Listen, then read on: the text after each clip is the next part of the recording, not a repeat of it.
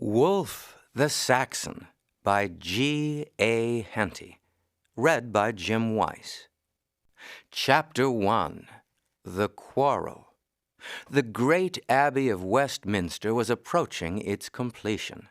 From his palace hard by, King Edward had watched with the deepest interest the erection of the minster that was the dearest object of his life. From one of the side doors of the palace, a page, some 15 or 16 years of age, ran down the steps in haste. He was evidently a Saxon by his fair hair and fresh complexion, and any observer of the time would have seen that he must, therefore, be in the employment of Earl Harold, the great minister, who had for many years virtually ruled England in the name of its king. The young page was strongly and sturdily built. His garb was an English one, but with some admixture of Norman fashions. He wore tightly fitting leg coverings, a garment somewhat resembling a blouse of blue cloth, girded in by a belt at the waist and falling in folds to the knee. Over his shoulders hung a short mantle of orange color with a hood. On his head was a cap with a wide brim that was turned up closely behind and projected in a pointed shovel shape in front. In his belt was a small dagger. He wore shoes of light yellow leather. As he ran down the steps of the palace, he came into sharp contact with another page, who had just turned the corner of the street. "I crave your pardon, Walter Fitz-Urse," he said hurriedly, "but I was in haste and saw you not." The other lad was as clearly Norman as the speaker was Saxon. He was perhaps a year the senior, and taller by half a head, but was of slighter build. The expression of his face differed as widely from that of the Saxon as did his swarthy complexion and dark hair, for while the latter face wore a frank and pleasant expression, that of the Norman was haughty and arrogant. "You did it on purpose," he said angrily, "and were we not under the shadow of the palace, I would chastise you as you deserve." The smile died suddenly out from the Saxon's face. "Chastise me? Do you think you are talking to a Norman serf? If you are not satisfied with my apology, I will ride with you a few miles into the country, and we will then try with equal arms where the chastisement is to fall." The Norman put his hand to his dagger, but there was an ominous growl from some men who had paused to listen to the quarrel. "You are an insolent boor, Wulf of Steyning, and some day I will punish you as you deserve." "Some day," the Saxon laughed, "we shall, I hope, see you and all your tribe sent across the Channel. There are few of us here who would not see our backs with pleasure." "What is this?" an imperious voice demanded. And turning round, Wulf saw William, the Norman Bishop of London, who, followed by several monks and pages, had pushed his way through the crowd. "Walter Fitz-Urse, what means this altercation?" "The Saxon ran against me of set purpose, my lord," Walter Fitz-Urse said, in tones of deep humility. "And because I complained, he challenged me to ride with him into the country to fight. And then he said he hoped that some day all the Normans would be sent across the Channel." "Is this so?" the prelate said sternly to Wulf. "Did you thus insult not only my page, but all of us, his countrymen?" "I ran against him by accident," Wulf said, looking up fearlessly in the prelate's face. "I apologized, though I know not that I was more in fault than he. But instead of taking my apology, he threatened me with chastisement, and then I did say that I hoped he and all other Normans in the land would some day be packed across the Channel." "Your ears ought to be slit as an insolent varlet." "I meant no insolence, my lord bishop. And as to the slitting of my ears, I fancy Earl Harold, my master, would have something to say on that score." The prelate was about to reply, but glancing at the angry faces of the growing crowd, he said coldly, "I shall lay the matter before him. Come, Walter, enough of this. You are also somewhat to blame for not having received more courteously the apologies of this saucy page." The crowd fell back with angry mutterings as he turned, and followed by Walter Fitz-Urse and the ecclesiastics, made his way along the street to the principal entrance of the palace. Without waiting to watch his departure, Wulf pushed his way through the crowd and went off at full speed to carry the message with which he had been charged. "Our king is a good king," a squarely built man remarked to a gossip as the little crowd broke up. "but it is a grievous pity that he was brought up a Norman, still more that he was not left in peace to pass his life as a monk as he desired. He fills the land with his Normans. Why, all the offices at court are filled with them, and it is seldom a word of honest English is spoken in the palace. The Norman castles are rising over the land, and its favourites divide among them the territory of every English earl or thane who incurs the king's displeasure. Were it not for Earl Harold, one might as well be under Norman sway altogether." "Nay, nay, neighbour Ulred, matters are not so bad as that. I dare say they would have been as you say, had it not been for Earl Godwin and his sons. But it was a great check that Godwin gave them when he returned after his banishment." "We want neither a monk nor a Norman over us," the smith said roughly. "I would rather have a Dane like Canute, who was a strong man and a firm one, than this king, who I doubt not is a holy and pious monarch, but who is not strong enough for a ruler. He leaves it to another to preserve England in peace, to keep in order the great earls, to hold the land against Harold of Norway, and above all, to watch the Normans across the water." "There have been some war-loving prelates, Ulred." "Ah, there have been great prelates," the smith agreed. "Look at Liffing of Worcester. But since Liffing, what great Englishmen have we had in the church? Every bishopric was granted by Edward to Norman priests, until Godwin and his sons got the upper hand after their exile. Since then, most of them have been given to Germans. It would seem that the king was so set against Englishmen that only by bringing in foreigners can Harold prevent all preferment going to Normans. There will trouble come of it all, neighbour. Perhaps not so long as Edward reigns, but at his death there can be no doubt what the choice of Englishmen will be. Harold has been our real ruler for years. He is wise and politic, as well as brave, and a great general. He will assuredly be chosen. Then we shall have trouble with the Normans. Men say that William, their duke, makes no secret of his hope to become master of England, in which case God help us all." "Know you who were the boys who had that contention just now?" "The Norman is a page of William, our Norman bishop. The other is Wulf, who is a ward and page of Earl Harold. His father was Thane of Staining in South Sussex, one of Godwin's men, and at his death 2 years ago Harold took the lad into his household. Wulf has been to my smithy many times, sometimes about matters of repairs to arms, but more often, I think, to see my son Osgod.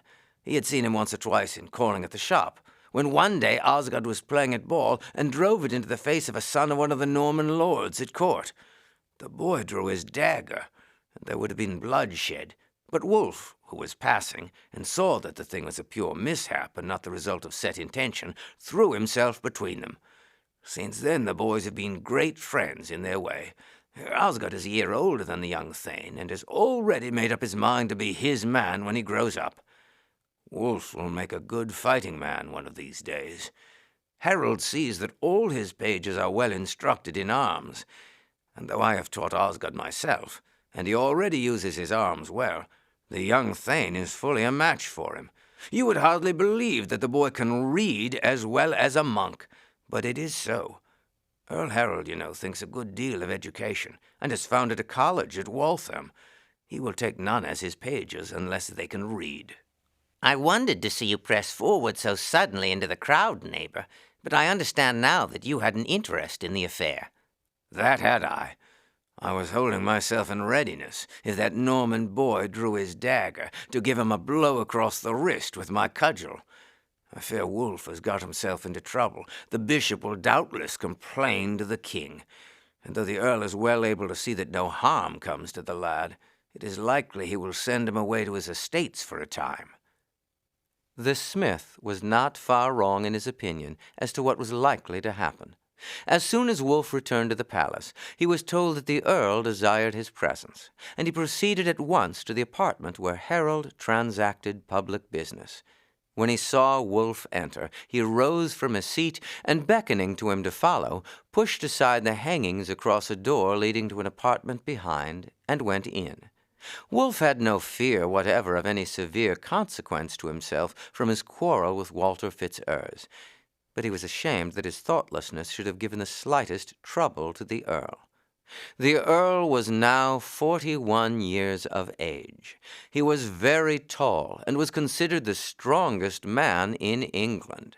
His face was singularly handsome, with an expression of mingled gentleness and firmness. His bearing was courteous to all. He united a frank and straightforward manner with a polished address rare among his rough countrymen. Harold had traveled more and farther than any Englishman of his age. He had visited foreign courts and mingled with people more advanced in civilization than were those of England or Normandy, and he was centuries ahead of the mass of his countrymen.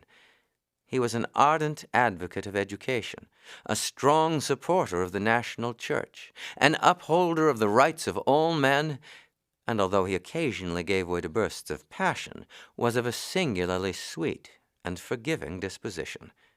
King Edward was respected by his people because he had an earnest desire for their good. But while they respected Edward, for Harold, their real ruler, they felt a passionate admiration. Harold was England's champion against foreigners. He had fought, and victoriously, against the Norwegians, the Danes of Northumbria, and the Welsh, and he struggled as sturdily, though peacefully, against Norman influence in England. Already the dread of Norman preponderance was present in the minds of Englishmen. In his early days, Edward had held out hopes, if he had not given an actual promise, to William of Normandy that he should succeed him. Of late, the king had placed himself unreservedly in Harold's hands, giving to the latter all real power. But men knew that the warlike Duke of Normandy would not be likely to forget the promise, and that trouble might come to England from over the sea. Harold, then, they not only regarded as their present ruler, but as their future king, and as the national leader and champion. Edward had no children. The royal house was extinct, save for one relative, who had lived all his life abroad. There being then no one of the royal house available, who but Harold, the head of the great house of Godwin, the Earl of the West Saxons, the virtual ruler of England, could be chosen? The English kings, although generally selected from the royal house, ruled rather by the election of the people, as declared by their representatives in the Witan, than by their hereditary right. The prince next in succession by blood might, at the death of the sovereign, be called king, but he was not really a monarch until elected by the Witan and formally consecrated. Wulf felt uncomfortable as he followed the stately figure into the inner room, but he faced the Earl as the door closed behind him with as fearless a look as that with which he had stood before the haughty prelate of London. A slight smile played upon Harold's face as he looked down upon the boy. "You are a troublesome varlet, Wulf, and the Lord Bishop has been making serious complaint of you to the king. He says that you brawled with his page, Walter Fitz-Urse, that you used insolent words against his countrymen, and that you even withstood himself. What have you to say to this?" "The brawling was on the part of the bishop's page, and not of mine, my lord. I was running out to carry the message with which you charged me, when I ran against Fitz-Urse. That was a pure mischance. Nevertheless, I expressed my regret in fitting terms. Instead of accepting them, he spoke insolently, talked of chastising me, and put his hand on the hilt of his dagger. Then, my lord, I grew angry too. Why should I, the page of Earl Harold, submit to be thus contemptuously spoken to by this young Norman, who is but the page of an upstart bishop? Doubtless, in my anger, I did not speak respectfully of Walter's countrymen, and for this I am sorry, since it has been the ground of complaint and of trouble to you." "In fact, Wulf, you spoke as a quarrelsome boy, and not as the page of one who has the cares of this kingdom on his shoulders, and whose great desire is to keep peace between all parties." The Earl put in gravely. For the first time Wulf hung his head. "I was wrong, my lord." "You were wrong, Wulf. It is not good always to say what we think, and you, as my page, should bear in mind that here at court it behooves you to behave and to speak not as a headstrong boy, but as one whose words may, rightly or wrongly, be considered as an echo of those you may have heard from me. And now to the third charge, that you withstood the prelate, a matter that in the king's eyes is a very serious one." "The bishop would give ear to naught I had to say. He listened to his own page's account and not to mine. And when I said in my defense that though I did use the words about the Normans, I did so merely as one boy quarreling with the other, he said I ought to have my ears slit. Surely, my lord, a free-born thane is not to be spoken to even by a Norman bishop as if he were a Norman serf. I only replied that before there was any slitting of ears, your lordship would have a say in the matter. So far I admit I did withstand the bishop, and I see not how I could have made other reply." "It would have been better to have held your peace altogether, Wulf." "It would, my lord. But it would also surely have been better had the bishop abstained from talking about slitting ears." "That would have been better also. But two wrongs do not make a right. I was present when the bishop made his complaint, and upon my inquiring more into the matter, his version was somewhat similar to yours. I then pointed out to him that if holy bishops lost their tempers and used threats that were beyond their power to carry into effect, they must not be too severe upon boys who forget the respect due to their office. Nevertheless, I admitted that you were wrong, and I promised the king that I would take you to task seriously, and that to avoid any further brawl between you and young Fitzurse, you should for a time be sent away from court.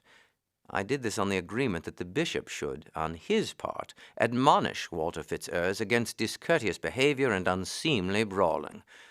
And had I known that he had put his hand on his dagger, I would have gone further. Have you any witnesses that he did so?" "Yes, my lord. I saw the smith, Ulred, among those standing by." "That is well," Harold said. "I shall acquaint the bishop with the fact when I tell him that I have ordered you to leave for your estate at Staining. I think in that case he will be glad to drop the matter. Your exile is not likely to be of long duration. You understand, Wulf, that I am not seriously angered with you in this matter. You are but a boy, and one cannot expect that you will behave as a prudent man. But even a boy's words may do mischief, especially when placed as you are. We Saxons are overgiven to hasty words, and this is a fault. I myself, as all men know, have no love for the Normans, but no one has heard me speak against them. The king loves them, as is but natural, seeing that he was brought up amongst them, and I have not withstood his wishes in the matter, trying only that a certain amount of preferment in the land should be bestowed upon those who are its owners, and not strangers to it. You will ride this afternoon for Staining, Wulf. A short sojourn on your estate will do you no harm. It is some time since you were there, and it is a good thing that the lord of the soil should be well known by those over whom he is placed." Wulf bowed deeply and withdrew.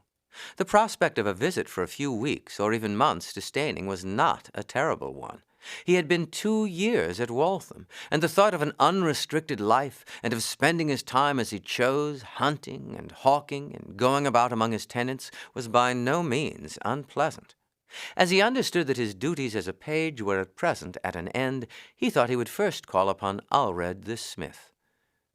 "Good morning, Master Wulf, though this is not the first time I have seen you today, for I was at hand when you had that quarrel with the Norman page."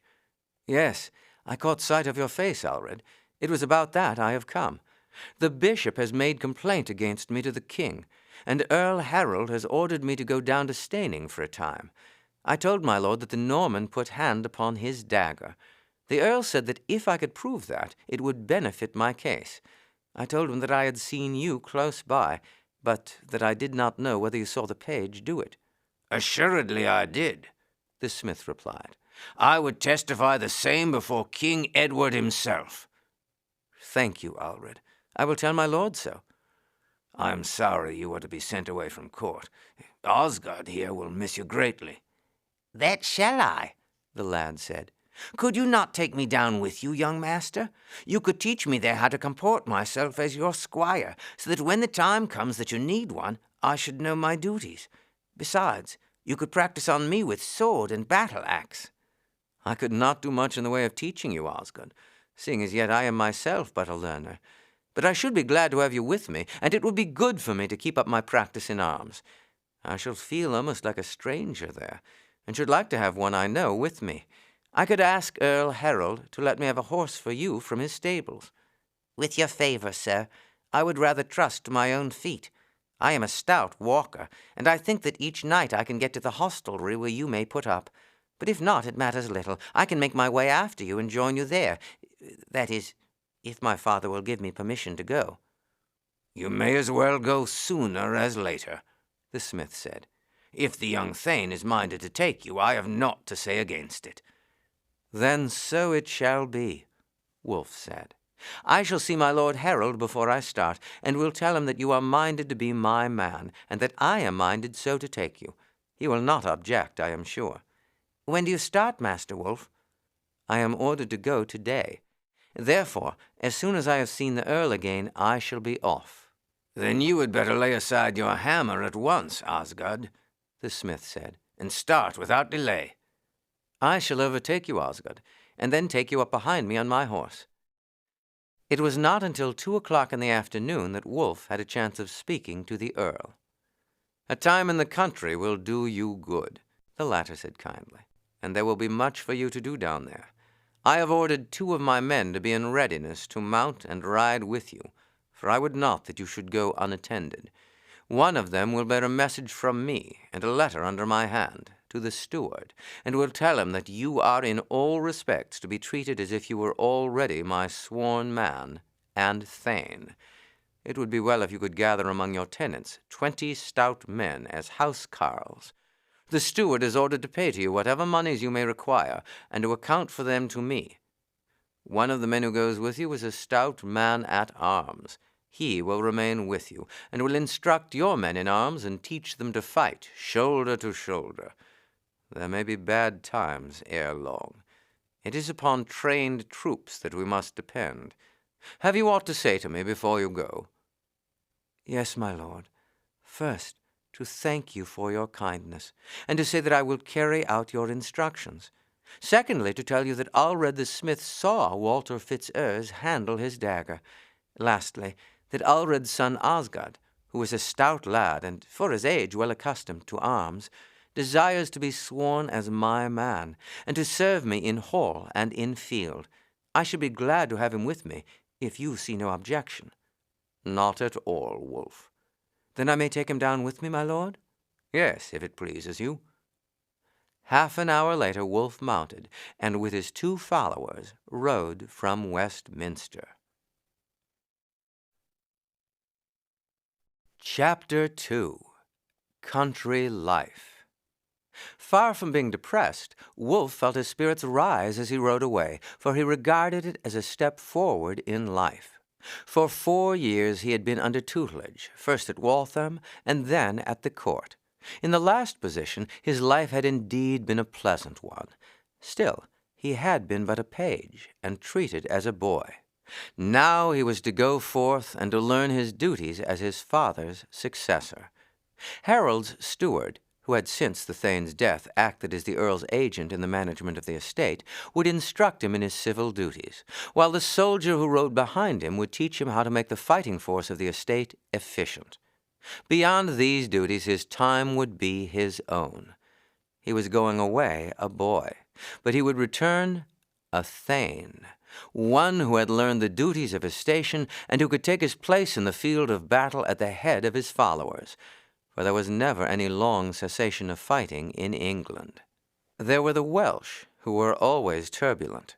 There were the Norsemen, still ready to take every opportunity of interfering in the affairs of England, or, if none offered, to plunder and harry the coast.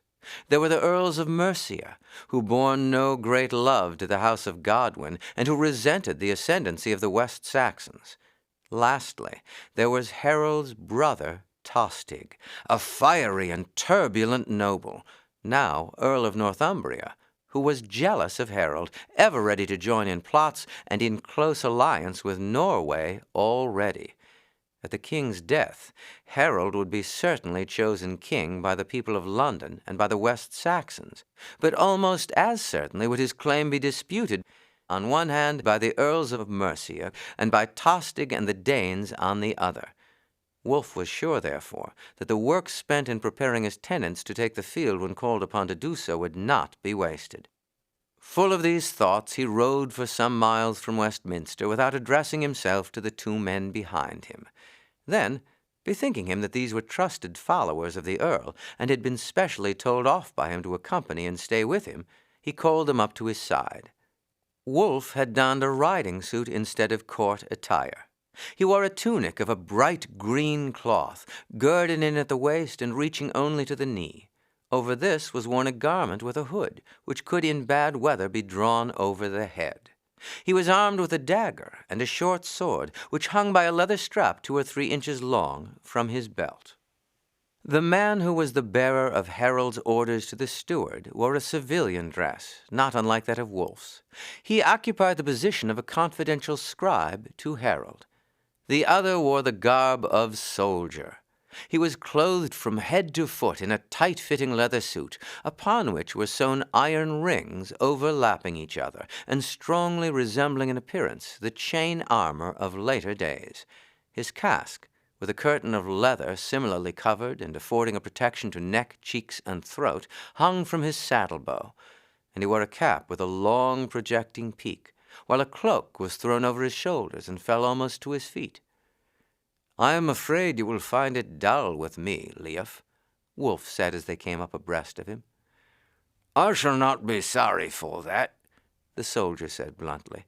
"I shall be right glad to be away from these Normans who fill every place at court and swagger there as if Englishmen were but dirt under their feet." "And you, Master Gurth, will your stay down at Staining be a long one?" "No. I have but to bear my master's wishes and instructions to the steward, and to stay for a few days to see that they are carried out. I prefer life in London, where one meets with learned monks and others, and can obtain sometimes the use of a choice manuscript, and hear the news from beyond the seas. I like the journey well enough, though I would that the animal I bestrode were more gentle in his paces. Horses are well enough for nobles and fighting men, but for a peaceful scrivener like myself, a chair makes a far more comfortable seat." Wulf laughed. "It is well that we have not all the same tastes. I am never more happy than when galloping briskly along." Osgod was overtaken, plodding steadily along the road, 15 miles from town. Leif took him up on his horse, and they reached Guildford just as the sun was setting. The inn was a low building, built with a massive framework, filled in with bricks. The ground floor was occupied by a single room. At one end was the great fireplace, where, over a pile of blazing logs, were hung many cauldrons and pots.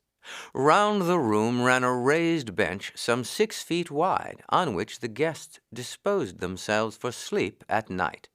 Rough tables and benches occupied the rest of the room. Some 20 or 30 travelers were seated at these. Few were eating, but the greater portion had horns of beer or mead before them. As Wulf and his companions entered, after giving over their horses to one of the helpers, the host, seeing by his attire that he was of condition above the ordinary, came forward and led him to the end of the room nearest the fire, where the floor was raised 1.5 feet above the general level, forming a sort of dais, where travelers of distinction could take their meals apart from the rest of the guests. Leif was now spokesman. "We will have supper, and of your best, master host, for we have ridden from London. We are in the service of Earl Harold, and are riding with this young thane, Wulf of Staining."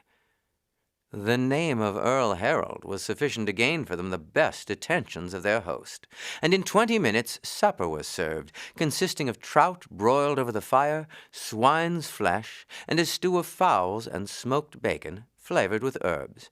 Wulf took the head of the table, and the other 3 sat a short distance below him.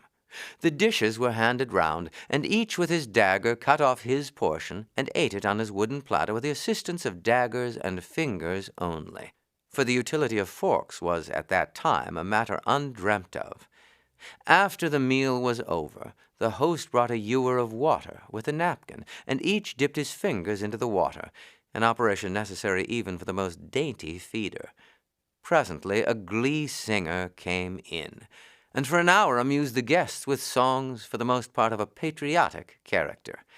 Wulf was then conducted by the host to a small chamber upstairs, where there was the luxury of a bed stuffed with straw. The rest of the travelers, including Wulf's companions, merely wrapped themselves in their cloaks and lay down on the raised bench which ran round the room. On the afternoon of the 3rd day, the party arrived at Steyning.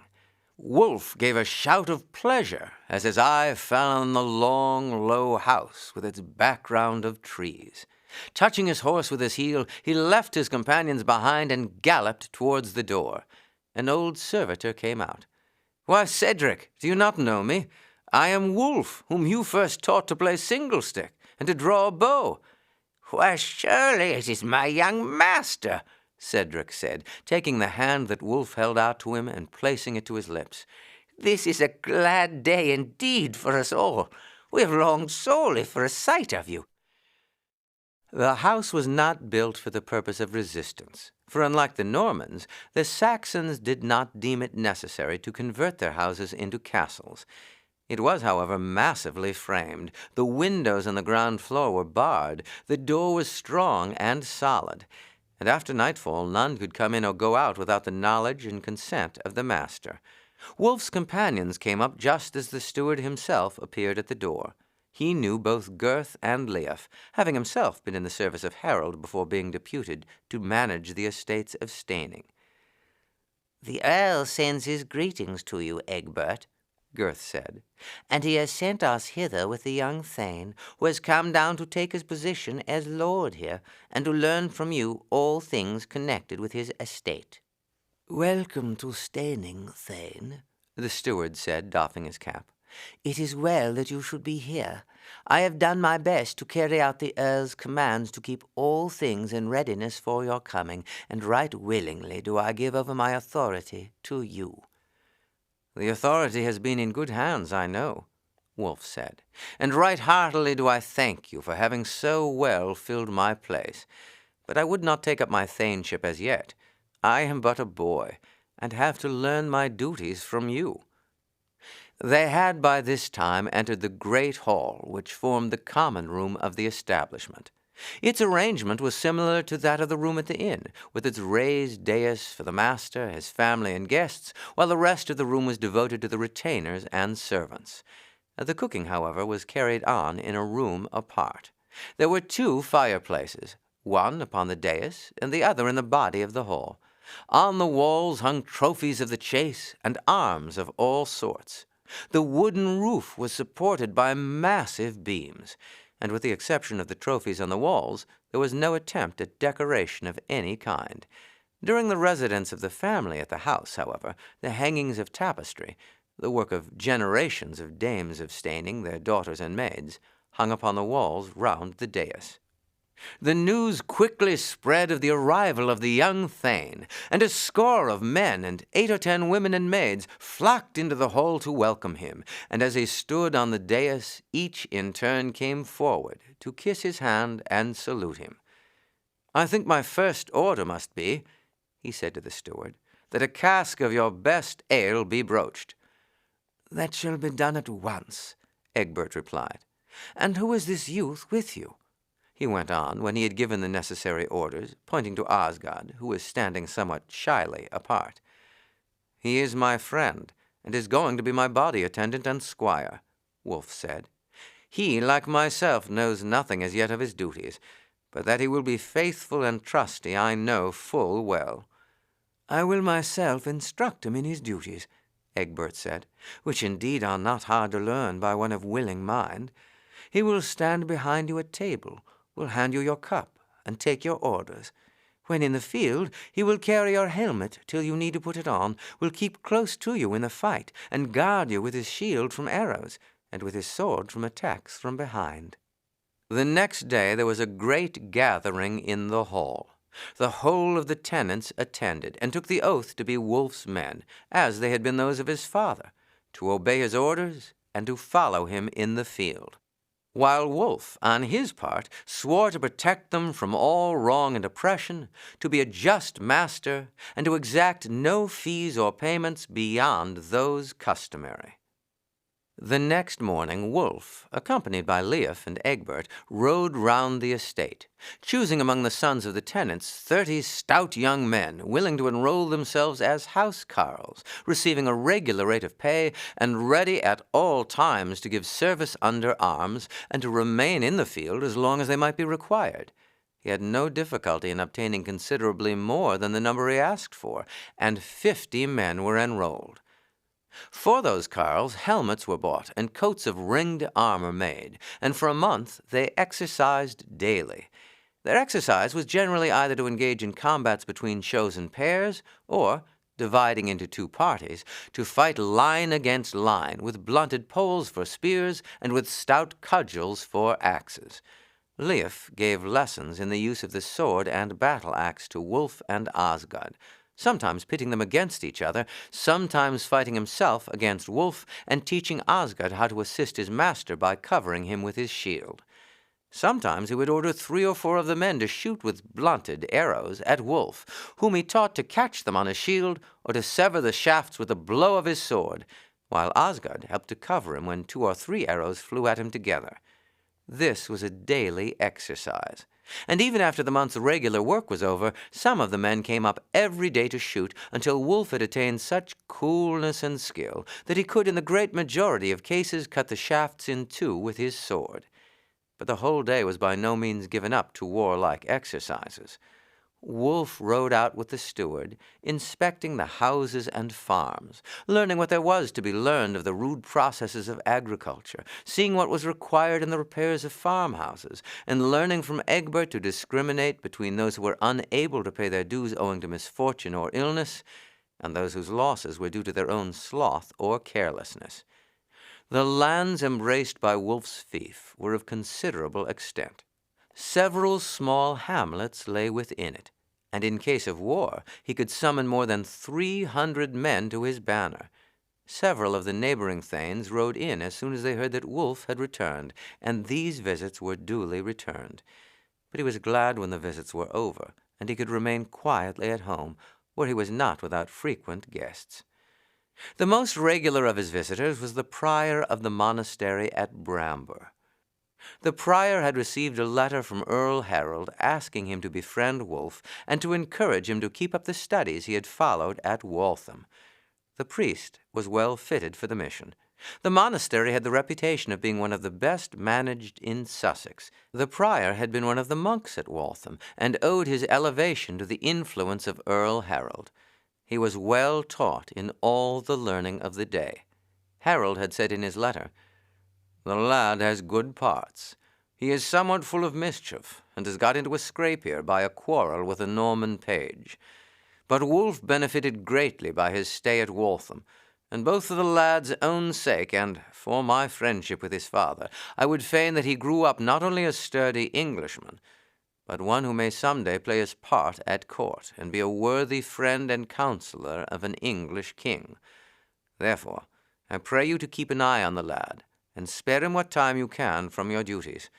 Tell him not that I have written to you, for it is the nature of youth to be averse to anything that looks like guardianship."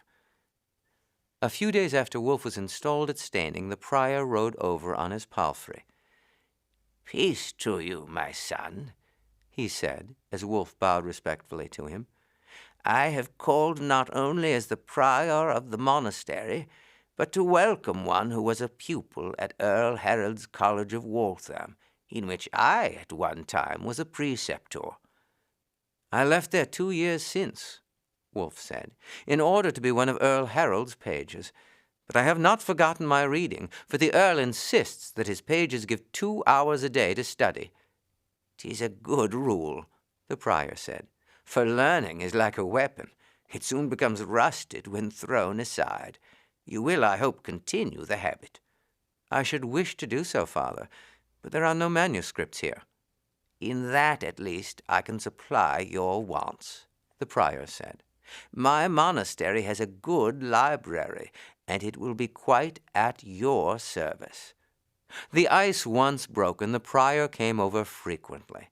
His conversation was bright and interesting.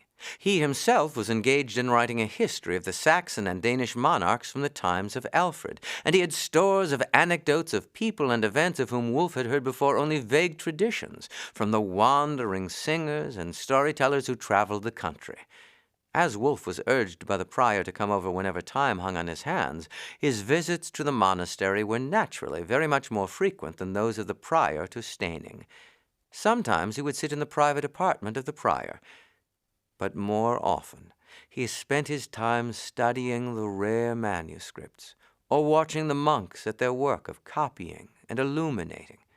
If he went in the evening, he generally sat in the refectory, where the monks for the most part spent their evening in talk and harmless amusement.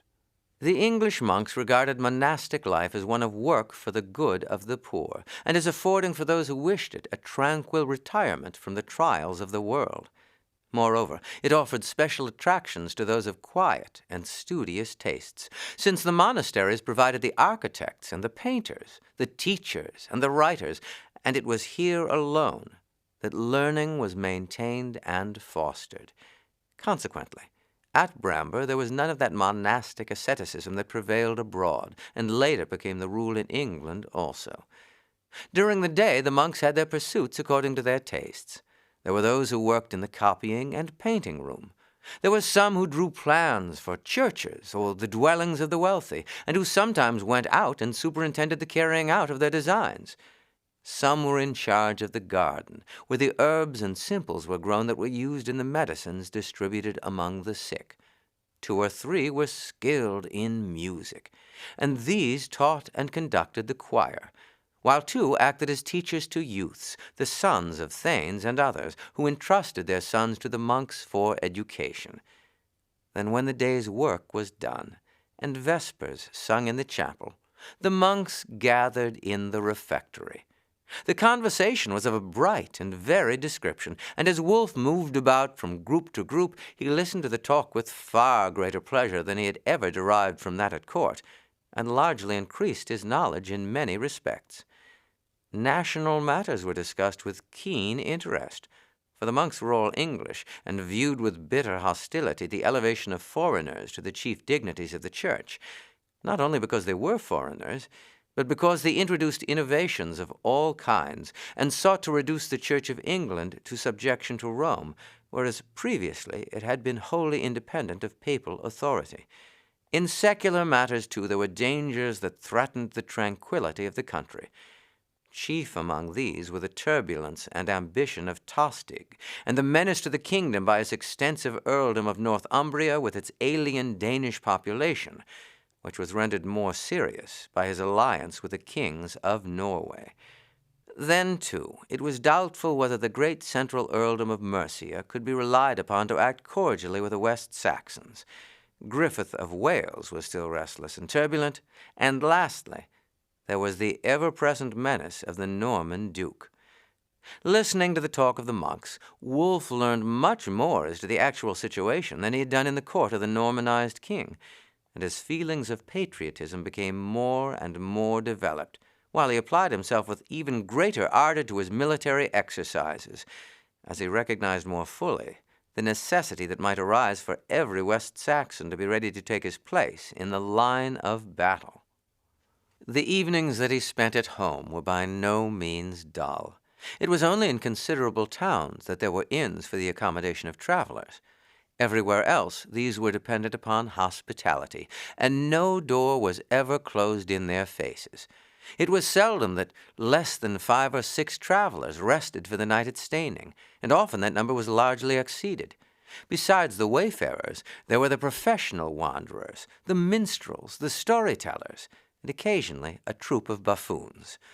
All these were welcome, for they brought the news from without, the movements of the Danish ships that were harrying the coast, and those of the vessels Earl Harold dispatched to cope with them, the prices of wool and hides in the chief markets, and even reports of what was happening beyond the seas. Leaving the dais, Wulf would go down and listen to the talk of the travelers, or, when they were of a degree above the common, have them up beside him and question them as to their journeyings, the places they had visited, and the personages they had seen. Thus his hours were fully occupied from morning until night. He found far less time than he'd expected for sport. "It seems to me that you are always doing something, Wulf," Osgod said one day. "It is not at all the sort of life I should have thought a young thane would live. Why, you work many more hours a day than I did in my father's forge. It is either books or the affairs of the tenants, or visiting the monastery all day when you are not at work with your sword exercises." "I have so many things to do, Osgod. There is so much to learn.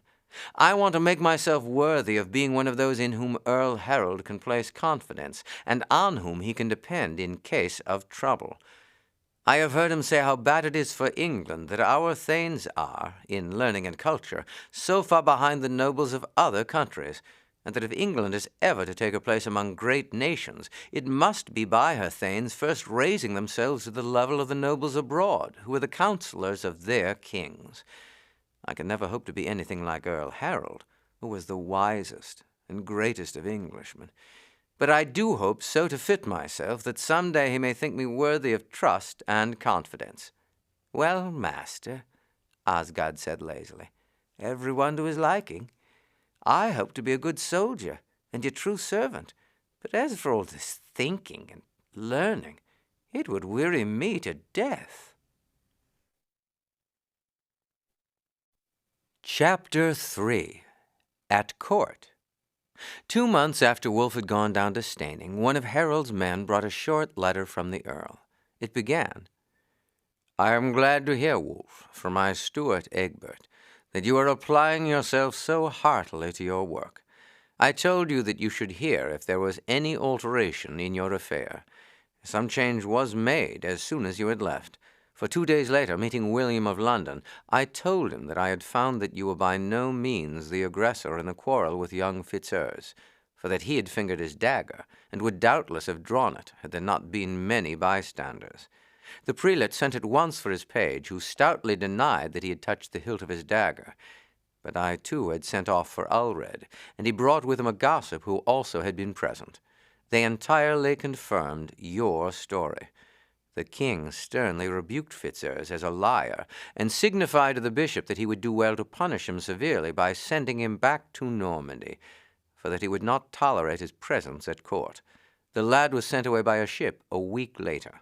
After the bishop had left, the king said that he was afraid he had acted with harshness to you, and that I could at once recall you if I wished to do so.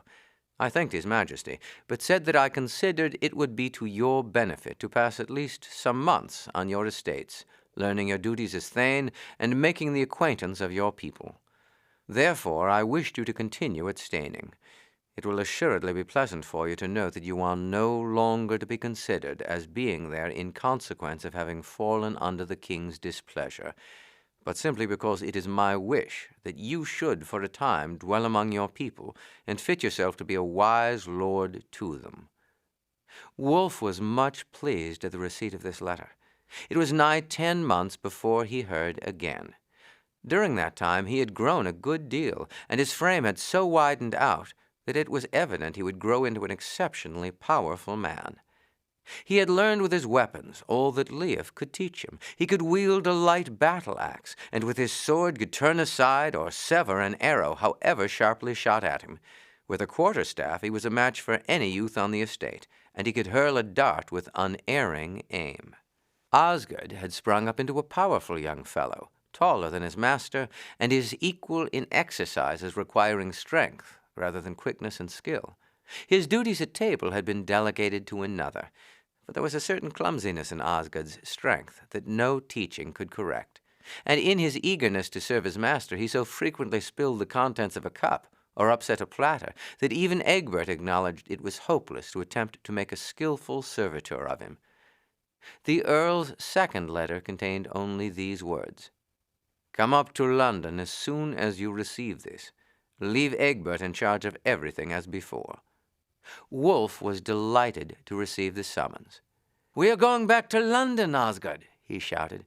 "I cannot go there without riding over to say good-bye to the prior and some of the monks. When you have packed, follow me. I shall meet you on the road." "So Harold has sent for you, Wulf?" the prior said, when the young thane told him that he was starting for London. "'Tis as well. Come back when you may. You will now be fit to rule at Steyning. But I foresee that we are likely to have you but seldom down here. You are in good train to rise high among Englishmen. I think that I can predict a bright and honorable future for you if Harold lives and reigns King of England. Be steadfast and firm, lad. Act ever in what your heart tells you is the right. Be neither hasty nor quarrelsome. Now I will detain you no longer. Pax vobiscum. May God keep and guard you. If opportunity offer, write me a few lines. News of you will always be welcome." Leaving the prior, Wulf started at a canter and met Osgod coming along with a sumpter horse carrying the wallets, a store of provisions for the way, and Wulf's arms and armor fastened to the crupper of his saddle. "I wonder what the Earl can want you for in such haste," Osgod remarked. "I do not suppose he wants me in any haste at all. He may have spoken to the king about me, and when Edward again spoke of my returning, he would simply send for me to come at once." Such indeed proved to be the case. When he waited on Harold as soon as he arrived, the latter held out his hand. "I am glad to see you back again, Wulf. A year of country air and exercise has done wonders for you. Thinking it was time for you to return here, I spoke to the king, who not only consented to your return, but chided me gently for not having called you up to town before. You need not put on a page's attire any more. You will remain here as my ward, and in a short time I shall be able to receive your oath as Thane of Steyning. You will attend me to court this evening, and I will then present you to the king, whom it is well that you should thank for having pardoned you." That evening the Earl took him into a chamber where the king was seated, surrounded by a few of his favorites. "This is Wulf of Steyning, my lord king," Harold said, "the youth who was unfortunate enough to incur your royal displeasure a year since, and who has upon your order returned from his estates. I have had excellent accounts of him from my good friend the Prior of Bramber, who speaks well alike of his love of study and his attention to the affairs of his estate. I have also heard from other hands of his progress in military exercises, and that he bids fair to become a valiant and skilful soldier of your majesty. He has prayed me to express his thanks to your majesty for having pardoned him, and having authorized me to enroll him again in the ranks of my followers here." The king nodded pleasantly in answer to the deep bow that Wulf made, and said graciously, "I was somewhat hasty in your matter, and dealt out somewhat hard measure to you, but doubtless your stay in the country has been for your good." The Earl gave a little nod to Wulf, and the latter, gathering that his case was concluded, retired with another deep obeisance. "'Tis 3 months since I was away from London," said the Earl. "The king is going down into Hereford to hunt, and I am therefore free for a while. I am longing to be down again among the green woods, or afloat on the water." Harold took with him a large party of personal friends, his brother Wulfnoth, and his nephew Hakon.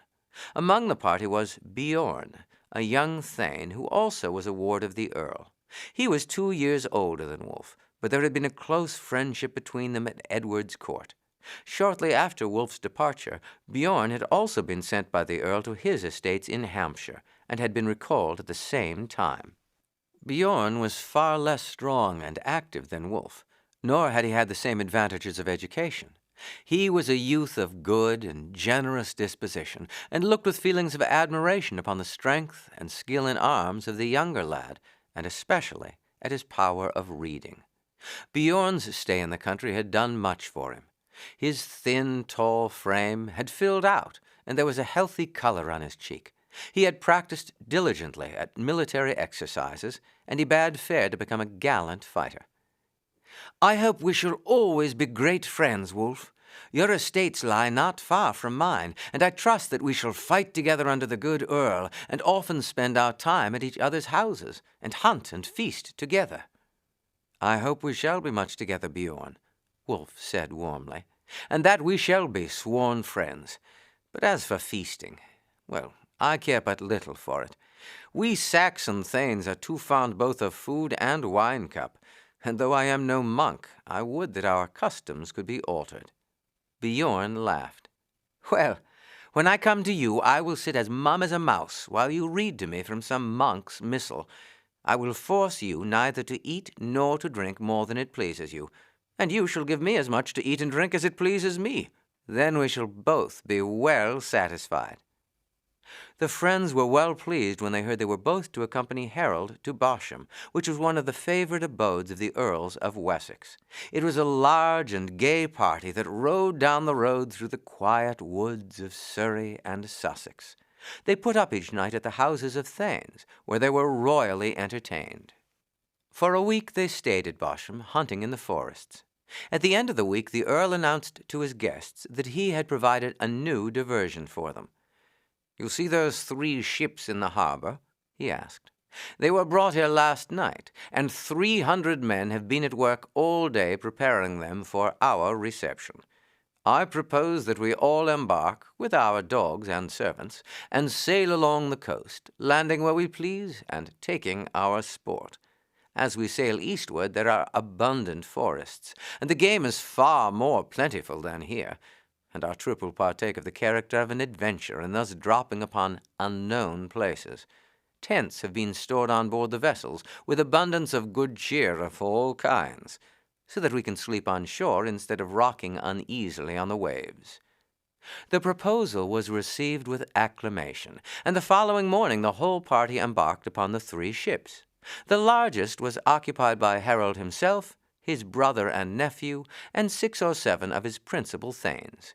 In this craft, too, went Wulf and Bjorn with their men. On issuing from the harbor, the ships' heads were turned to the east. The wind was light and fitful. The sails, therefore, were not loosened, and they proceeded under oars. There was but little tide until they reached the extremity of the long point of Selsey, past which they were hurried at great speed by rapid current. Rowing closer inshore, they got into quieter water, when they anchored, and, landing with their dogs, hunted in the woods for some hours. On their return to the seashore, they found the tents erected and supper prepared, and the sport having been good, they remained another day. The tide took them the next day past the shore of Wulf's estate, and he begged the Earl to land there, and to pass a day or 2 with his company at Staining. But all were bent upon the chase, and they kept on until they reached the point where the white cliffs began to rise from the edge of the water.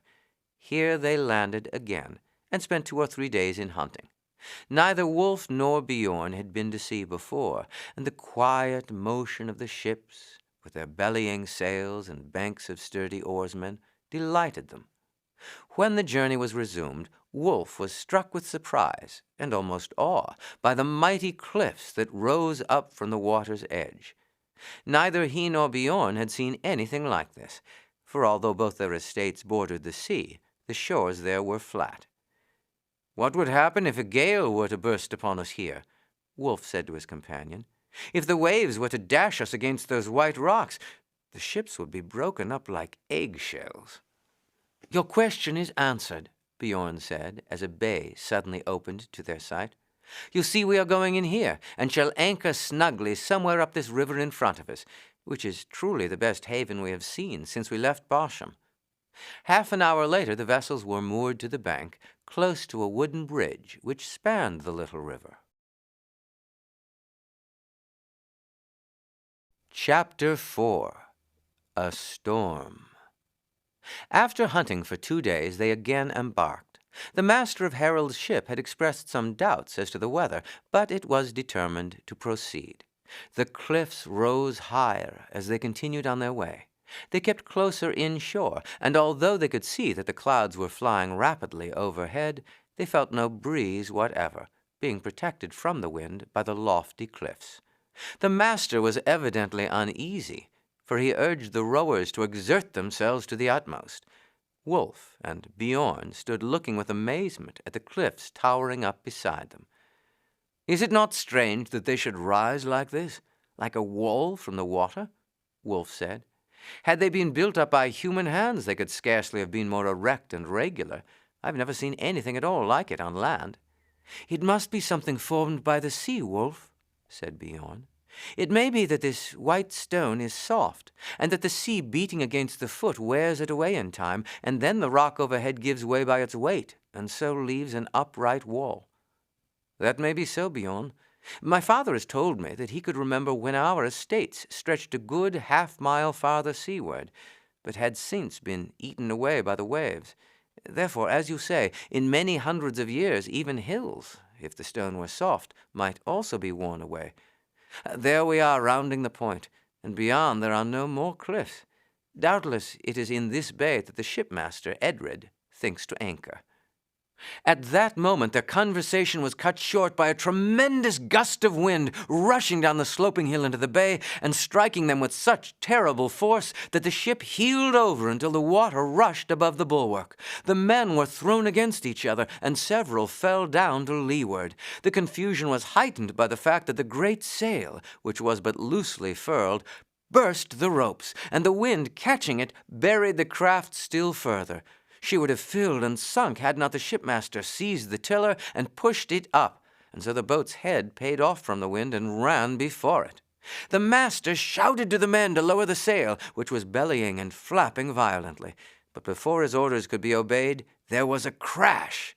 The mast snapped off at the slings of the yard, and the wreck fell over to the bow of the boat. All hands were employed for some minutes in getting the sail on board and furling it to its yard, which was laid lengthways along the thwarts. The vessel was by this time some distance from shore. Nothing could be done until she was freed of the water, with which she was nigh half full, and all hands were employed in bailing it out. The squall increased rather than lessened in fury, and by the time the water was cleared out they were 2 miles from the headland. Orders were then given to man the oars again, but it was found that several of these had been lost. This was a serious misfortune, for every oar was needed to force her through the water in the teeth of the wind, which was blowing directly offshore. The remaining oars were all double-banked, Harold himself and his thanes taking their places among the rowers. For an hour they labored their hardest, but at the end of that time they were farther from shore than when they began. The sea, too, now was getting up, and the motion of the vessel rendered it increasingly difficult to row. Edred left his place at the tiller and went forward to Harold. "My lord," he said, "it is useless. In spite of your efforts, we are drifting farther and farther out, and from the look of the sky, I fear we are going to have a great gale. There is nothing to do but to set a little sail and to run before it. Maybe there will presently be a shift of wind, which may enable us to make for shore. At present you are but exhausting yourselves in vain." "So be it," Harold replied, and the oars were laid in, and the men prepared to get sail upon her. A sailor climbed up the mast and fastened the stays close to the point which was broken off. Then another joined him, and a block was lashed to the mast just below the stays. The halyards were rove through it. Then Edred brought out a small sail, and this was hoisted. The vessel, which had before been rolling heavily, began to glide swiftly through the water. They had had the satisfaction of seeing that their consorts had succeeded in rowing into the bay, their lighter hull and draught enabling the oars to drive them through the water in the teeth of the wind. Harold held a consultation with the master, and presently all the men were called to work. The great sail was unrolled from its yard, and a portion cut off, somewhat wider than the beam of the boat, and in length reaching from the bow to the mast. The canvas was stretched from bulwark to bulwark, and strongly nailed to the wood on either side, oars being first lashed across at short intervals to support it. "I suppose that is for us to lie under, Master Wulf?" Asgard said. "'Tis a pity it was not erected before, for there is not a man on board who is not drenched to the skin." It is not put there to keep you dry, Osgood, but to keep the waves from coming into the ship. But she goes over them well. The wind is getting up, Osgood, and we shall have a great sea presently." "This is the first time I have ever been to sea," Osgood said. "I trust it will be the last. The tossing of the ship makes me strangely giddy. I think I will go and lie down, for indeed I feel as if I were about to die." Fiercer and fiercer blew the wind. More and more violent became the motion of the ship. Masses of water fell on the canvas forward as she plunged into the waves, and would have soon beaten it in had it not been for the support of the oars. By evening, most of the men were lying under the shelter, while Harold's brother and friends had retired to the little cabin in the stern. The Earl himself remained by the side of the shipmaster, who had taken his place close to the tiller, which was worked by 4 men. "Think you that she will weather it, Edred?" "I have little fear about that, my lord. She is a staunch boat, and I have been aboard her in seas as heavy as this. What I am afraid of is that if this wind continues to blow, we shall assuredly be lost on the coast of Normandy." "That would be an ill fortune indeed. I know that the Normans count all that are cast on their shores as lawful prey, and even if we reached the land in safety, I could fall into the hands of Duke William, who is assuredly no friend of mine, seeing that I stand in the way of his designs upon the throne of England." Hour by hour the waves increased in size and violence, and often poured in over the sides. The din of the waves striking the ship's side, and the cataracts of spray falling under the canvas above, were deafening. All were glad when morning broke, although the scene that met their eyes was the reverse of comforting. Small as was the amount of sail, the vessel tore through the water under the pressure of the following wind. Great waves with white crests pursued her, and the spray torn from the crest by the wind filled the air. The wind shrieked in the cordage, and the vessel creaked and groaned as she rolled from side to side. "I would not have believed, if I had not seen it," Wulf shouted to Osgood, "that the sea could be so violent and ill-behaved." "How long, think you, will this go on?" "That no one can say. It may last 2 or 3 days. I heard one of the sailors say that unless the storm abates marvelously, we're likely to be cast upon the French coast before nightfall." "I should be glad to be cast anywhere, as long as it were out of this." "You do not understand, Osgood. Unless we happen to be cast upon a shelving coast with sand or gravel, the craft may be dashed to pieces, and all lose their lives." "I can swim, and I will look after you," Osgood said confidently. "I used to swim every day in the Thames." Wulf shook his head. "I dare say you might look after me if I fell into the Thames, Osgood, but it's a very different thing in a sea like this. These waves would dash a swimmer hither and thither as if he were but a chip of wood." Late in the afternoon, one of the sailors shouted out that land was visible, and it was not long before it could be seen from the deck. "It is a rocky coast," Edred said, "but the rocks are not high, and if we can manage to direct the vessel between 2 of them, we may escape. At present it is needful that most of the crew should keep in the stern, but when we are about to strike, they must all run suddenly forward, so as to leap out as soon as she touches ground. There will be but little time given to them, for assuredly the seas will batter her to pieces the moment she falls among the rocks." Earl Harold issued the order.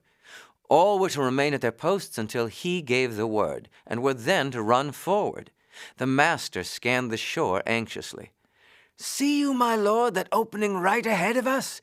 It seems to me barely the width of the ship, but if I can direct her truly between the rocks, methinks that most of the crew will gain the land. I shall myself take the helm. Should I not succeed in making the shore, I shall at least die contented with the thought that you, who are the hope of England, will be saved." "I would fain stay with you, Edred." "That cannot be, my lord. As it is my duty to stay by the ship to the last, it is your first duty to save your life for England. Farewell, my lord, if we are not to meet again on earth. A very few minutes will decide our fate." "Swimming will be of no use there, Osgood," Wulf called. "Look how the spray dashes itself against the black rocks." At this moment, Harold shouted, "Let each man make his peace with God." And baring his head, he stood silently for a minute or two, imitated by all on board. Then Harold again raised his voice in a shout that was heard above the storm. "Move forward now, all of you, but not further forward than the mast until the ship strikes." All on board clustered just aft the mast. Wulf looked back and saw the master standing alone, with his eyes fixed in front of him and a look of grim resolve on his face. Then Wulf turned again to look ahead. The scene was terrible. On either side extended a long line of white foam. Great masses of water were hurled against the rocks with a thundering crash, and the spray flew high up into the air, and then, caught by the wind, was carried far inland. The rocks were now but a few lengths ahead, and the passage between them looked terribly narrow, so narrow that he doubted if the ship could possibly pass through them. Not a word was spoken on board as the ship neared the opening. Now she swerved a little to one side, now a little to the other, as the waves lifted her stern and swept her along, but the hand of the master checked her immediately and brought her back to the line. She was but a length away from the passage when there was a crash that shook her from stem to stern. Then another great wave lifted her, and Wulf saw a black wall of rock gleaming with the water that streamed down it. The wall of rock flashed past the bulwarks so closely that he could have touched it. A moment later, the ship struck again, this time with a force that threw many off their feet, while the mast fell over the bow. Then once more she lifted, shot a few feet further, then struck with tremendous force, and remained stationary. There was a grinding and splintering of planks as the men rushed forward, and then a wave swept over the vessel, carrying all on deck before it into the cove beyond the rock, rolling them over and over up a sandy shore behind. Some managed to dig their hands and feet into the sand and to scramble out. More were sucked back again by the receding waters. As Wulf found himself in the water, he felt his arm clutched, and Osgood shouted in his ear, "Do not struggle, I can keep you up."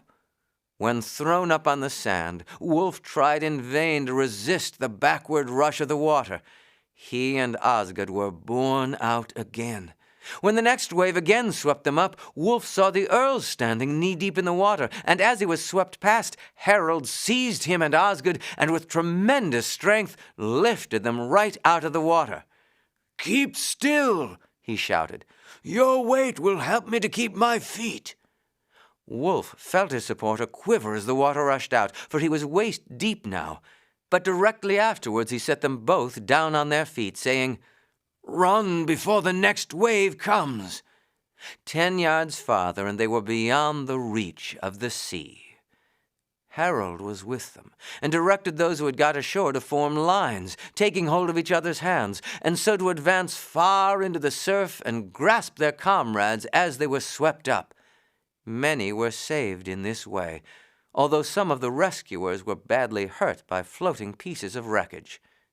As soon as all who could be seen were brought ashore, it was found that 10 men were missing, among whom was the master of the ship.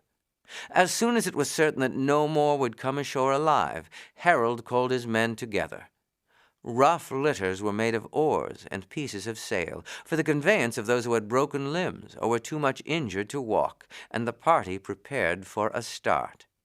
By this time several men, apparently of the fishing class, had approached. Harold went over to them and asked in the Norman tongue, "What shore is this, and how far is it to the nearest town where we can obtain shelter and assistance?" "You are in Ponthieu, in the territories of Count Conrad. The town of Saint-Valery is but 2 miles along the coast. There you can obtain all you need." Returning to his men, Harold ordered the wounded to be raised, and the party at once set out. As soon as they started, Wulf went up to him. "My lord," he said, I fear that you have been recognized by one of the fishermen. I saw him looking earnestly at you and then whisper to one of his companions. After doing so, he hurried away. That is bad news, Wulf, but I could hardly expect that I should be long unrecognized. Besides, we are sure to be questioned by the Count as to our rank and condition, and even could we conceal it for a while, the news is certain to be brought ere long from England of our having been blown off the coast. And when it was known, it would be speedily guessed that we were the missing party. Hark you, Wulf. I have never heard aught good of Count Conrad, and one cannot say what steps he may take to force us to pay a heavy ransom. But it is like enough that he will do all he can to prevent the news of my being in his hands from reaching the ears of the Duke. It is likely that you and Bjorn, being but lads, will be watched less rigorously than the rest of us. Should this be so, try, if you find an opportunity, to send the news to the Duke that we are all held prisoners here. I shall, of course, endeavor to communicate with him, but some chance may occur by which you can do so more readily than I. I will try to do so, my lord, said Wulf, and he then fell back to Bjorn's side. Half an hour later, the shipwrecked party entered the gates of Saint-Valery. The townspeople flocked round them, and as soon as they learned that they were a party of shipwrecked Saxons who had been blown by the gale from England, they were led to the house of the officer in command of the town.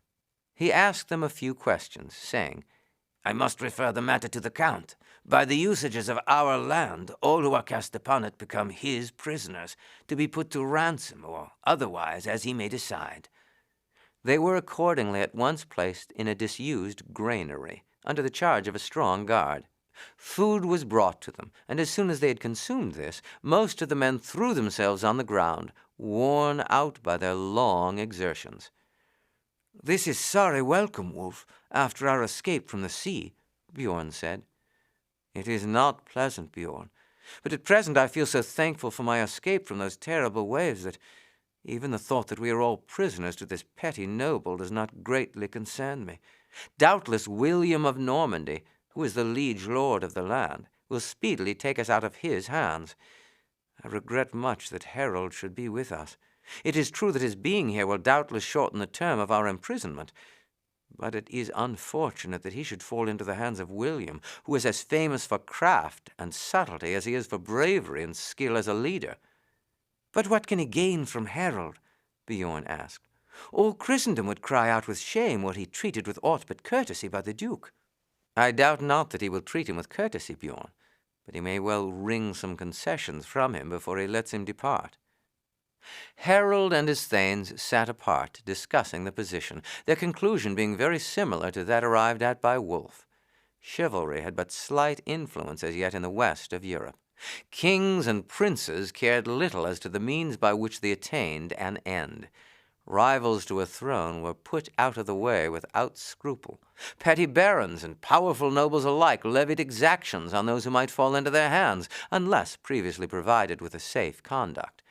Thus, then, although Normandy was at peace with England, it did not seem an unnatural thing to Harold and his companions that the noble into whose hands they had fallen should demand a heavy ransom, or that the Duke of Normandy himself should utilize the opportunity for his advantage. On the following morning they heard a large body of horsemen ride up. A minute later the governor, accompanied by a Norman noble, entered. They were followed by a number of men-at-arms, among whom was a fisherman. Now, fellow, the Count said to this man, which is the Saxon herald? I am, Harold said, advancing a step before his companions. I am Harold, Earl of Wessex. I have with my companions been cast on your shores. I expect honorable treatment, and am willing to pay any reasonable ransom should you demand one. We will talk of that afterwards, the Count said roughly. For the present, you go with me to my castle at Bonrin. But first do you and your men hand over all valuables that you may possess. Without a word, Harold produced his chain of office and other ornaments, and dropped them into a helmet which a soldier held out for them. His companions did the same. That will do, the Count said to the soldiers. That is my share. You can search the rest yourselves. I protest against this robbery, Harold said haughtily, "and will proclaim you in all the courts of Europe as one who is false to his station, and who condescends to pillage those whom fortune has cast on his shores." "You can wait until you get an opportunity to do so," the Count sneered. "It is not likely to come for some time. You can do as you like to the others," he went on to the governor. "I want not to be cumbered with them. You can doubtless find work for them on the fortifications, but if you can put them to no use, or they are troublesome, cut their throats and throw them into the sea." The Saxons fingered their knives, but Harold said in their own tongue, "Resistance would be folly. The time may come when we may turn the tables on this fellow." The soldiers now closed round Harold and the thanes and led them out of the house. Here they were ordered to mount each behind a soldier, and as soon as they had done so, they rode out from Saint-Valery and reached the fortress of Bonrin before nightfall. On the road, Wulf watched anxiously for a chance to escape, but none offered itself. Soldiers rode on both sides of the captives, and had he slipped from the horse, he could not have hoped to make his escape across an open country. As soon as they entered the fortress, Harold and the thanes were all consigned to dungeons. But the Count, learning that the two lads had been Harold's pages, said they should wait on himself. "And see that your service is good," he said to them, "if you do not wish to dangle over the moat at the end of a rope." "It is a shame that such a man should be a nobleman," Bjorn exclaimed indignantly to Wulf as he saw that the soldiers were placing chains upon Harold before they led him away. "He is a hateful-looking villain," Wulf said. "It is but lately that he revolted against William. His brother, the last Count of Ponthieu, joined France in an invasion of Normandy. He fell in an ambush at Saint-Aubin, and this man became Count. For a time he was held prisoner by the Duke, but afterwards he was freed and received back his dominions as a vassal. His face is at once cruel and base. I told you the instructions Harold gave me, Bjorn. The need for carrying them out has arrived, and I will try to make my escape from this fortress to bear the tidings to the Duke." "I will escape with you, Wulf. Two can get on better than one." "That is so, Bjorn, and I would gladly have you with me." "Will we go at once?" "No. We will stay for a day or two to lull suspicion. They may watch us just at first, but if they see that we do as we are ordered with good will, they will cease to regard us so narrowly." Chapter 5. Rouen. For the next 2 days, the lives of the two young Saxons were well nigh unbearable. At meals, the Count by turns abused and jeered at them, and his companions, following his example, lost no opportunity of insulting them in every way. "If this goes on, Wulf," Bjorn said as they threw themselves down on the ground late that night, "I shall snatch the Count's dagger from his belt and bury it in his heart, though they put me to death by torture afterwards." "I thought of doing so myself, Bjorn, tonight, when he threw a cup of wine over me. But I said to myself, my life is not my own. Harold's rescue depends on it. In another hour we shall try to make our escape. When it was your turn to wait this evening, I stole away and went to the shed where they keep the war engines, and took thence a coil of rope, which I have hidden in the courtyard. You know that we noticed last night where the sentries were placed, and decided where we might best drop from the wall unobserved.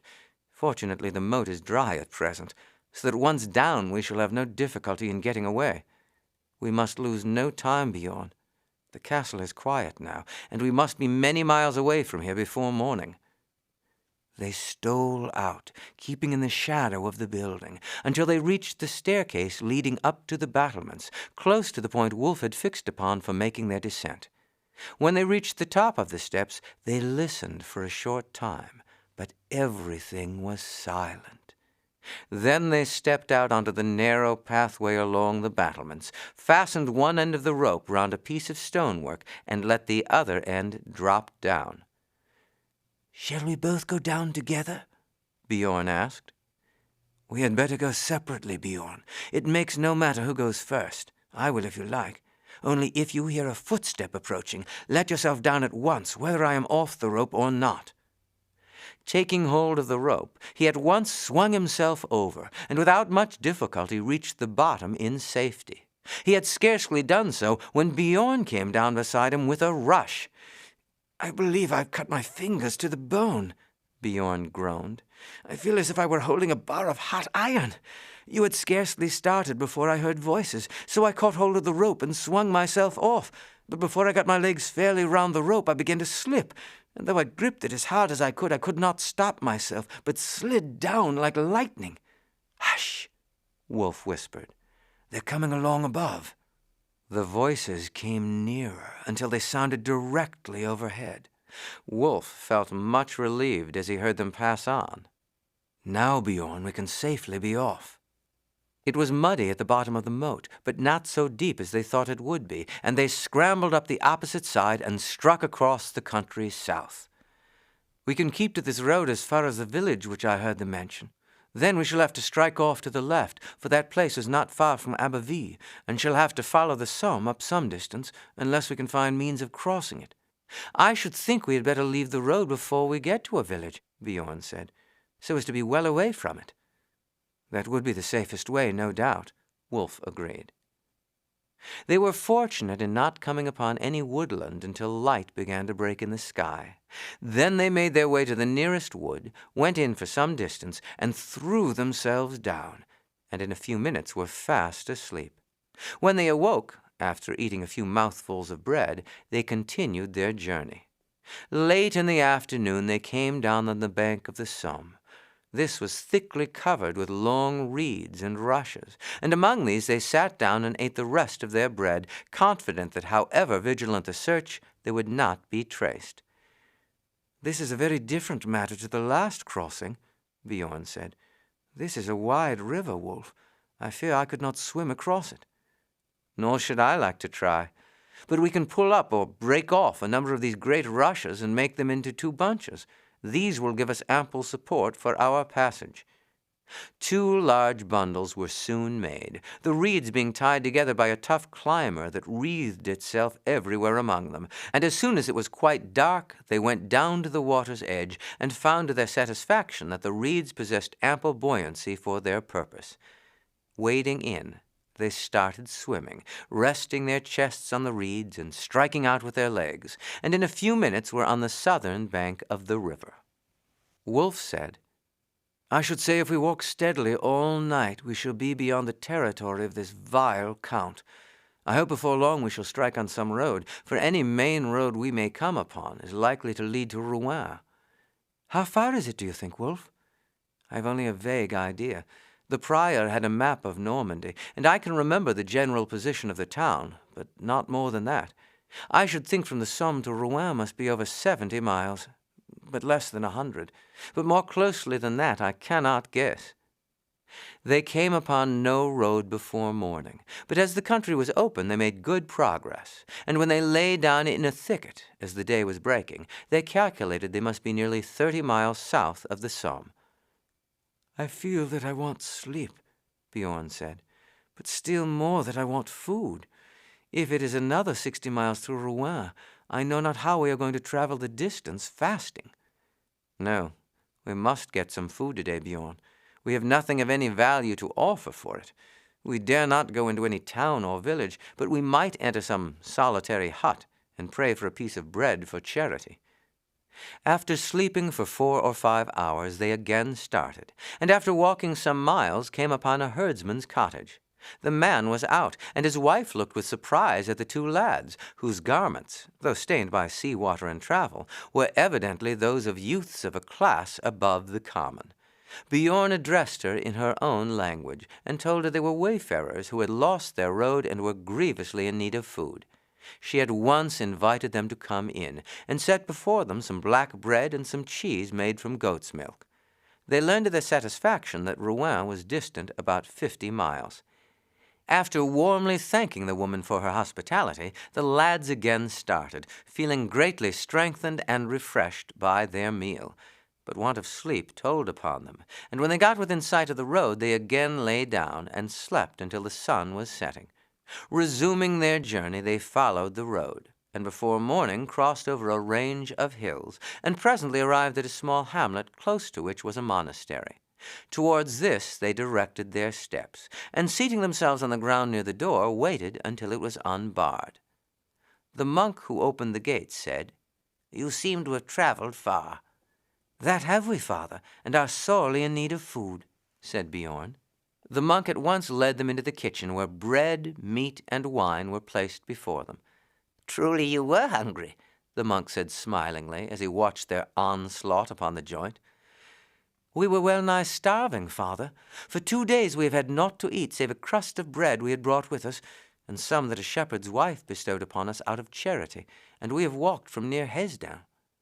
"I do not ask out of curiosity, my sons," the monk said after a pause, "and you know it is not our custom to question wayfarers. But it is strange to see 2 youths who by their dress and manner seem to belong to a superior station in so pitiable a state as you are, and wandering alone, as it would seem, penniless through the country. I ask not your confidence, but if you choose to give it, maybe we might aid or advise you.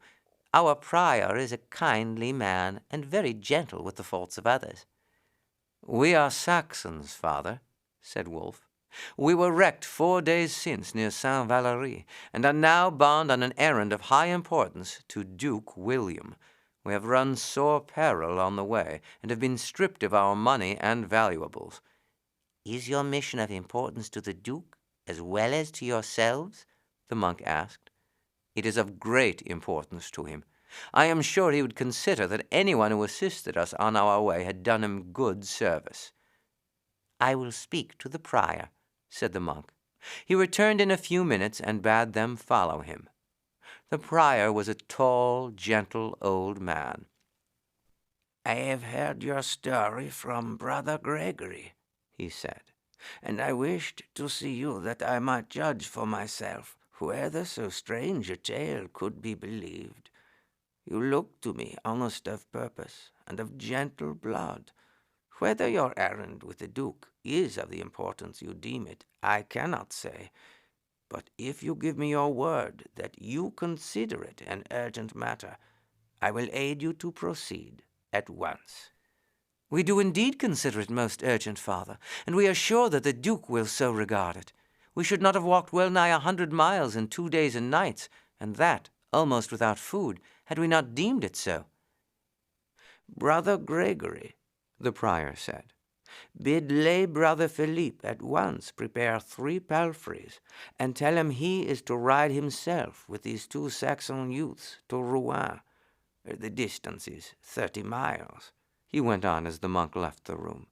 "It is not yet 6 o'clock, and though our palfreys are not accustomed to travel at rapid speed, you will be there this afternoon in time to have audience with the Duke.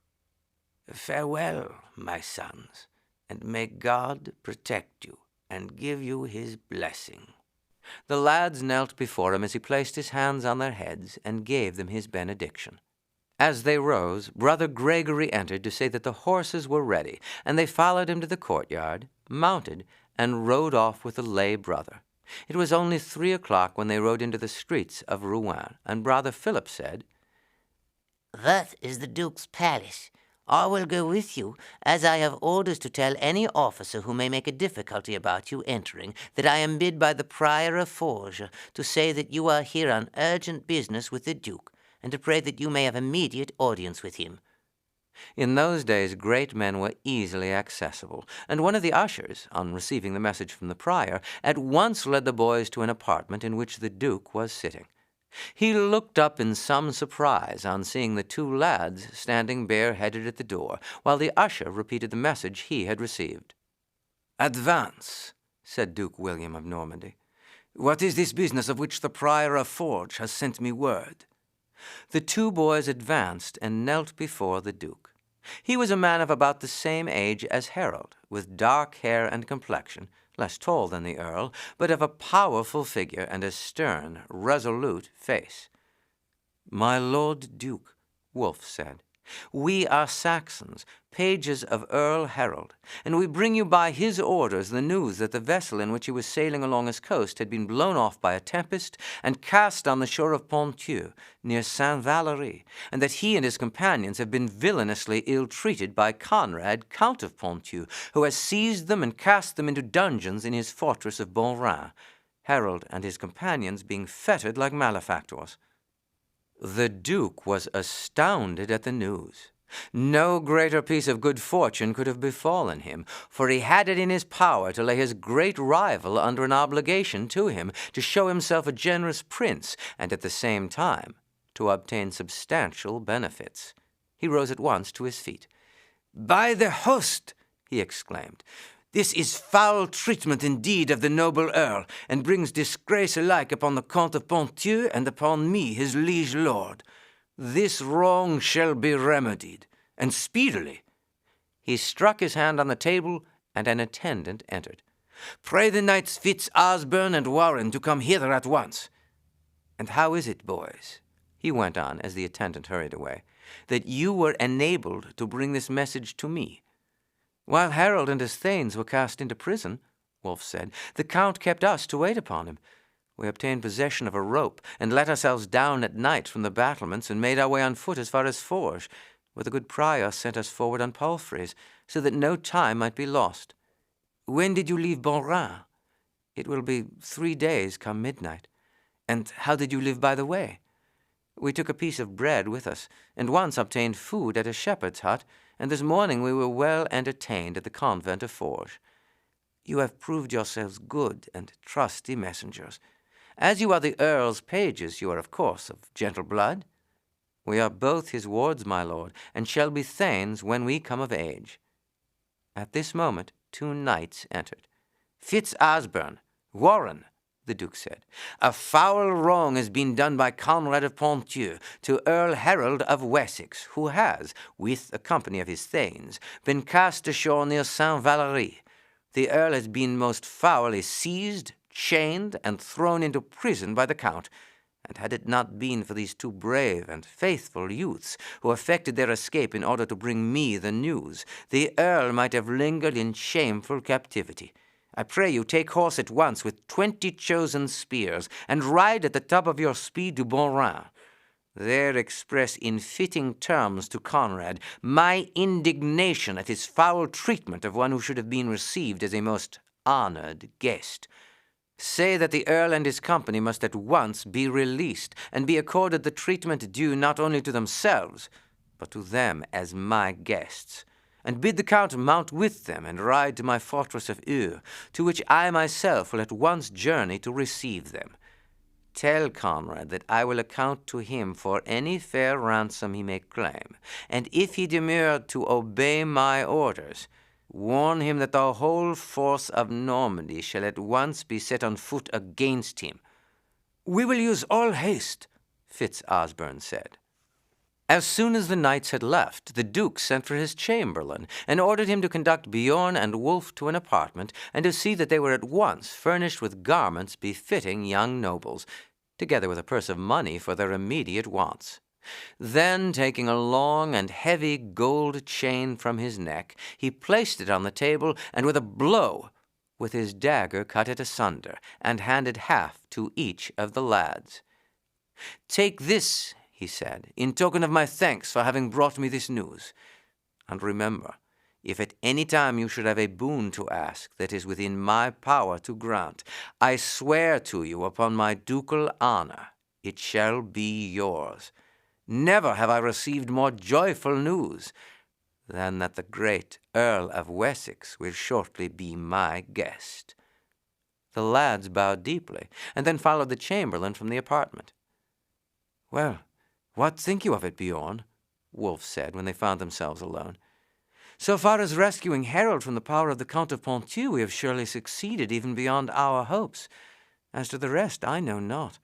As he was speaking, I marked the satisfaction and joy on the Duke's face, and I said to myself that it was greater than need have been caused by the thought that Earl Harold was to be his guest.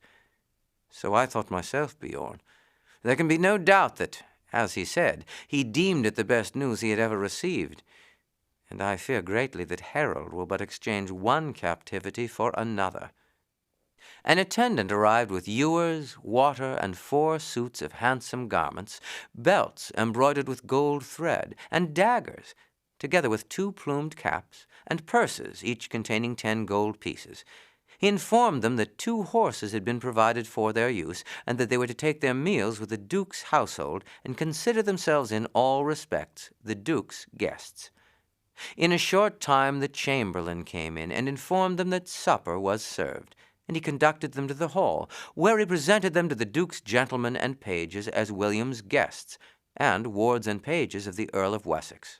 The news of Harold's shipwreck and imprisonment traveled quickly, for orders had already been issued for the court to prepare to start early the next morning to accompany the Duke to Eu, in order to receive with due honor Harold of England. And while the meal went on, many questions were asked as to the shipwreck and imprisonment of the Earl, and the liveliest indignation was expressed at the conduct of Conrad of Ponthieu. One of the gentlemen exclaimed, "Truly all Normans will be reckoned churls. The fame of Harold's bravery, wisdom, and courtesy to all men is known in every court in Europe, and that the Duke's vassal should have dared to imprison and chain him will excite universal indignation.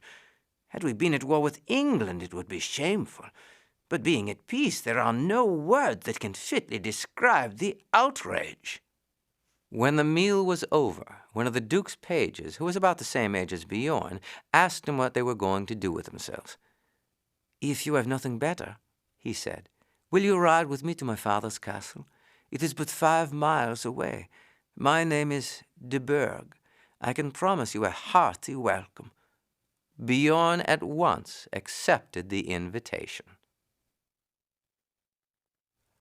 Chapter 6. Release of the Earl. "You must not expect to see a castle," de Burgh said presently, "though I call it one. In his early days the Duke set himself to destroy the great majority of castles throughout Normandy, for he held that while the strength of these fortresses disposes men to engage either in civil war or in private feuds with each other, they were of no avail against the enemies of the country. The nobles felt it strange at first to be thus dwelling in houses undefended against attack, but they soon learned that it was far more convenient than to be shut up within massive walls, and the present dwellings are much larger and more comfortable than those of former days. You do not have castles in England, do you?" "No, we live in open houses, and hold that it is far better and more pleasant to do so." The horses were fresh, and the 5 miles quickly passed over. "There is the house," de Burgh said, pointing to a large building standing on an eminence. The gate stood open, and they rode into a courtyard, when several men came out and took the horses. Guy de Burgh ran up a broad staircase to the entrance of the house itself, and passed beneath a noble entrance with a lofty pointed arch supported by clustered pillars. Inside was a spacious hall paved with stone, and from this de Burgh turned into an apartment whose walls were covered with rich hangings. Here a lady was at work embroidering. A girl, some 14 years old, was reading a missal, while the master of the castle was sitting in a chair with low arms, playing with the ears of a hound whose head was lying on his knee. "Well, Guy, what is your news?" he asked as his son entered. "Half an hour since I received a message from the Duke desiring me to ride with him to Eu. Is Conrad of Ponthieu giving trouble again? And who are these young gentlemen with you?" Guy went down on one knee to kiss his father's hand, and then did the same to his mother. Then he said, "I will, with your permission, answer the last question first, father.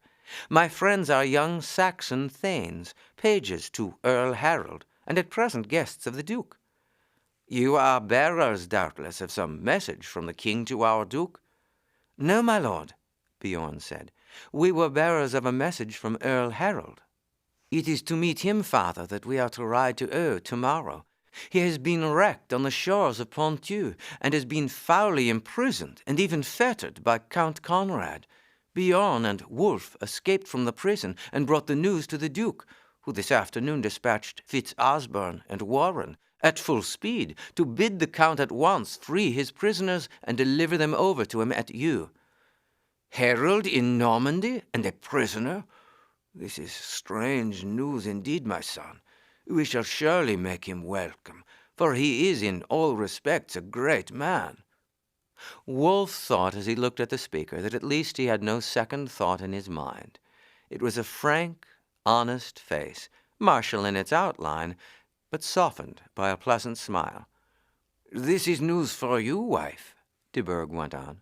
"You will have to furbish up your gayest attire, for we shall be having grand doings in honor of this great English earl. And, young sirs, how did you manage to escape? And when did you arrive with the news?" Bjorn, who as the elder was specially addressed, shortly related the story of their escape and journey. The Baron said, when he had concluded, "You have done well. Guy, you may learn from these young Saxons that even pages may be called upon to do work of more importance than handing wine cups and standing behind their lord on state occasions. Had it not been for their readiness and courage, Harold might have lain weeks in prison, maybe months.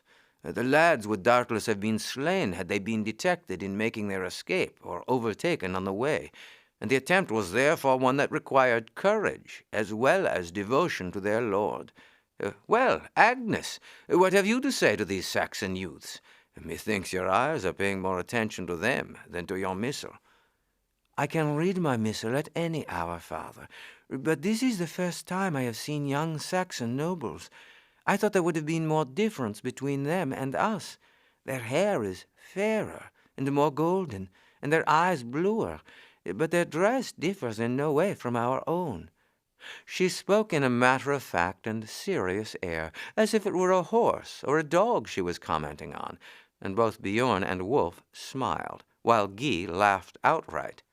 "It is little wonder their attire is like ours, Agnes," he said, "seeing that they were furnished with it by the Duke's orders. You do not suppose that after being tossed about on the sea and well-nigh drowned in landing, and then being made prisoners, and then traveling through the country and sleeping in the woods, that Bjorn and Wulf would arrive here with their garments new and spotless?" "But indeed," Bjorn said, "our garments differ not greatly from those we have on, for Norman fashions are prevalent at King Edward's court. Your language is always spoken there, and methinks that were you to visit Westminster, you would see but little difference between King Edward's court and that of your own duke." "And your sisters, do they too dress like us?" "Queen Edith's ladies dress like her in Norman fashion, but away from the court the attire is different and more simple. Sisters, Wulf and I have none. We are both orphans and wards of Earl Harold." "And will you be barons like my father, or counts, or simple knights?" "We shall be none of these things, Lady Agnes. We have our great earls, as in France you have your great dukes, but below that we have no titles. We are thanes, that is, landowners, who hold their land direct from our earls. As free thanes we are all equal. As to knights, we have not in England the titles and ceremonies which are so much thought of in France and in other courts." "That is a pity," the girl said gravely, "for the vows of knighthood make a knight courteous and gentle to enemies and friends alike." "Or rather, Agnes," her mother put in, "they should do so. But in truth, looking round at the cruel wars we have had in Normandy, I do not see that men have been more gentle or courteous than they would have been had they never taken the vows or had knightly spurs buckled on. And in truth, it seems to me from the news of what has taken place beyond the sea, that in the civil troubles they have had in England, men are much more gentle with each other, and foes are far more easily reconciled than with us in Normandy, who are supposed to be bound by the laws of chivalry." "You speak rightly, wife," said the Baron. "The English are of a more gentle disposition than we are, though nowise backward in battle. But now, Guy, it is time that you were returning. I shall see you again tomorrow when we start for Eu. Young sirs, I hope that on your return you will often ride over here, when your lord does not require you. We shall always be pleased to see you." The horses were brought round, and the three lads rode into Rouen just as night was falling. Long before daybreak there was a stir in the streets of the city, as parties of knights and nobles rode in with bodies of their retainers. All in the palace were awake early. A hasty breakfast was eaten, while just as the sun rose, the Duke mounted his horse, and at the head of an array, composed of some 20 barons and knights and 400 men-at-arms, he rode out of the city. There is a good deal more pomp and show here than there was when we rode with Harold from London, Wulf said. Duke William does not look as if he cared for show, Bjorn said. Nor does he, Guy, who was riding beside them, put in. But he knows that the people are impressed by pomp, and love to see a brave cavalcade. Therefore he insists on the observance of outward forms. Where shall we rest tonight? Wulf asked. Methinks from the appearance of the sky that we shall have rain. We shall sleep in no town, for there is no place on the road between here and our destination that could receive so large a party. But soon after we rode out yesterday, a train of wagons with tents and all else needful started from Rouen, and halfway we shall find the camp erected, and everything in readiness for our reception. This was indeed the case. The camp had been erected in a sheltered valley, through which ran a stream that supplied the needs of man and horses. The tents were placed in regular order, that of the Duke in the center, those of his chief nobles in order of rank on either side. As the party rode up, a chamberlain with 3 or 4 assistants met them. Each was provided with lists containing the names of all the Duke's following, and these were at once conducted to the tents allotted to them. A number of cooks had come on also, and supper was already prepared for the Duke and his party. "This is all wonderfully well managed, Bjorn," Wulf said. "I doubt whether it could be done so well and orderly with us at home." "What does it matter?" Bjorn said contemptuously. "It matters nothing, Bjorn, that is true. But what is but a question of an hour's waiting in a small party is one of going altogether supperless to bed, when it is a large one. The Normans have been constantly fighting for the last 20 years, and you see they have learned how important it is that everything should be regular and orderly. If they manage matters with a large force as well as they do with a small one, as it is probable that they do, see what an advantage it gives to them. Were 2 armies to arrive near each other with the intention of fighting in the morning, and one knew exactly what to do and could get their food in comfort and then lie down to rest, while the other was all in confusion, no one knowing where he should go or where to bestow himself, and being unable to obtain food, forced to lie down supperless, well, the first army would obtain a great advantage when they met the next morning, especially if it had breakfasted well, while the other went into the fight still fasting. Well, Wulf, you had best study the matter, and then ask the Earl to appoint you to take charge of the arrangements when he takes the field. For myself, I shall be well content to do what fighting is required, and to leave all these matters in your hands. Yes, but it can't be left in the hands of one officer, Wulf said, unless all give their aid willingly to carry out his plans. Well, you needn't be angry about it, Wulf. You know what the Saxon thanes are. I would as soon marshal a flock of sheep in military order and teach each to keep its place, as get the thanes to conform to strict orders and regulations. And yet, Bjorn, said Baron de Burgh, who had just entered the tent in order to speak to his son, who shared it with them, unless all will conform to strict orders and regulations, an army is but a mere gathering of armed men, animated not by one will, but by as many wills as it contains men. Such an army may be valiant, and yet it may be shattered to pieces by another which gives itself up wholly to the direction of one will. That is why we Normans have so badly beaten the French. Every man has his place in battle. He charges when he is ordered to charge, or he is held in reserve the whole day, and the battle ended without his ever striking a blow. We may fret under inaction, but we know that our Duke is a great leader, that he has a plan for the battle and will carry it through, and that disobedience to his orders will be an offense as great as that of riding from the field. Your young companion Wulf is in the right. In a duel between 2 men, strength and skill are everything.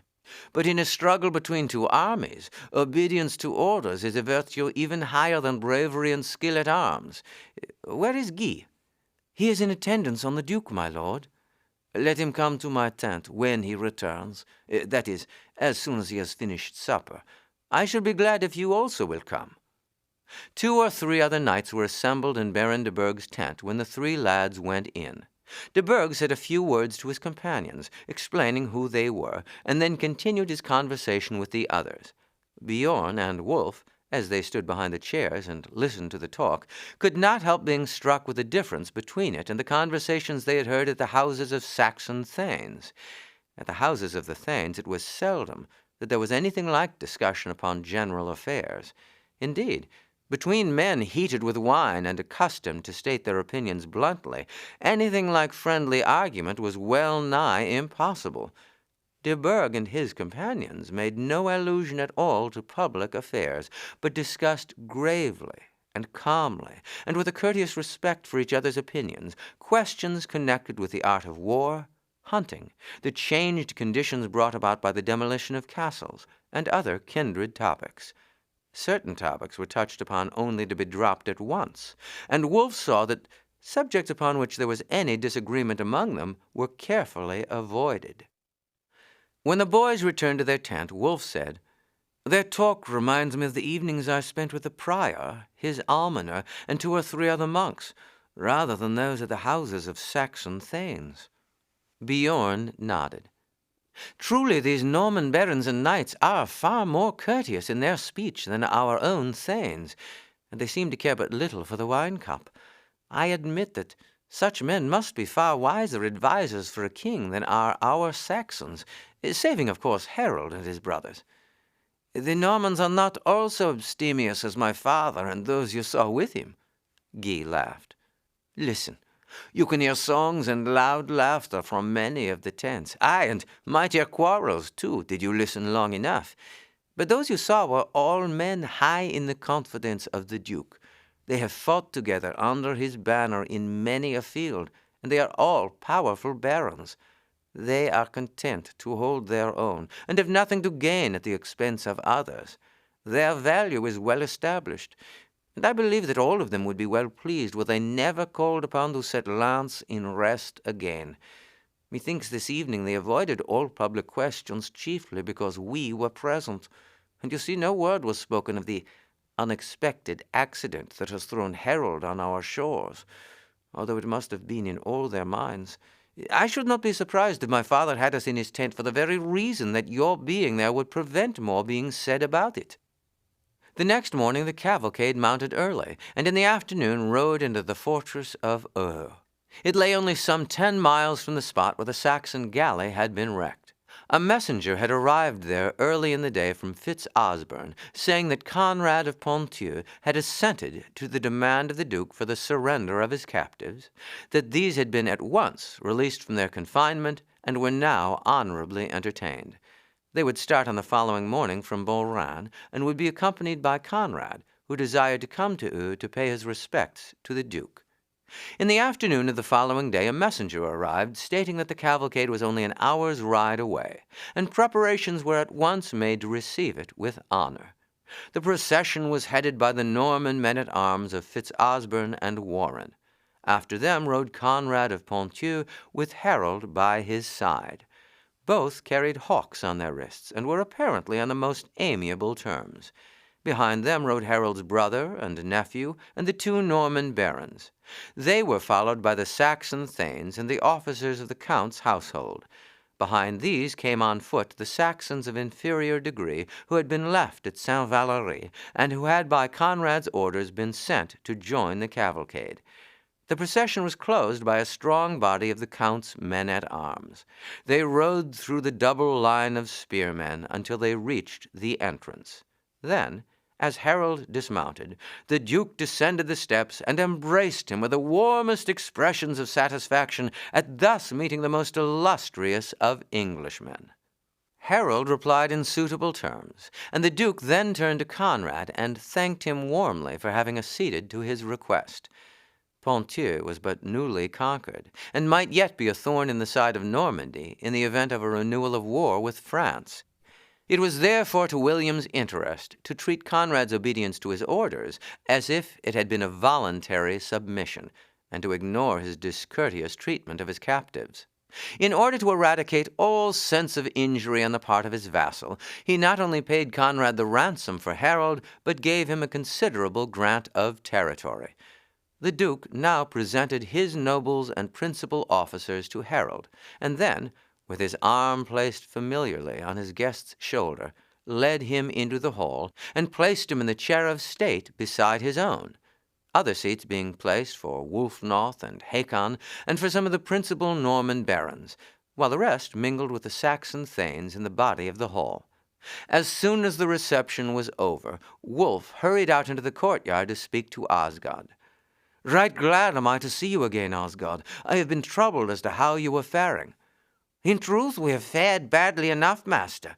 We have been working like beasts of burden, without having food that would suffice. However, it was not for long. It will do us no harm. You seem to have fared bravely, Wulf, judging from your attire." "Yes, we were in sore plight when we arrived at Rouen, but the Duke saw that we were provided with clothes and horses for our journey here." At this moment an attendant came out from the hall and informed Wulf that the Duke desired speech with him. Bjorn was already at the entrance, and they were conducted onto the dais.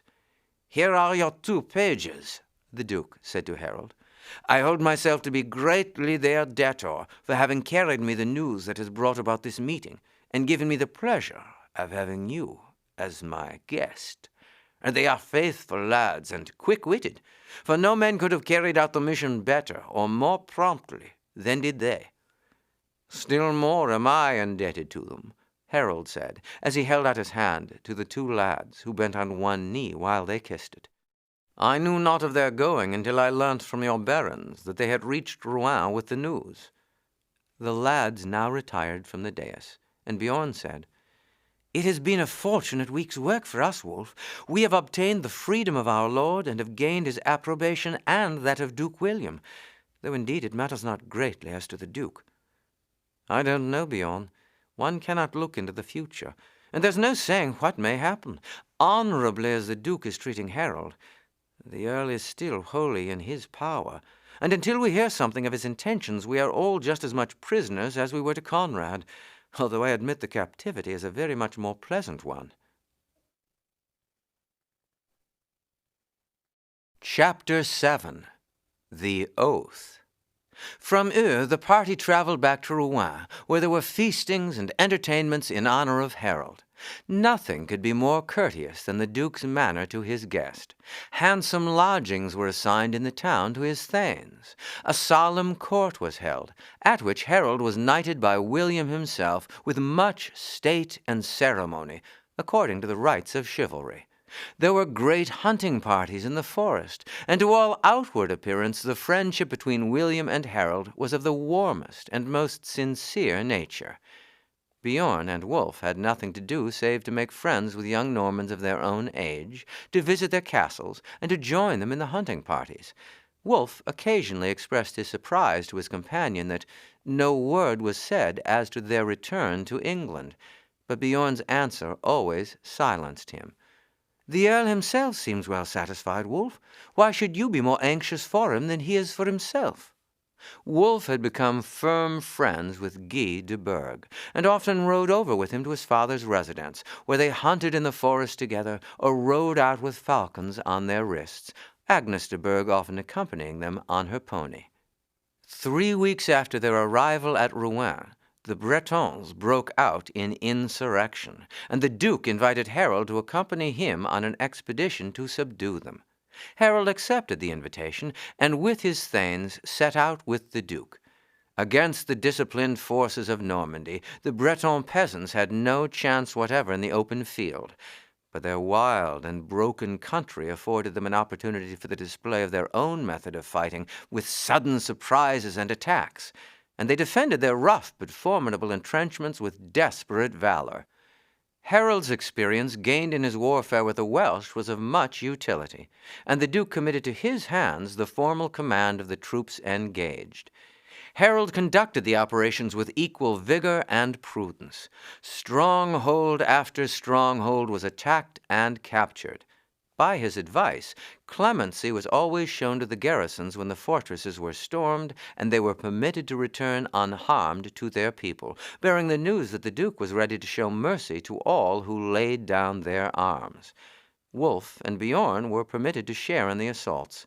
At last there remained but one formidable stronghold to be captured, and so strong was this by nature and so desperately defended that for some time the efforts of the besiegers were fruitless.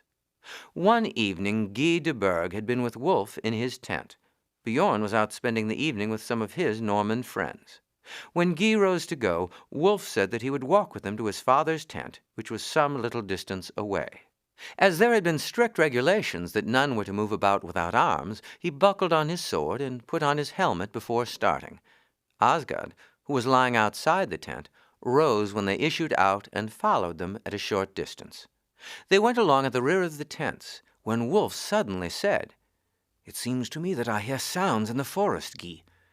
"Delaunay's men are posted behind us," Guy said carelessly. "There is no fear of an attack." Suddenly there was a loud cry, followed immediately by the Breton war shout, and from some bushes a short distance from them a number of wild figures sprang out. It was a party of the enemy who had made their way through Delaunay's sleeping men unobserved, and who now were rushing forward towards the tents. Young de Burgh, shouting his father's battle cry, ran forward, and without hesitation Wulf followed him. A moment later they were engaged with the Bretons. "Back to back, Guy!" Wulf exclaimed as he ran his sword through the first man who attacked him. He had scarcely spoken when Osgod ran up and joined them, and wielding the heavy axe he carried as if it had been a featherweight, struck down several of the Bretons who ventured within its swing. Wulf defended himself as firmly. Presently he heard his name shouted, and an instant later a crash as Guy de Burgh was struck down. "Stand over him, Osgod!" he shouted, and with a bound was beside his companion, cutting down a Breton who was about to thrust his spear into him. For 2 or 3 minutes the fight went on. Wulf received more than one stab from the Breton knives, but each time when he was hard pressed, Osgod's axe freed him from his assailants, for so terrible were the blows dealt by the tall Saxon that the Bretons shrank from assailing him, and thus left him free at times to render assistance to Wulf. But the combat was too unequal to last long. A pike thrust disabled Wulf for a moment, and as his arm fell, a blow from a club stretched him beside Guy. Osgod had also received several wounds, but furious at his master's fall, he still defended himself with such vigor that the Bretons fell back. They were on the point of attacking him anew, when there was a shout, and William and Harold, bareheaded as they had leaped from the table, and followed by a score or two of Norman barons and soldiers, fell upon the Bretons. The latter, with cries of alarm, at once fled into the forest, where pursuit by the heavily armed Normans was hopeless. The Duke and Harold paused where Osgod, who had sunk to the ground as soon as the Breton attack had ceased, was sitting by the side of his master. "Whom have we here?" the Duke asked. "Whoever they are, we owe our safety to them, Harold." "Bring a torch here," he shouted. "I am Osgod, my lord, the servant of Wulf of Steyning, who with his friend Guy de Burgh lies here beside me. I fear done to death." "I trust not, indeed," Harold said, stooping over the bodies. At this moment the men came up with the lights. "By the rood," William exclaimed, "but they fought stoutly. The ground round them is covered with the bodies of these Breton rascals. Right gallantly have they done. I trust their lives are not spent. Let someone summon Baron de Burgh here quickly. Carry his son to his tent, and bid my leech attend at once to his wounds and to those of these brave Saxons." "I will carry Wulf to his tent myself," Harold said, raising the lad and carrying him off, while soldiers followed bearing Osgod. They were laid down together in Wulf's tent. As the young thane's helmet was removed, he opened his eyes and looked round in bewilderment. "What has happened?" he asked faintly, and Harold replied, "The best thing that has happened is that you have come to yourself and are able to speak, Wulf. But do not try to talk, lad. You have done us all a rare service tonight. Now we will take off your garments and see where you are wounded." "How are the others?" "I know not about Guy, but your man is able to speak and has not, I hope, received mortal injuries." "Don't trouble yourself about me, Master Wulf," Osgod put in. "I've got a few pricks with the knave's knives and a spear thrust or two, but I think the wounds are of no great consequence." Wulf again became insensible from loss of blood. When he woke it was broad daylight, and Bjorn was sitting by his side. The latter put his finger to his lips. "You are not to talk, Wulf. The leech gave me the strictest orders when he was here a short time since. Osgod, he says, will surely recover.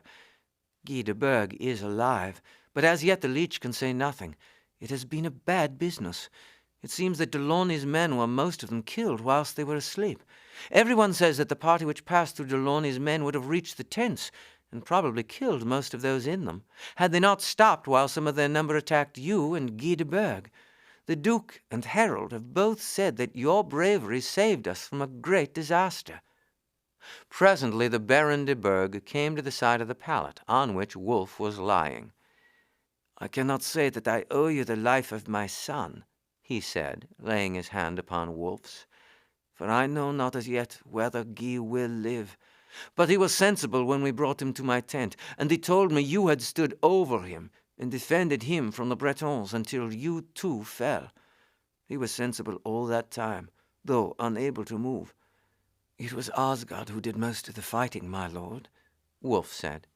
"He did much, Wulf, but 12 men were killed with axe wounds, 9 by sword wounds. Guy tells me that he knows that only 2 fell to his sword. Therefore you must have slain 7. Truly a feat that any man might be proud of, to say nothing of a lad of your age. Guy is anxious to have you with him, and the leech said that if you keep quiet today, and none of your wounds break out afresh, it will do you no harm to be carried to my tent."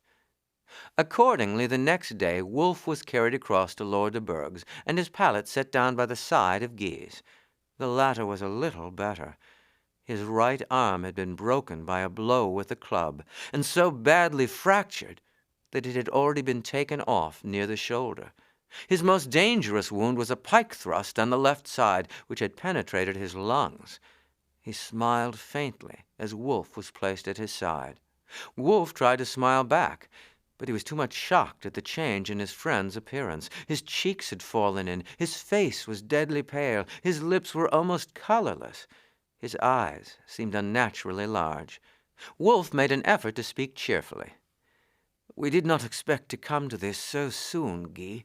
We have often talked about fighting, but we never thought that our first serious fight would end like this." "You have nothing to regret," Baron de Burgh said. "You have both done your duty nobly, and one can wish for no better end than to die doing his duty against great odds. God grant that you may both be spared.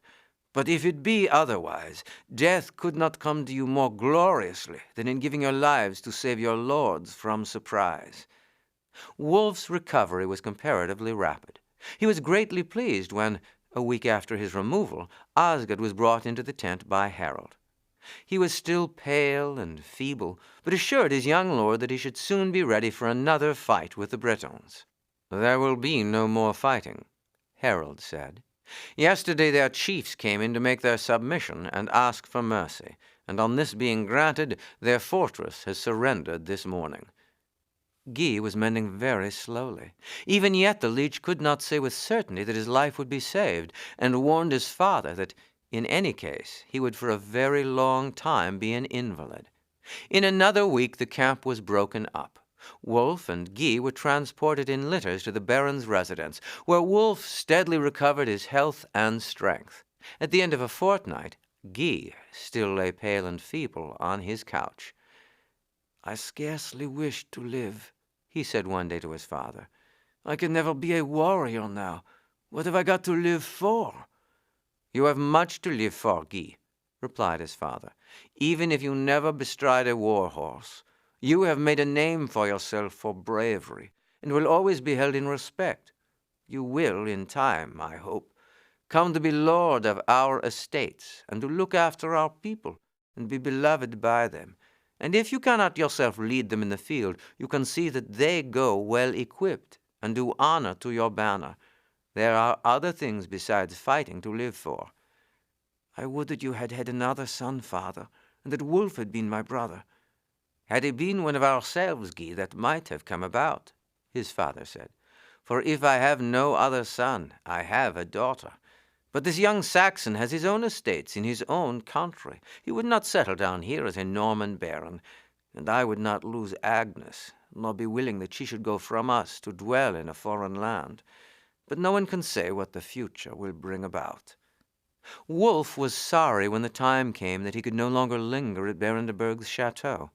On leaving, the Baron and his wife both pressed him to come over whenever he could spare time. "You know, Wulf, how warm is the affection Guy has for you, and he will look very eagerly for your visits. We are all dull here, lad, and Agnes will miss you sorely." "I will ride over whenever I can, sir, if only for half an hour's talk with Guy." "I am glad to see you back again, Wulf," Earl Harold said as the lad entered his room. "You look strong and well again." "Are we likely to go back to England soon, my lord?" "I trust it will not be long," Harold said, walking up and down the room. "I am impatient to be off, but I'm no more free to choose my time here than I was at Beaurain. It is a velvet glove that is placed on my shoulder, but there is an iron hand in it, I know right well. Under the excuse of doing me honor, there are Norman soldiers at the gate, and a Norman sentry stands at my door. I must go through with it now, and if need be promise all that William asks. This time there is nowhere to send you to fetch aid for me. You must attend the court this evening, Wulf." Wulf bowed and withdrew, and in the evening attended the court in the suite of Harold. As soon as the Duke's eye fell upon him, he called him up, and said to the barons present, "Messieurs, this lad is Wulf, Thane of Steyning, and a follower of Earl Harold. He it was who, with the young Guy de Burgh, and aided only by a Saxon man-at-arms, withstood the first rush of the Bretons. Had it not been for them, we should all have been taken by surprise, and maybe slain. Already I had promised him any boon that in reason he may ask for, having borne to me the news that Earl Harold, my honored guest and brother in arms, had been cast on our shores. And I promise him now that should at any time it happen that I have any power or influence in England, his estates shall remain to him and to his heirs free from all service or dues. Nay, more, that they shall largely be added to. Should aught occur to render him desirous of crossing the seas hither, I promise him a barony as a token of my gratitude for the great service he rendered me, and I am well assured that, whether to a king of England or a duke of Normandy, Wulf will prove himself a true and faithful follower. I call on you all here to witness this promise that I have made, and should there be need, to recall it to my memory." The Normans above all things admired valor, and when Wulf, after kneeling and kissing the Duke's hand, retired to a corner of the room, one after another came up to him and said a few words of approbation. Fitzosborne, one of the Duke's most trusted counselors, said, "You have done well, young sir. You may think but little of the promise the Duke has given you this evening, but the day may come when you will find it stands you in good stead." Harold said nearly the same thing to Wulf when he saw him the next morning. "But there is no chance of the Duke ever having power in England, my lord," Wulf said. "I trust not, Wulf. But there is no doubt that his whole mind is bent upon obtaining the throne of England. He has spoken to me openly about it, and has more than hinted to me that I, if married to his daughter, would still, as Earl of Wessex, be the foremost man in the land next to its sovereign, should he ever gain the kingdom." "And what said you, my lord?" "I said but little. I am a prisoner, and I am well assured that I shall never return to England until William thinks that he can depend upon me. It is needful I should return quickly, for I hear that there is fresh trouble in Wales, and I have received an urgent message from the king to hasten to his side." 4 days later, a grand ceremony was announced to take place. A dais was erected in the courtyard of the palace, and on this a table covered with a cloth was placed. The Duke rose to his feet and addressed the barons. He first recalled to them the promise that Edward of England had made to him, and then went on, "The saints have worked in my favor by sending here as my guest my well-beloved brother in arms, the great Earl of Wessex. Between us there is the closest friendship, and to cement and make even closer the bonds between us, he has become betrothed to my daughter, and through the lands I shall bestow upon her, he will become a baron of Normandy. Relying upon his affection and friendship.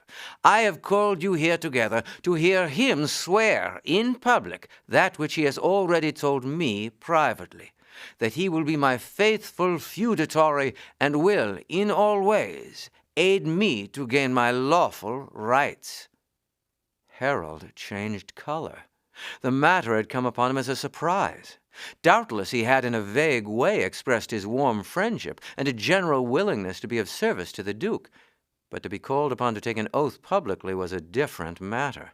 He felt that he had fallen into a trap, and that resistance would only consign him to a prison, if not a grave.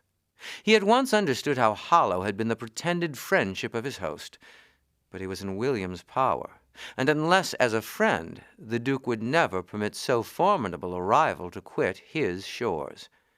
There was no drawing back, and placing his hand on the table, Harold swore the oath William had dictated.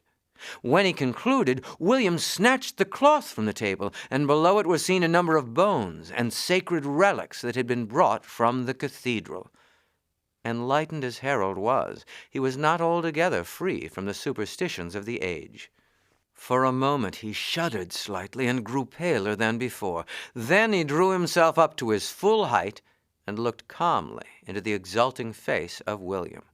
The Duke said in a loud voice, "I call you all to witness that Harold, Earl of Wessex, has taken a solemn oath upon the holy relics to be my faithful feudatory." The shout that answered him was by no means universal, for there were many among the Norman nobles who were shocked at the base trick the Duke had played upon his guest. The Saxon thanes could scarce contain their expressions of indignation, but Harold, as he sat down among them, made a gesture commanding silence, and said, in low tones, "We sail for England tomorrow night. The Duke told me so as we came hither. The 2 ships will be in readiness for us to embark in the morning. I did not understand then the price I was to pay. Restrain yourselves for now. When we are free men, we can talk this over." An hour later they returned to the palace, where there was a brief and formal interview between Harold and the Duke. Both dissembled their real feelings. The Duke said that he regretted that the King of England's wishes forced his guest to depart so suddenly. Harold thanked him for the hospitality he had shown him, but neither made any allusion whatever to the scene that had just taken place in the courtyard. Wulf rode over to say goodbye to Guy and his father. The latter was walking up and down the hall with a gloomy face. "I blush for what has taken place today, Wulf. Tell the Earl that, had we known what was going to occur, there are few indeed who would have attended at the ceremony, and that I for one shall hold him in no way dishonored if he breaks the vow that has thus been extorted from him. It was a trick, and a base one, and I would tell Duke William so to his face." Then Guy said, "We shall often think and talk of you, Agnes and I should like of all things to come and stay in your Saxon home. No one would be so welcome, Guy. If we are never to be brothers in arms, as we once talked of, we shall surely be brothers in heart, whether absent or present." A few more words, and Wulf took leave of them all and rode back to Rouen. In the morning the Duke accompanied Harold to the river bank, and there took a courteous farewell of him. Harold himself preserved his usual calmness of demeanor, and stood talking quietly to the Duke, while the latter's presents of hawks and hounds were taken on board the ship, and the Saxons, silent and sullen, passed over the gangway. Then an apparently affectionate embrace was exchanged between the 2 rivals. Harold crossed onto the ship, the great sails were hoisted, and the 2 vessels proceeded down the river. Chapter 8. Trouble with Wales. As the vessel started, Harold remained looking fixedly at the Duke until the latter, with a group of barons, turned and entered the town. "Farewell, William of Normandy," he said, "false friend and dishonored host. How shall we meet next time, I wonder, and where?" Hitherto the presence of the Norman attendants had prevented any private converse between Harold and his followers, but they now broke out into angry exclamations against the Duke. "It was an unworthy and unknightly trick," Harold said calmly, "but let us not talk of it now. It will be for the English people to decide the question some day, and for English bishops to determine whether I am bound by a vow thus extorted. Let us talk of other things. Thank God we are free men again, and our faces are set towards England. Well, Wulf, you were the only one among us who has brought back aught from Normandy, at least you and Bjorn, for you have your horses and chains, and the promise of the Duke to grant you a boon. But these are small things. You have gained great credit, and have shown yourself a gallant fighter, and have further promises from the Duke." "I care not for his promises," Wulf said hotly, "and I would take naught from his hands." "You are young yet, Wulf, and the Duke's promise, made before his nobles, will be held binding by him if ever the time should come for you to claim it. Do not refuse benefits, lad, because you do not like the hands that grant them. You rendered him a service, and need feel no shame at receiving reward for it.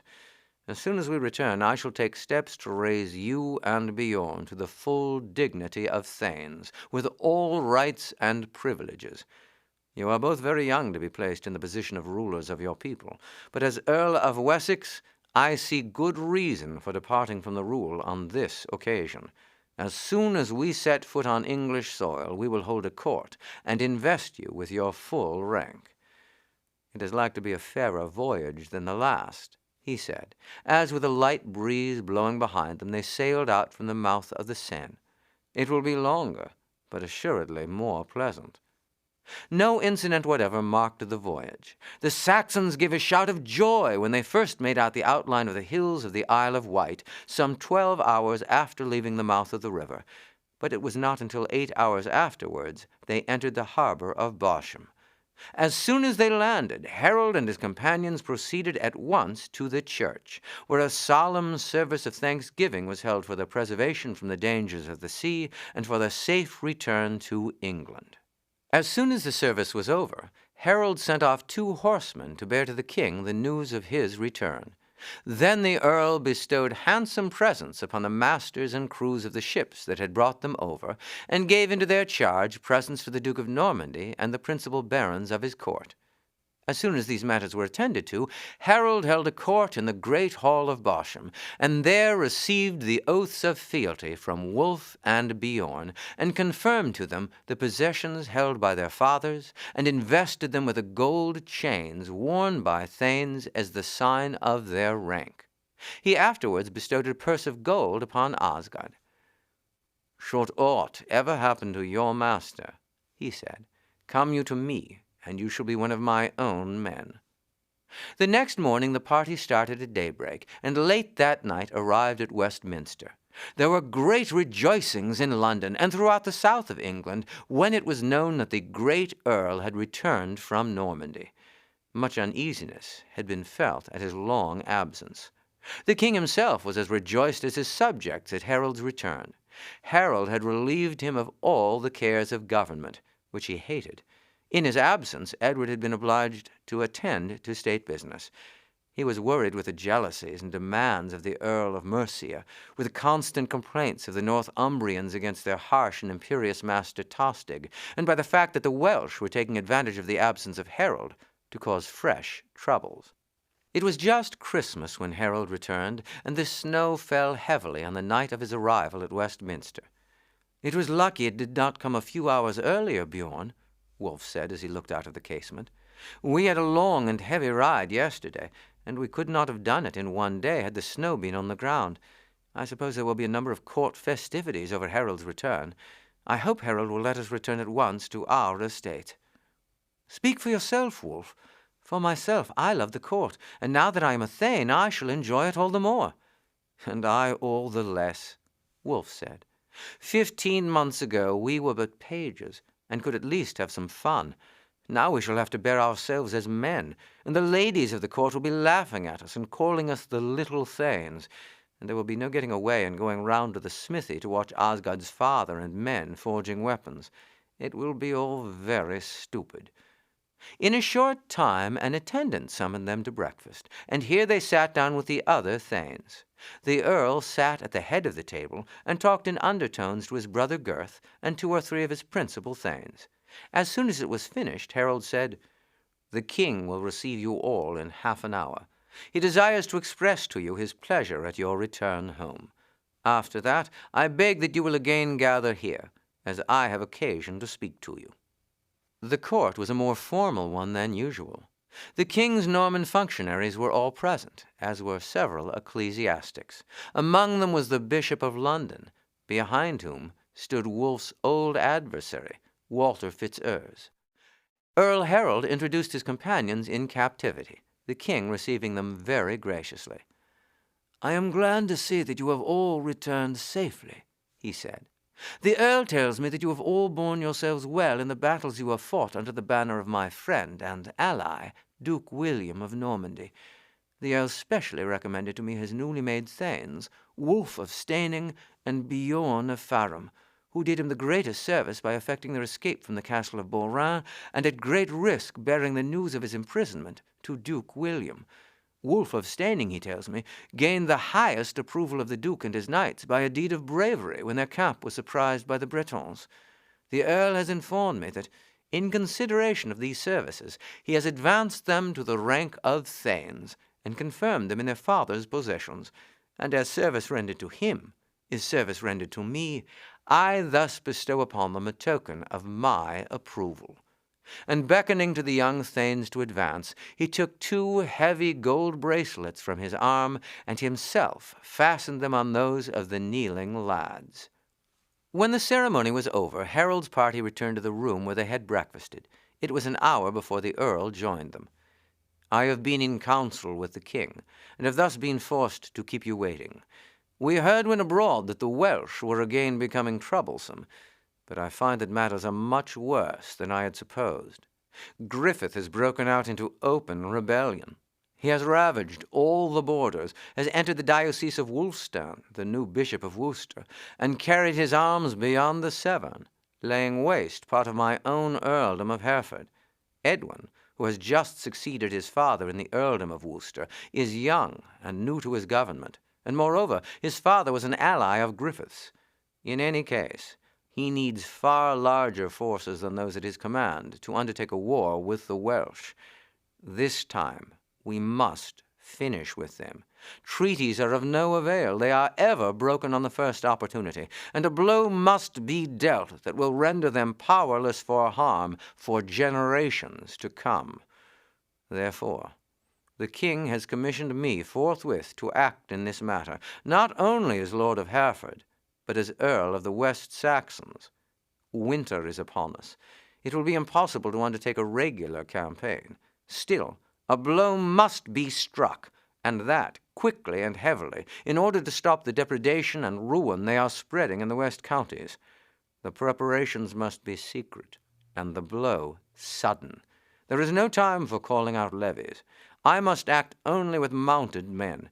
I pray you all to leave at once for your estates, or to send an order by a swift messenger for your housecarls to ride to Salisbury, whither I myself shall proceed in 3 days. Will each of you give me the number of armed men who can take horse at an hour's notice?" Each of those present gave the number of housecarls in his service. The total amounted to 350 men. "That with my own 200 will be well nigh sufficient," Harold said. "But I will send off messengers at once to some of the thanes of Dorset and Somerset to join us at Gloucester with their men, so that we shall be fully 1,000 strong, which will be ample for my purpose. I need not impress upon you all to preserve an absolute silence as to the object for which you are calling out your men. News spreads fast, and an incautious word might ruin our enterprise." The meeting at once broke up. "I suppose you young warriors will bring your own men to Salisbury?" Harold asked, as Wulf and Bjorn came up to take their leave of him.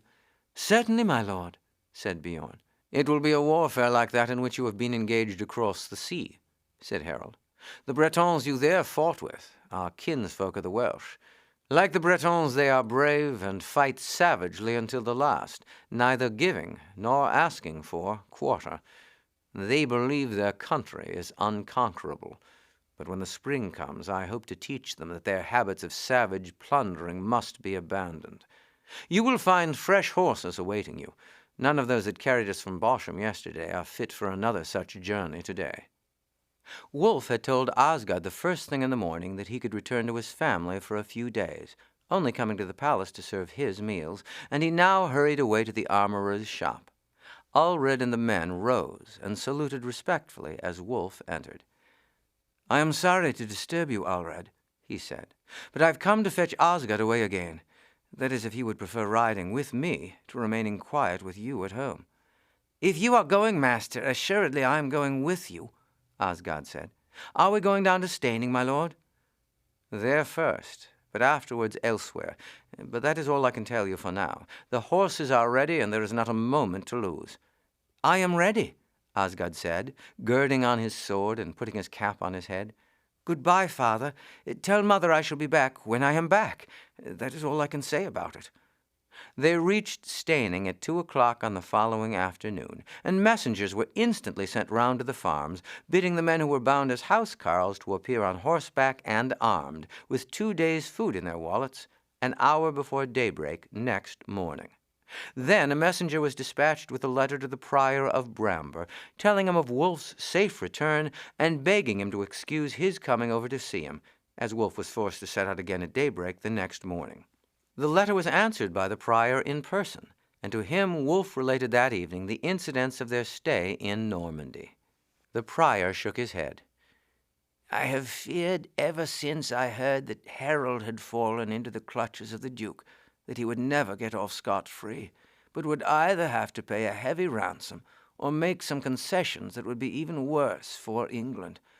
It is a bad business, Wulf, a bad business. Now tell me, how is it that you have to ride again so suddenly when but just arrived?" "I can tell you, father, though I can tell no one else. Harold has ordered us to bring out our housecarls, and with them he means to deal a blow against the Welsh, who have been devastating our western counties. The expedition is to be secret and sudden." "The Welsh are ever a thorn in our side. I trust that Harold will succeed in thoroughly reducing them to obedience. And you say Harold has already made you full thane? I am well pleased to hear it." At the first dawn of day, Wulf mounted and rode away from the palace, followed by Osgood. He was clad now in the ringed armor, a suit of which he had had made of lighter material than usual. The weight, therefore, was much less than that ordinarily worn by thanes, although it differed but little from it in appearance. The helmet also was of stout leather, thickly covered with metal rings, and the flap fell down over the neck and ears, having a bar coming down in front to protect the nose. Osgood's suit was thicker and heavier, and was similar to that of the 40 men who were drawn up in 2 lines under the soldier Harold had sent down to train them. They were a stout set of young fellows, well mounted and armed, and as they broke into a cry of "Welcome to our Thane," Wulf felt proud to command such a body. They rode that day to Ferrum, where they received a hearty welcome from Bjorn, and starting in the morning with his troop of 30 men, reached Salisbury late that evening. They were met at the entrance to the town by one of Harold's officers, who conducted them to a large barn, where straw had been thickly strewn for the men to sleep on. "Earl Harold arrived an hour since," the officer said, "and bade me tell you that he is lodged at the Reeves, where he expects you."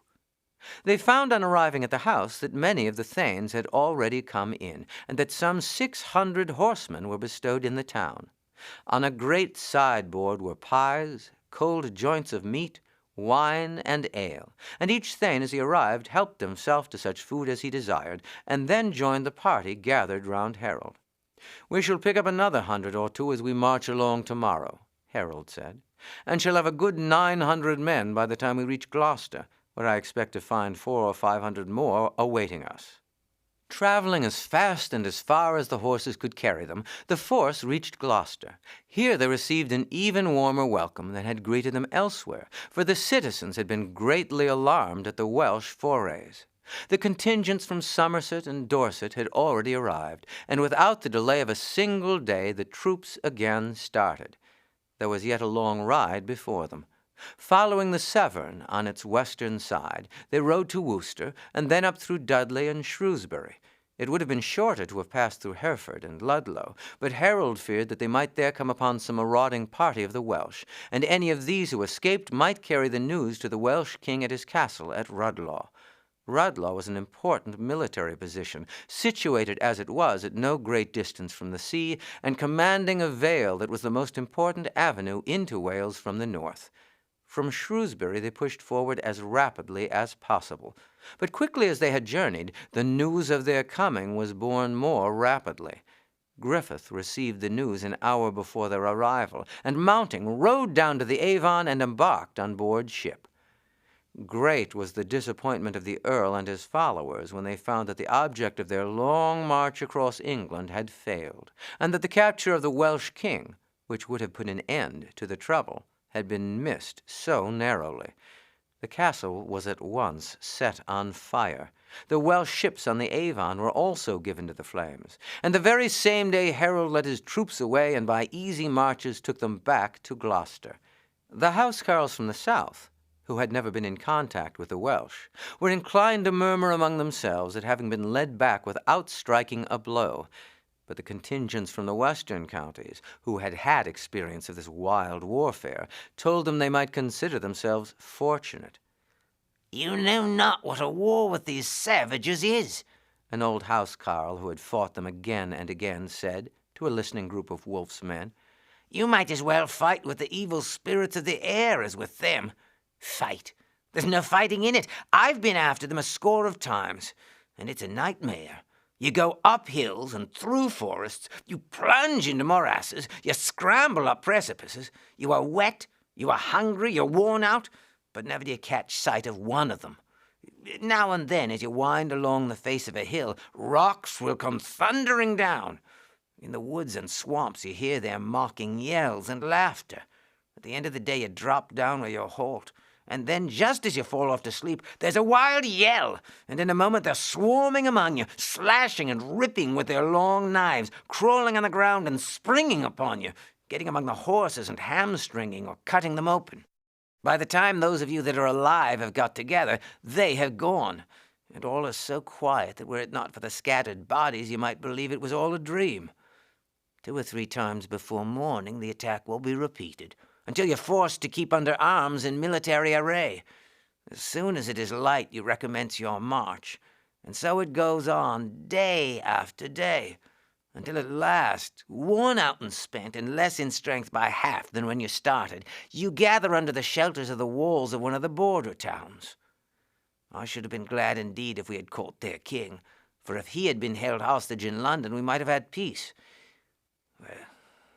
Well content am I that Harold has abstained from entering upon a campaign which, terrible as it is even in summer, would be beyond endurance of the strongest in winter." Osgood, who was one of the listeners, remarked, "Well, for my part, I would rather go on by myself and take the chance of getting a good blow at some of these wild men than ride all the way back to Staining to be laughed at by the women there as brave soldiers who marched across England and back and never unsheathed our swords. Nor will I believe that Earl Harold can intend so to make a laughing-stock of us. At any rate, he seems in no hurry to move. We've been here nigh a week already, and why should he keep us here if we are not to be employed?" It was not very long before it became known that Harold had no intention of marching away and leaving the Welsh unpunished, and that in the spring a campaign on a great scale was to be undertaken against them. The housecarls, to their surprise, were ordered to lay aside their armor and heavy helmets, in place of which leather jerkins and caps were served out to them. Their heavy axes were to be left behind, and they were to trust to the sword alone. They were to abandon the tactics in which they had been trained, of fighting shoulder to shoulder with shield overlapping shield, and were to exercise themselves in running and climbing, in skirmishing with an imaginary foe, and rapidly gathering in close formation to resist anticipated attack. Harold himself gave them these instructions. "You will have no foe to meet breast to breast. If we are to conquer and to root out these hornets, It must be by showing ourselves even more active than they are. Speed and activity go for everything in a war like this. Unless we make an end of this matter, you may be called away from your homes once a year to repel these attacks, while if you conquer now, there will be no Welsh foray again during your lifetime. Therefore, it is worthwhile to make a great effort, and for once to lay aside our own method of fighting. The troops set to work with great energy, and soon recognized the advantage they gained by laying aside their heavy arms and armor. Swimming, running, and climbing were practiced incessantly, and when May arrived, all felt confident of their ability to cope with the Welsh in their own methods of warfare. Chapter 9. In the Welsh Valleys. Wulf and Bjorn did not form part of the expedition which was to embark with Harold. It was necessary that the gathering of the levies at Gloucester should be strengthened by having as a nucleus 300 trained soldiers. The young thanes were somewhat disappointed at finding that they were not to accompany the Earl, but as he told them, it was a mark of his confidence that he should post them with the force where the fighting was likely to be more severe and the risk greater than with that he himself led. I shall penetrate into the heart of Wales. I shall have horsemen with me, a strong force of trained soldiers, and the levies, and the enemy will, I feel sure, be unable to oppose us successfully. But it is likely enough that when the Welsh find that my force from the south, and Tostig's from the north, cannot be withstood, they will pour out on their eastern frontier, and try to light such a flame in Worcester, Hereford, and Gloucester, that we should be obliged to abandon our work, and hurry back to stem the tide of their invasion. It is necessary, therefore, that from this side also there should be a forward movement. My brother Gurth will command here. I have strongly recommended you to him. In the last week of May, Gurth moved forward, marching first to Hereford as a more central point of attack, and then crossing the border and entering Wales. The force was about 4,000 strong. When they halted on the first evening after crossing the frontier, they lighted their fires and bivouacked. "It is easy to see which are the trained soldiers," Wulf said. "The housecarls are as merry as if they were going upon a march of pleasure, while the border levies evidently regard the business as a serious one." "That is no wonder," Bjorn replied, "seeing how for years they have suffered at the hands of the Welsh. Look at those hills, Wulf. I can count a dozen beacons alight. Of course they are flashing the news from hill to hill of the advance of our force. It will not be long before they gather to oppose us." "It is like enough they may attack us tonight, Bjorn. I think it would be well to offer Gurth our housecarls to stand sentry tonight." They walked to the fire where Gurth was sitting with 4 or 5 of his friends. "Where have you been, young thanes?" Gurth asked. "You slipped away as soon as our meal was finished." "We have been going through the force to see how it was disposed," Bjorn said. "We have come to offer that our men shall tonight furnish guards for the camp." "There is no occasion for it," Gurth said. "The Welshmen will not attack us until we are entangled among their hills." "It depends how well they are led, my lord Gurth," Wulf said. "If they are well led, they may attack us tonight, for they must know of our approach, and will think it probable that we shall, being so near our own border, be at first careless." "Well, post your men as you like. If I had not known how stoutly you fought, and how your courage saved the Norman camp, I should have said you were overcautious. However, I will not refuse your offer, young thanes, though methinks there's no chance of the Welsh disturbing us here." Having obtained his permission, Bjorn and Wulf returned to the fires of their own men. "We are to have the honor of furnishing the guards tonight, Osgood. Tell the men that Gurth relies upon our watchfulness. It will be but a short night's watch. 'Tis 9 now, and by 4 it will be broad daylight. Bjorn's men and ours will march 100 yards out from the camp. Half can lie down to sleep at once, the other half we can post as sentries, and relieve them at 12:30. An attack, if it comes, will come from the front. Therefore we will post the men 20 or 30 yards apart along there, and for some distance round the flanks. One of us will remain with the party that lies down, so as to be in readiness to lead them at once against any point attacked. The other will move round and round, to see that the sentries are vigilant." The men cheerfully took their arms and fell in. The 2 young thanes, accompanied by Osgood, went round with them and posted them, after giving them strict injunctions to be watchful and vigilant. When the sentries were placed, Bjorn, with the leader of his band, began to go the rounds, while Wulf and Osgod returned to their party. "You can sleep, master, while I watch beside you." "Very well, Osgod." Wulf was soon sound asleep, and he remained so until Osgod touched him. He sat up in a moment. "By the stars, it is past midnight, my lord, and it is time for us to relieve Bjorn's party." The men were at once called to their feet, and the relief effected. "If an attack comes," Wulf said, as with Osgod he proceeded to walk backwards and forwards along the line of sentries, "I fancy it will be just before daybreak." As they walked, they frequently paused to listen intently, and though once or twice they thought they heard distant sounds, these might be caused by the passage of a wild animal through the bushes. The sentries were all vigilant. It was the first time that the Sussex lads had faced an enemy, and the stillness of the night, the somber forest in front of them, and the possibility of a savage and unknown foe lurking there, kept them thoroughly on the alert. "It must be nearly 3 o'clock now, Osgod," Wulf said at last. "Another half hour will decide it. I shall be glad when morning comes, for this work is trying, and I keep on fancying I hear noises." "I fancy so too, Wulf. It seems to me like a sort of whisper or rustling of leaves." "That is just what it seems to me. Let us stay where we are. We're just in the center of the line now." "There are certainly sounds, my lord. I thought it was my fancy before, but I am sure now." "I hear something also. It comes from the front.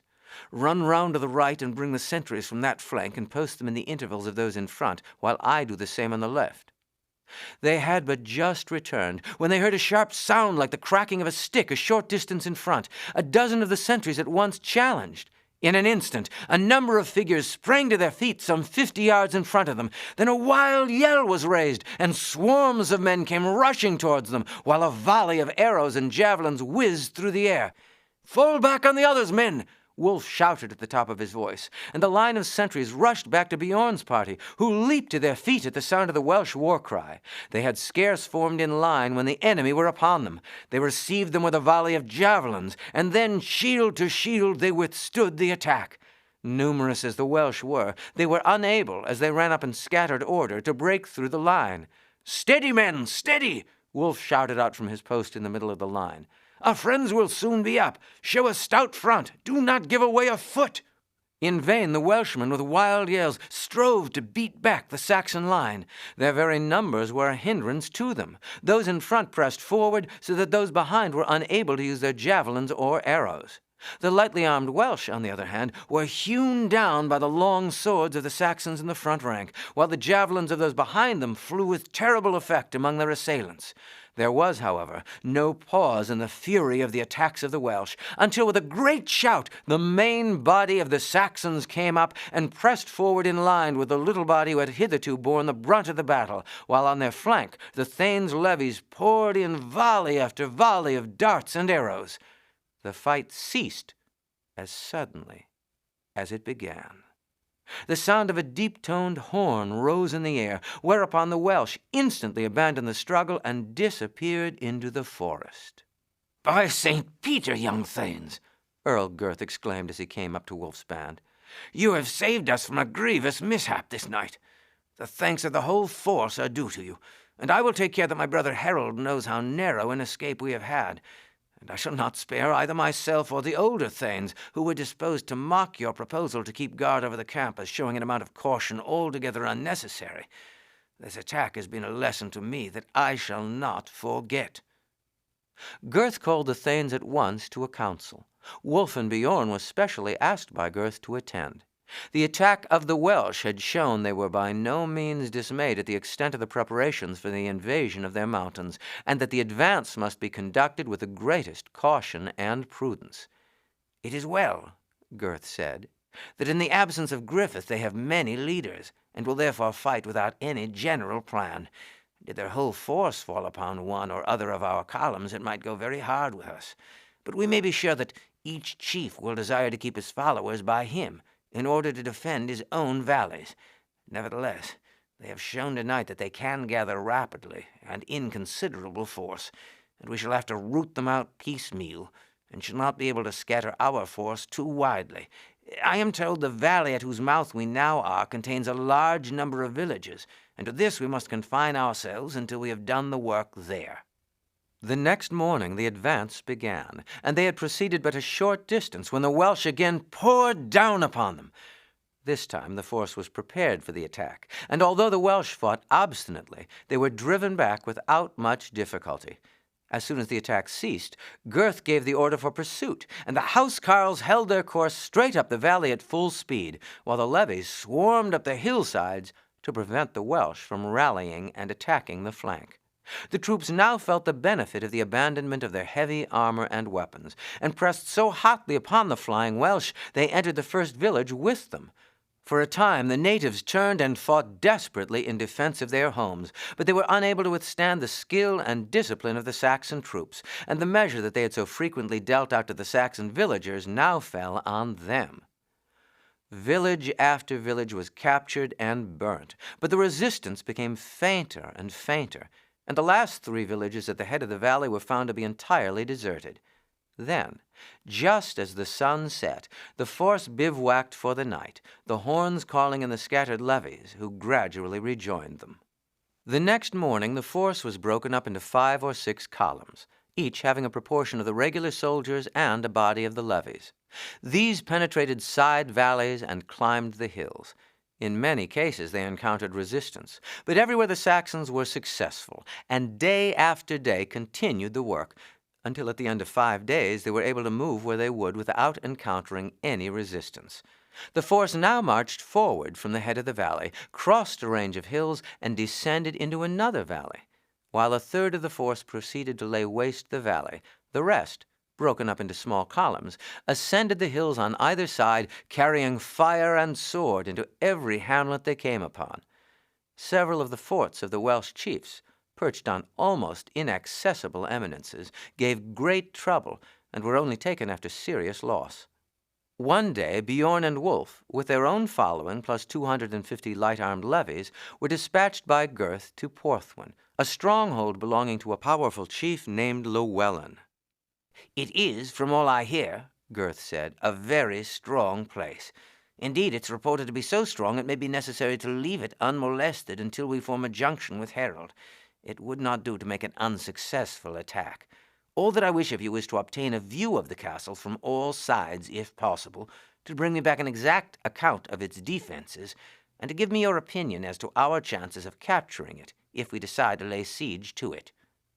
Porthwyn was 40 miles distant, and Wulf and Bjorn determined to march some 30 of these and then push forward at daybreak so as to obtain a view of the fort in the early morning. They took with them a Welsh boy as a guide. He had been spared in the last village captured, and been told that his life depended upon his guiding them faithfully. The places of 10 men who had fallen during the various fights had been filled up by an equal number of Gurth's own housecarls. The 70 soldiers kept with their leaders and the guide, the levies spreading out on either side. 2 of the irregulars who spoke a little Welsh accompanied the young thanes to question the guide if necessary. The march was a heavy one. The guide, a sullen lad with matted hair, whose only attire was a sheepskin, was several times questioned sharply as to whether he was certain of the way. He answered in monosyllables, saying that he knew every foot of the road, and indeed he never hesitated for a moment. "I suppose he is right," Wulf said, "although I thought it lay more to the west than we are going. But we have wound about so among these forests and hills that I'm quite confused. There is one comfort, Bjorn.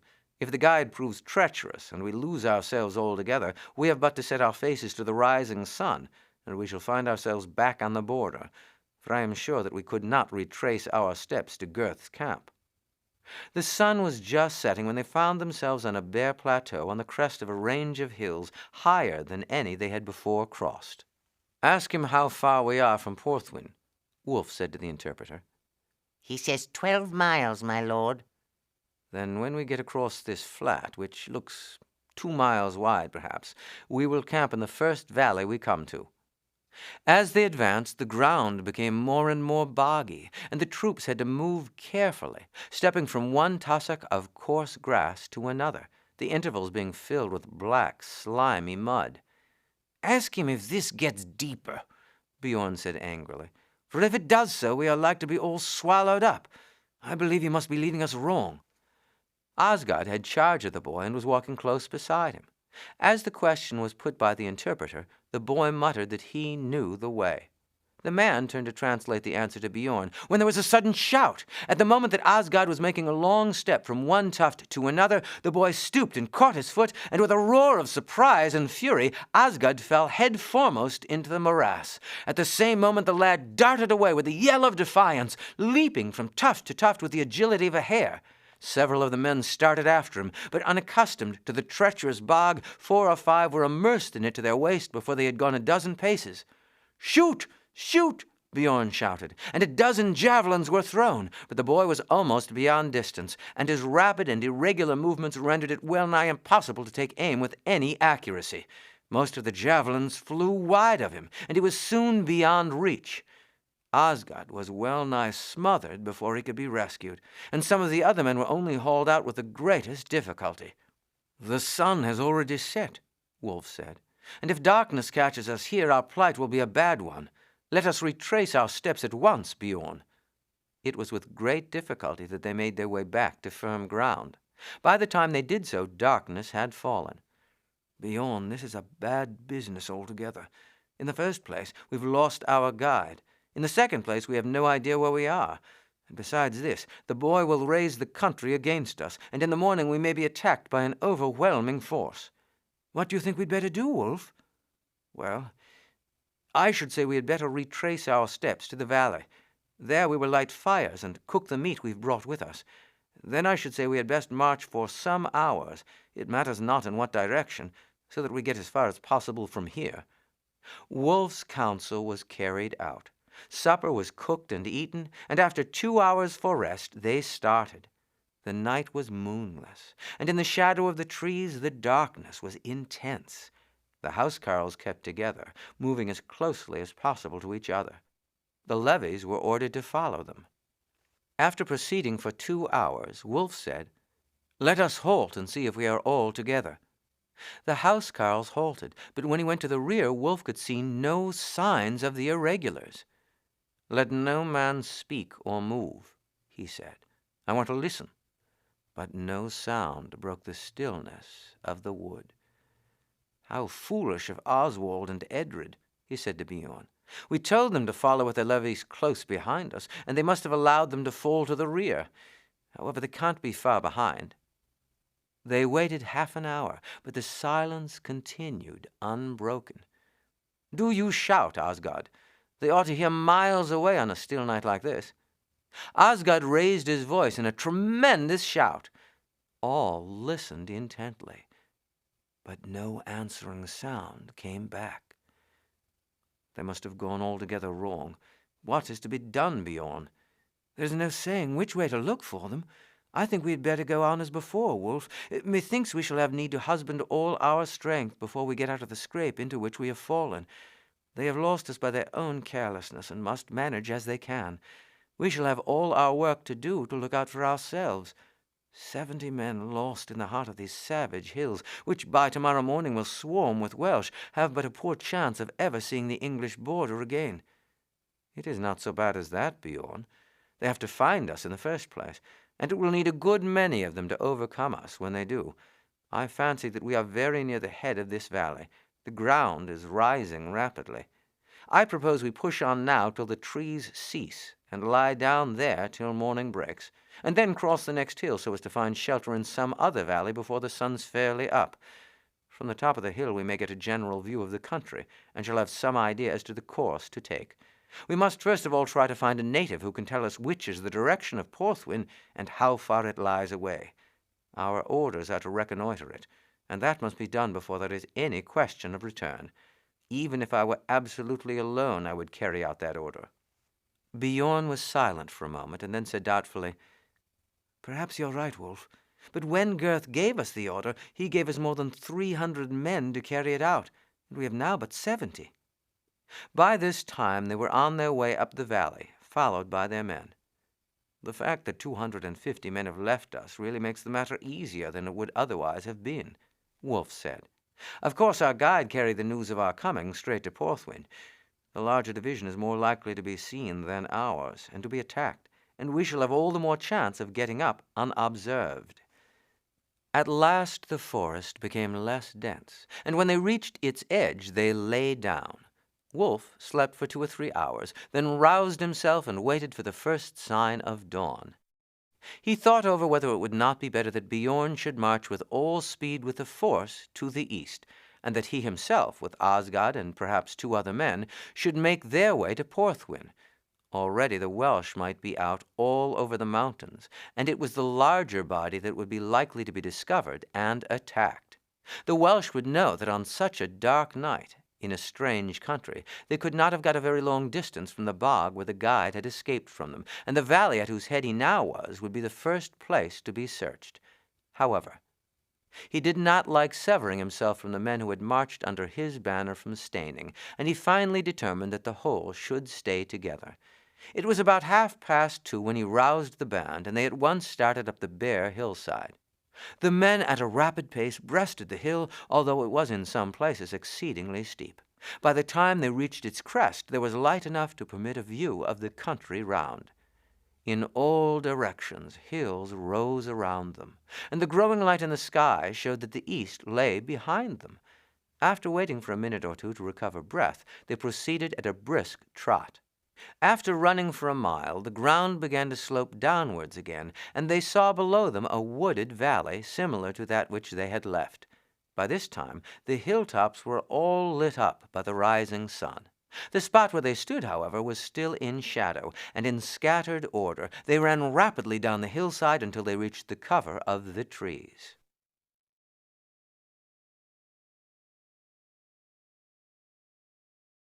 Chapter 10. Porthwyn. There was a short halt to enable the band to quench their thirst at a little rivulet. Then they prepared to continue their march, Wulf impressing upon them the necessity for moving as silently as possible. "The main point is to capture a native and find out exactly where we are." After walking for an hour, they came suddenly upon a hut.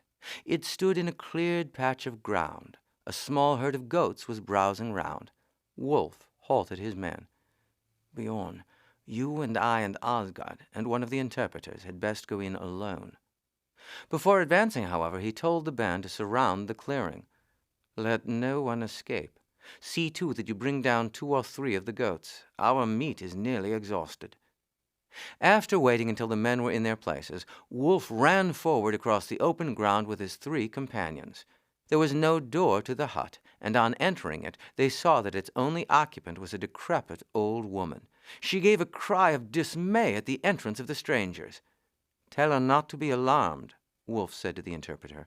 "We do not desire to do her any harm. Ask her if she lives here by herself." She lives here with her 2 sons, the man said. They are away. There were beacon fires on the hills last evening, and they went out. She does not know when they will return." Ask her how far it is to Porthwyn. The answer was most satisfactory. "It is but 3 miles away, my lord." "That is good news indeed, Bjorn." "Yes, but what shall we do with this old crone?" "We will tie her securely, Bjorn. We can't hurt the poor old creature. Her sons will return here sooner or later, so no harm will come to her." Osgod bound the old woman with a rope he found in the hut, and then they went outside and called upon the men to close in. 8 goats were killed and cut up and divided among them. After a consultation, Wulf and Bjorn agreed that they had best keep along the hillside, as in that way they would come out high up on the side of the main valley and probably obtain a good view of the fort. In single file they made their way among the trees, and in an hour the valley they were in opened considerably, and through the trees they saw a large village at their feet. A quarter of a mile farther and they stood on the side of a wide valley. Some 300 feet below the spot where they stood, a rock jutted out from the hillside and extended some 500 or 600 feet into the valley. Its sides were perpendicular, save where it jutted out from the hill. Here, a strong wall some 40 feet high ran across it. 2 square towers stood at the angles, but there was no gateway visible. The wall was continued right round the top of the rock, which was crossed by 2 other walls, each defended by flanking towers. The castle itself stood at the extremity of the rock, and was a strong and massive-looking building. "It is a formidable place," said Bjorn. "I should fancy from the look of it the castle at the end was built first. This bit nearest to us is evidently an addition during the last few years. You can see that by the color of the stone. I should say until this was built, the entrance to the castle was along the neck, but they must have got some other way now, and so shut it up altogether. How on earth can they get in?" "Certainly not at the sides," replied Wulf, "for they are as near perpendicular as possible. It must be at the other end of the rock, which we can't see. It may slope a little more gradually there, and they may have cut a zigzag road up. Suppose we climb the hill behind us till we get high enough to get a complete view of the valley." On attaining a spot from which a clear view of the whole valley could be obtained, Wulf said, "Bjorn, I think if we were to make our way down there, we should be able to obtain a view of the face of the rock below the castle without leaving the shelter of the trees." Bjorn agreed it was worth trying, and they returned to the men and spoke to Osgod. "We are going to reconnoiter, Osgod. Do you keep an eye on the castle, but do not stir until we return, even if you hear shouts." After half an hour's walking, Bjorn and Wulf found themselves at the edge of the wood in the valley.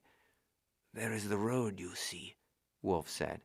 "It goes straight up that gradual slope to the bottom of the rock, then makes two zigzags to the edge of that point that juts out a little, whence there is a bridge thrown across a gap to the point where there is a turret.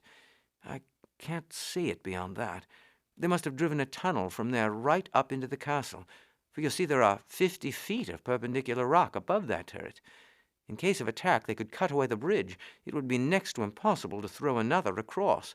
They could overwhelm any force attempting it with stones from above, besides sweeping the zigzag road below." Bjorn agreed that the place was absolutely impregnable on that side, and it could only be attacked from the hillside, and by carrying the walls in succession. "There is nothing more to see, Bjorn, so we may as well return." And after having done so, Wulf said, "Osgod, have you seen anything going on in the castle?" "No, my lord, everything has been very quiet." "Bjorn, I am going down to the wall on this side. There is no sentry on it, and I want to find out if there is any other defense, besides what we can see. It is very important to know that, as we agreed that this is the side from which the attack must be made." Descending among the trees, Wulf cautiously approached the wall.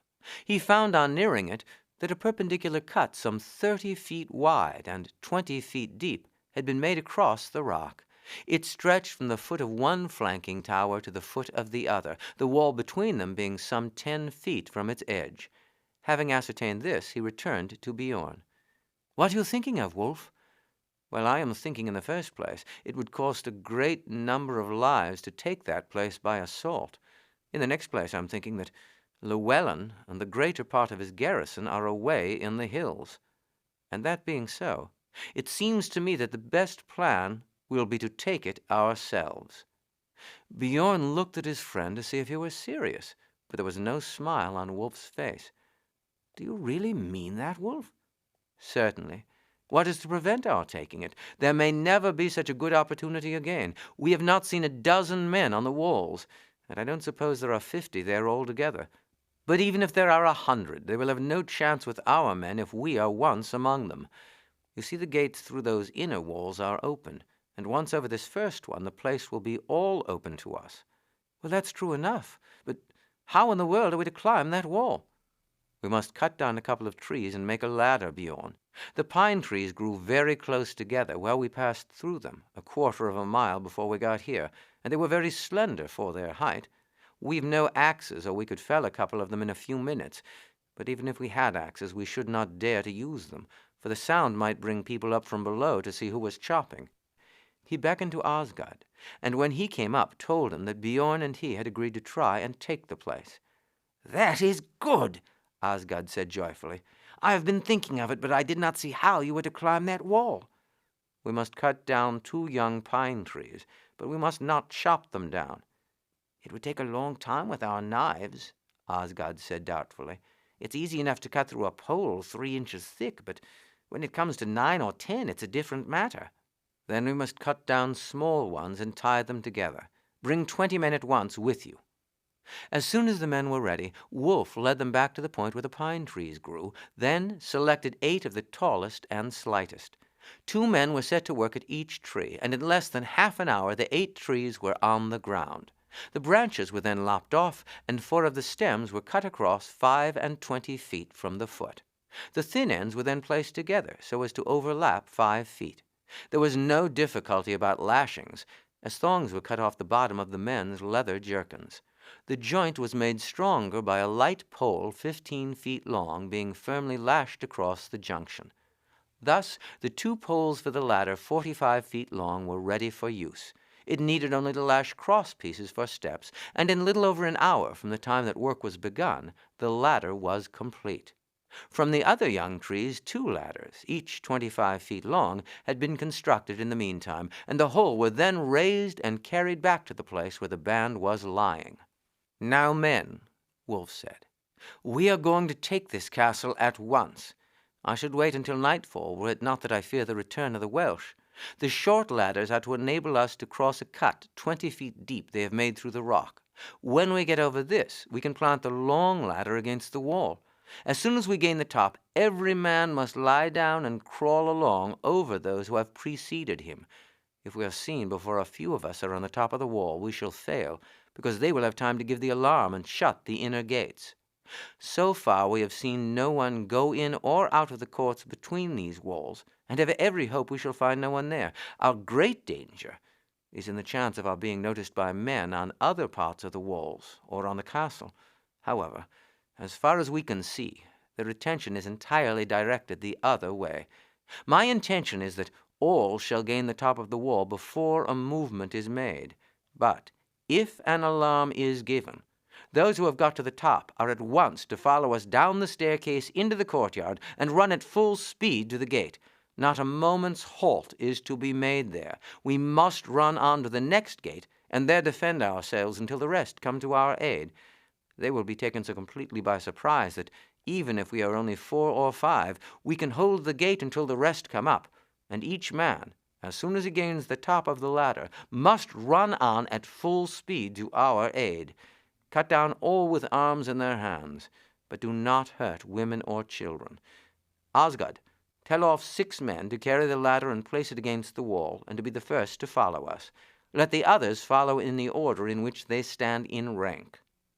They made their way down through the trees.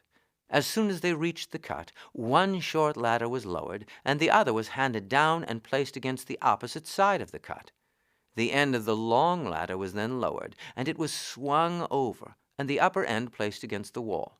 6 men then ascended the short ladder and raised the long one until it stood on the rock at the foot of the castle wall. "Now, Bjorn, do you mount first, and I will follow you." "You should go first," Bjorn said, "but I will do as you tell me." As soon as Bjorn was halfway up, Wulf began to follow him, saying to Osgood and the men, "Keep the same distance apart. Do not let more than 2 be on the ladder at once, whatever happens inside. If it were to break, it would be fatal to us all." As soon as he gained the top, Wulf threw himself down by the side of Bjorn and lay there watching the men on the other walls and on the summit of the castle. Osgood and 4 men had joined them when Wulf noticed a sudden stir and heard a shout. He leaped to his feet. "Follow quickly, but be careful of the ladder," he called to those below. Then he dashed along the wall to the top of the staircase and, closely followed by the others, ran down and on through the gate in the next wall. Here some women were standing in front of some low huts. They gazed in astonishment for a moment at the 7 men who appeared so suddenly from the outer yard, then set up a shrill cry of alarm. Without heeding them, Wulf ran on to the next gateway. Just as he reached it, a number of men came running up from the other side. "Osgood, do you and Alfred cover our rear while we keep these men in front at bay." The 5 men held the gate without difficulty against the Welsh who first arrived, for these had run down only with their knives and could do nothing against the Saxon shields and long swords. Presently, others with spears and axes ran up, but the 2 young thanes and their 3 followers still kept them back, for in the narrow gateway they could not be attacked by more than their own number. Amid yells by the Welsh, Wulf could hear nothing of what was passing behind him, and he was delighted when he heard the voice of Osgood in his ear. There are 8 now here, Wulf. We've finished with the Welshmen in the courtyard, so you're clear behind. Our men are coming down from the wall fast. In 5 minutes we shall have the whole band here. Every moment added to the number of the Saxons. Wulf yielded his place in the front rank to one of his followers and turned to see how matters stood behind. "Are they all up?" The last man told me there were 6 more to come, my lord. Then we need wait no longer. Now, Bjorn, all is ready. Charge! And with a rush, the Saxons swept through the gate, carrying the Welsh before them and hewing down the front ranks. In an instant, the defenders turned and fled, but the Saxons pressed hard on their heels. Some of the Welsh ran up the staircases to the walls, and many of the Saxons would have followed them, but at Wulf's, "To the castle! To the castle! We can deal with them afterwards!" they followed him at once. On the steps up to the gateway of the castle, a desperate struggle was going on among the Welsh themselves. Seeing the Saxons pressing on the rear of the fugitives, those within the castle strove to shut the door, but in vain, as the terror-stricken men outside tried to force their way in. The 2 young thanes, with Osgod and many of their followers, cut their way through the struggling mass and reached the door. Those trying to shut it had already fled into the hall beyond, in which a number of terrified women were wailing and shrieking. As Wulf burst in, he shouted to the Welsh, "Throw down your arms and surrender, and your lives shall be spared." But his words were not understood, and the women ceased screaming and broke into a death chant, many of them seizing weapons from the walls and joining the men in a last desperate effort to drive back the Saxons. For a moment, those who had entered had difficulty in resisting the desperate attack, but as others poured in, they advanced, and although Wulf continued to shout, "Spare all who throw down their arms," his orders were of no avail, for the Welsh continued to fight desperately until the last fell under the Saxon swords, most of the women, who fought with even greater fury than the men, sharing their fate. As soon as the struggle was over, Wulf ordered Osgod to take 8 or 10 men, to find the entrance to the tunnel leading down to the road on the face of the cliff, and to guard it against any attack from without. Then, through his interpreters, he called to the Welshmen on the walls that their lives should be spared if they would lay down their arms. He was answered by derisive shouts and a shower of javelins. "We should lose a good many men in storming those 2 narrow staircases, Bjorn. There are but 20 or 30 of them, but that is enough to defend such steep approaches. Let us take 20 men up to the top of the castle. From there they can hurl javelins down at the Welsh. They will soon see that resistance is useless." They ascended the stairs, but paused at the end of the room over the hall, which had been the scene of the conflict. An aged woman, whose dress showed her high rank, was seated on a settle. Beside her was a white-headed harper, while 2 little children, a boy and a girl, stood at her knee and looked fearlessly at the intruders. Wulf dispatched one of the men down to the hall to bring up the interpreter. As soon as he arrived, Wulf doffed his helmet and stepped forward. "Ask who this lady is, and who are these children?" At a gesture from the old lady, the harper answered, "This is my mistress Gwyneth, the mother of Prince Llewellyn. These are his children. In his name she bids you defiance. You have taken his castle, but he will know how to avenge her and his children." "I have no desire or intention of acting with any disrespect, still less of injuring either your mistress or the children of Llewellyn," Wulf replied when this was translated to him. "My friend and I are Saxon thanes who have been forced to leave our homes and to embark on this war in order to put a stop to the burning of towns and villages and the massacre of men, women, and children by your countrymen. Llewellyn has brought this misfortune upon himself, and did we render him motherless and childless, it would be but the fate that he and his followers have inflicted upon many an Englishman. But we do not make war upon women or children. Prisoners, of course, you must be, but be assured of honorable treatment." While the interpreter was repeating his speech, Wulf and Bjorn left the room, and with the men ascended to the top of the castle, where they were joined by the interpreter, who addressed the Welsh on the walls. These replied with shouts of defiance, and a volley of javelins was poured down upon them. 3 or 4 were struck. The rest, seeing that all hope was gone, rapidly gathered in a body at the head of the staircase leading from the wall. "They're going to run down," Bjorn exclaimed, and leaning over the parapet shouted to the Saxons in the courtyard below to stand on their guard. A minute later, the Welsh rushed down, each intent on killing at least one foe before he died. The Saxons' weapons and discipline were, however, too much for them, but they fought until the last, not one of them asking for quarter. They are brave men, Bjorn. I would that we were not forced to slay them, but it is their choosing, not ours, and if they would but leave us alone, I am sure nobody would wish to interfere with these wild countrymen. What is the next thing to be done, Wulf? I should say, let us turn all the women and children, save the old lady's attendants, out of the castle. Then we must examine the store of provisions, plant sentries, and cut away that bridge, or at any rate cut away so much of it that a blow or two with an axe will suffice to send it down. Llewellyn and his men may be back at any moment. Let us go down together to that turret we saw on the face of the rock. Orders were at once given, and the women and children collected and told to leave the castle. Bjorn and Wulf had already gone down to the turret. There was a very strong gateway in the courtyard. Beyond this, a tunnel sloping steeply down, 8 feet high and 4 feet wide, had been cut in the solid rock. Following it, they emerged upon a platform, principally occupied by the turret. The path led through a strong gateway under this on to the wooden bridge. Here Osgood, with his 10 men, had taken their station. The women and children and a few wounded will be coming down directly, Osgood. As soon as they have passed, set to work with your men and pull up the planking of the bridge, all save a single plank. Loosen that one, so that you can, if necessary, at once cast it down after the rest. If you see the Welshmen pouring up the road, throw it over at once, without waiting for further orders, then close the gate and take your station in the turret. Returning to the courtyard, they told off a body of men to search the cellars and granaries, and were glad to find that there was an ample store of grain to last for months, together with large quantities of ale and a few casks of wine. 4 sentries were posted on the wall by which they had ascended, as after making a circuit of the place, this was, they agreed, the only point at which a surprise was possible, unless there existed some secret passage into the castle. They had just finished their inspection of the walls when there was a shout from their lookout at the top of the castle. "A great number of men are coming down the valley," he cried to the thanes in the courtyard below, and they at once mounted to the battlements. A mile away, great numbers of men could be seen running at the top of their speed. There was neither order nor formation. "They are like a swarm of bees, and just as angry.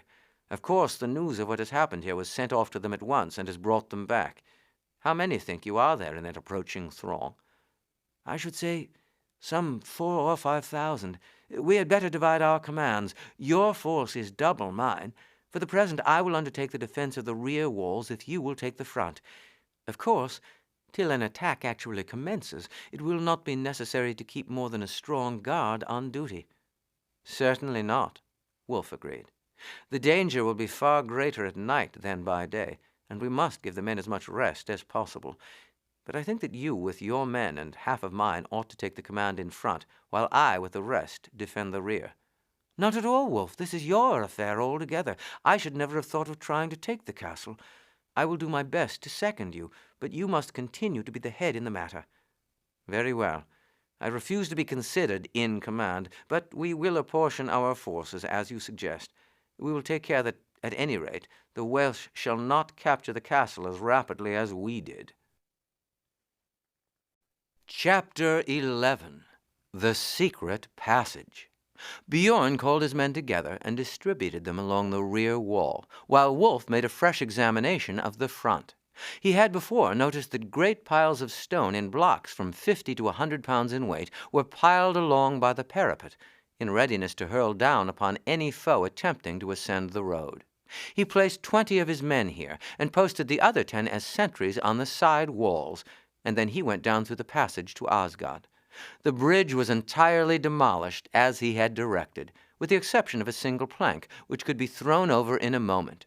Osgod had closed the gate and fastened a rope from the top of the turret to the plank, so that this could be hauled up without those engaged in the operation being exposed to missiles from the other side of the chasm. "One feels almost ashamed at being so safe," Osgod said as Wulf joined him on the turret. "It does not give one the chance of a fight. Except by hunger or by a surprise, such as we carried out, I don't see how the place is to be taken if stoutly defended." "I have no fear whatever of an open attack, Osgood. What I am afraid of is that there may be some secret passage." "Do you think so?" "Well, the chiefs would naturally wish to provide a means of escape if the castle were besieged, and likely to fall by force or famine. Moreover, it would enable them to send out messengers or receive messages from without. If there is such a passage, I think it must open somewhere on the face of the rock on one side or the other." "That would be very awkward, master, if it were so." "It would indeed. Tonight all the force except the sentries should gather in the castle, where 10 men by turns shall keep guard, 1 or 2 being placed in the lower chambers. In this way we shall be safe, for before more than 3 or 4 can enter, we should be all on foot, and as they can but come up in single file, could repulse them without difficulty." "I think, my lord," one of the soldiers said, "there are a number of our men among the Welsh. I can make out helmets and shields, and I think many are clad in leather jerkins." Wulf looked attentively. "Yes, there are certainly shields and helmets. There is no doubt they have overtaken Oswald's levies. They never take prisoners, you know. I fear they have slain them all and possessed themselves of their arms and clothes." "By St. Nicholas!" Osgood exclaimed. "It is too bad that we should be standing here doing nothing. Why doesn't Llewellyn attack us instead of keeping his men gaping there at the castle?" "Because at present he can do nothing, and is not fool enough to throw away hundreds of lives. Besides, he must know that his mother and children are in our hands."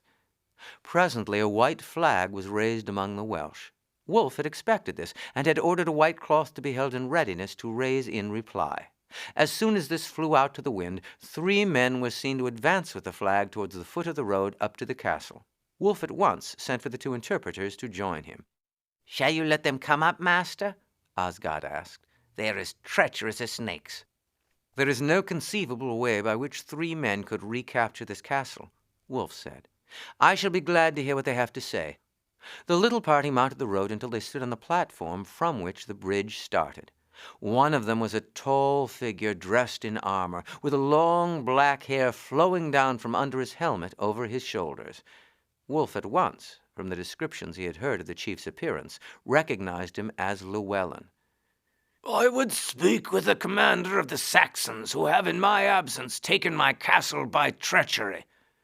"I am the commander," Wulf called back. The Welshman's fingers clinched, and he glanced furiously at the young Saxon. "I am Wulf of Steyning, Prince. I don't know that I have taken your castle by treachery. Indeed, I claim to have won it by fair fighting. You went out with your force to attack me among the hills, and during your absence I attacked and captured your castle. Your garrison fought bravely in spite of the surprise. I would gladly have given them quarter, but they refused my offers, and save a few wounded, died to a man fighting bravely. No women were hurt or insulted, save those who took up arms and fought among the men. Methinks that in your incursions into England you have not always shown the same mercy." Llewellyn was silent for a minute. At last he said, "I learned from the women that my mother and my children are alive in your hands, and I thank you for the honorable treatment I hear they have received." "They are safe and well. They will be honorably treated until I can hand them over to the care of Earl Gurth." "I shall try to win back my castle. May I be sure that whatever happens, they will be safe?" "You may. Even were you forcing your way into the castle, I would guarantee that no hair of their heads would be injured. And now, Prince, it is my turn to question. I see Saxon helmets and shields among your followers. Whence come they?"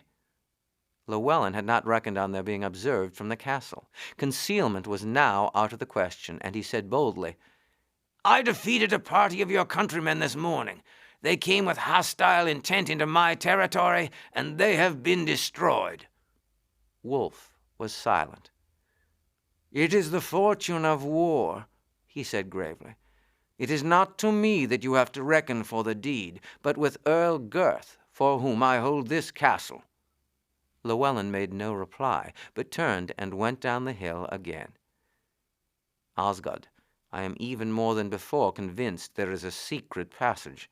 I was watching him closely when the interpreter told him that I should hand his mother and children over to Gurth. He pressed his lips together, and his face lighted up with exultation for a moment. What do you think he came here for, master? He came here to assure himself, if possible, that their lives would not be sacrificed in the event of his attacking. It is a pity you told him they would be safe. But they will be safe. And even if we are surprised and slain, I would not that Llewellyn should say that it was only the suddenness of his attack that saved their lives. Should the passage enter into the castle, as, if it exists, I have no doubt it does, we shall be prepared to deal with them. If it opens elsewhere, we shall have all our force, save a few sentries, assembled, and though all the walls fall into their hands, we ought to be able to hold it successfully till Gurth arrives to our rescue. Wulf returned to the castle, and then joined Bjorn at his post on the wall facing the wood. He communicated to him his ideas as to the probable existence of a secret passage. "We must provide a mode of retreat for your men on guard here, Bjorn, in case the Welsh enter by either of these yards, instead of by the castle. However, I am convinced the castle itself will be the scene of action. 5 sentries will be enough to place on this wall. I will put 2 on each of the cross walls, so that if your men give the alarm, it will be passed along speedily. I shall remove the last plank of the bridge at nightfall, and have Osgod and 4 men in the turret, and 2 on the wall above them. We shall therefore have 55 men in the castle, and that should be ample. There will be over 25 men under arms, and ready to throw themselves upon the Welsh wherever they may enter." These arrangements were carried out. At 10 o'clock all lights were extinguished, save a torch burning in each room on the ground floor. 4 men were told off to each room except the great hall, where 20 were gathered in reserve. Half were to keep watch, but all were to lie down. The orders to those who were to keep awake were strict. If they heard noise or saw a stone move, they were to keep silent until 2 or 3 men had stepped out. Then they were to give the alarm, leap up, and throw themselves upon them. "Were the alarm given before they fairly issued out," Wulf said, "the stone might be moved back again, and it would give us immense trouble before we could demolish it or find the secret of the spring. Therefore, let them get a footing first." From time to time, either Bjorn or Wulf got up and went noiselessly round to the different rooms to see that the watch was vigilant. Wulf did not expect that any attempt would be made before midnight. After that hour, he sat in a corner of the dais, leaning as if asleep, but with his eyes wandering round the room, watching every stone, and his ears listening for the faintest sound. From time to time he held up a hand, and 10 others were at once elevated, showing that the watchers were as vigilant as himself. It was about 1 o'clock when he heard a faint creaking sound. It did not seem to him to be in the hall itself, but in a room adjoining it, the doors having all been left open. He rose to his feet, touched Bjorn, who lay a pace or 2 away, and stole noiselessly out, grasping his sword in his hand. He stopped before he got to the open door of the next room, and listened. All seemed perfectly quiet. He stood motionless until... A minute later there was a sudden shout, followed almost instantly by a clash of arms. With a shout to his followers, Wulf ran into the room. The 4 Saxons were on their feet and were attacking 3 men who, as he entered, were joined by a 4th from behind. He and Bjorn threw themselves into the fray. One after another in rapid succession, the Welsh poured in from a narrow opening, but the Saxons rushed up in overwhelming numbers. There was a brief, fierce fight, and the Welsh were slain or overpowered. The men who last emerged turned to fly, but meeting those crowding up from behind were unable to do so. Others ran in, only to be cut down as soon as they appeared. When no more showed themselves, Wulf called for torches. Seizing one, he passed through the narrow opening. A winding staircase met his view.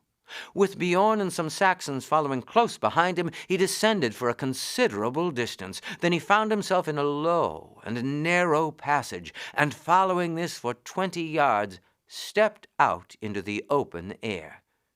"We need do no more tonight, Bjorn," he said. "We will see where this comes out and block it up in the morning." His first step was to examine the bodies of the fallen Welshmen. He had recognized in the tall man with whom he had crossed swords Prince Llewellyn, and he found him lying beneath 4 of his followers who had stood over him and defended him to the last. He was glad to find that the Welsh prince still lived, and directed that he should at once be carried to a room and that every attention should be shown him. Wulf placed 4 men on guard at the upper opening of the secret passage. He then went out and saw to the relief of the sentries on the walls, and then went back and slept soundly till daybreak. At daybreak the Welsh were still there, and their fires had been lighted. It could be seen that they gathered in clusters and listened to men who addressed them with animated gestures. "They don't know what to do," Wulf said to Osgod, whom he had joined in the turret. "They believe their chief to be dead. They know that his mother and children are prisoners in our hands." The secret passage was investigated. It was found that the opening was about halfway down the rock. Wulf set a party to work to carry down stones from the courtyard and to block up the passage solidly for 10 feet from the opening, a sentry being posted on the wall above. "It is evident that they are going to besiege us, Bjorn," Wulf said when they sat down to breakfast together. "The question is, are we to remain here until rumor carries the report of our capture of the place to Gurth, or shall we dispatch messengers to him? The difficulty of a messenger getting through would be indeed enormous. The Welsh must know that our first aim would be to communicate with Gurth. You may be sure, therefore, that they will keep a vigilant guard all round the place to see that no messenger makes his way out. Gurth is sure to learn the news sooner or later, for it will make a great stir all through the country. I have just seen Llewellyn. He is very sorely wounded. I think it would be a good thing to let the Welsh know that he is in our hands. It will render them more hesitant to attack us. We might hang out a flag of truce, and when they come up in reply, tell them that he is alive but sorely wounded, and that they may send up a leech who would better attend to his wounds than we can do." This was accordingly done. 2 Welshmen of rank came up to the broken bridge and were informed that their prince was sorely wounded, and that a leech would be allowed to enter to attend upon him. An hour later, a man carrying a large basket came up the hill and crossed the plank into the turret. He was then taken up to the room where Llewellyn was lying, in the care of his mother and her maids. 3 days passed without any change. On the 4th morning, just as day was breaking, a man ran into the castle with the news that the Welsh were attacking the wall. Bjorn and Wulf sprang to their feet, and with every man except those on duty as sentries, ran off to the scene of the attack. That it was a serious assault was evident by the wild yells and shouts that were heard. Wulf ran up the stairs to the wall. "What are they doing?" he asked the sub-officer in command of the party. "They are preparing to scale the wall, my lord. They have numbers of ladders." 8 or 10 ladders were already planted against the wall, and the enemy were climbing up them. Wulf turned, and waving his sword, shouted to the men running into the courtyard from the walls and castle to hasten up. Already a dozen had joined him, and scarce had these placed themselves among the battlements when the heads of the Welshmen appeared above it. For a minute or two it seemed that these would overmaster the defense. Several succeeded in crossing the parapet, but they were either cut down or cast headlong into the courtyard. By this time the whole of the Saxons, save the guard in the turret by the bridge, were on the wall, and were able to form a close line along the parapet against which the ladders were placed. The Welsh fought with an utter disregard of life. So closely did they swarm up the ladders that several of these broke with their weight, killing many of those clustered below as well as those on the rungs. But for an hour there was no pause. At length the leaders of the assailants saw that the task could not be achieved, and gave the signal by blowing horns that the attack should cease.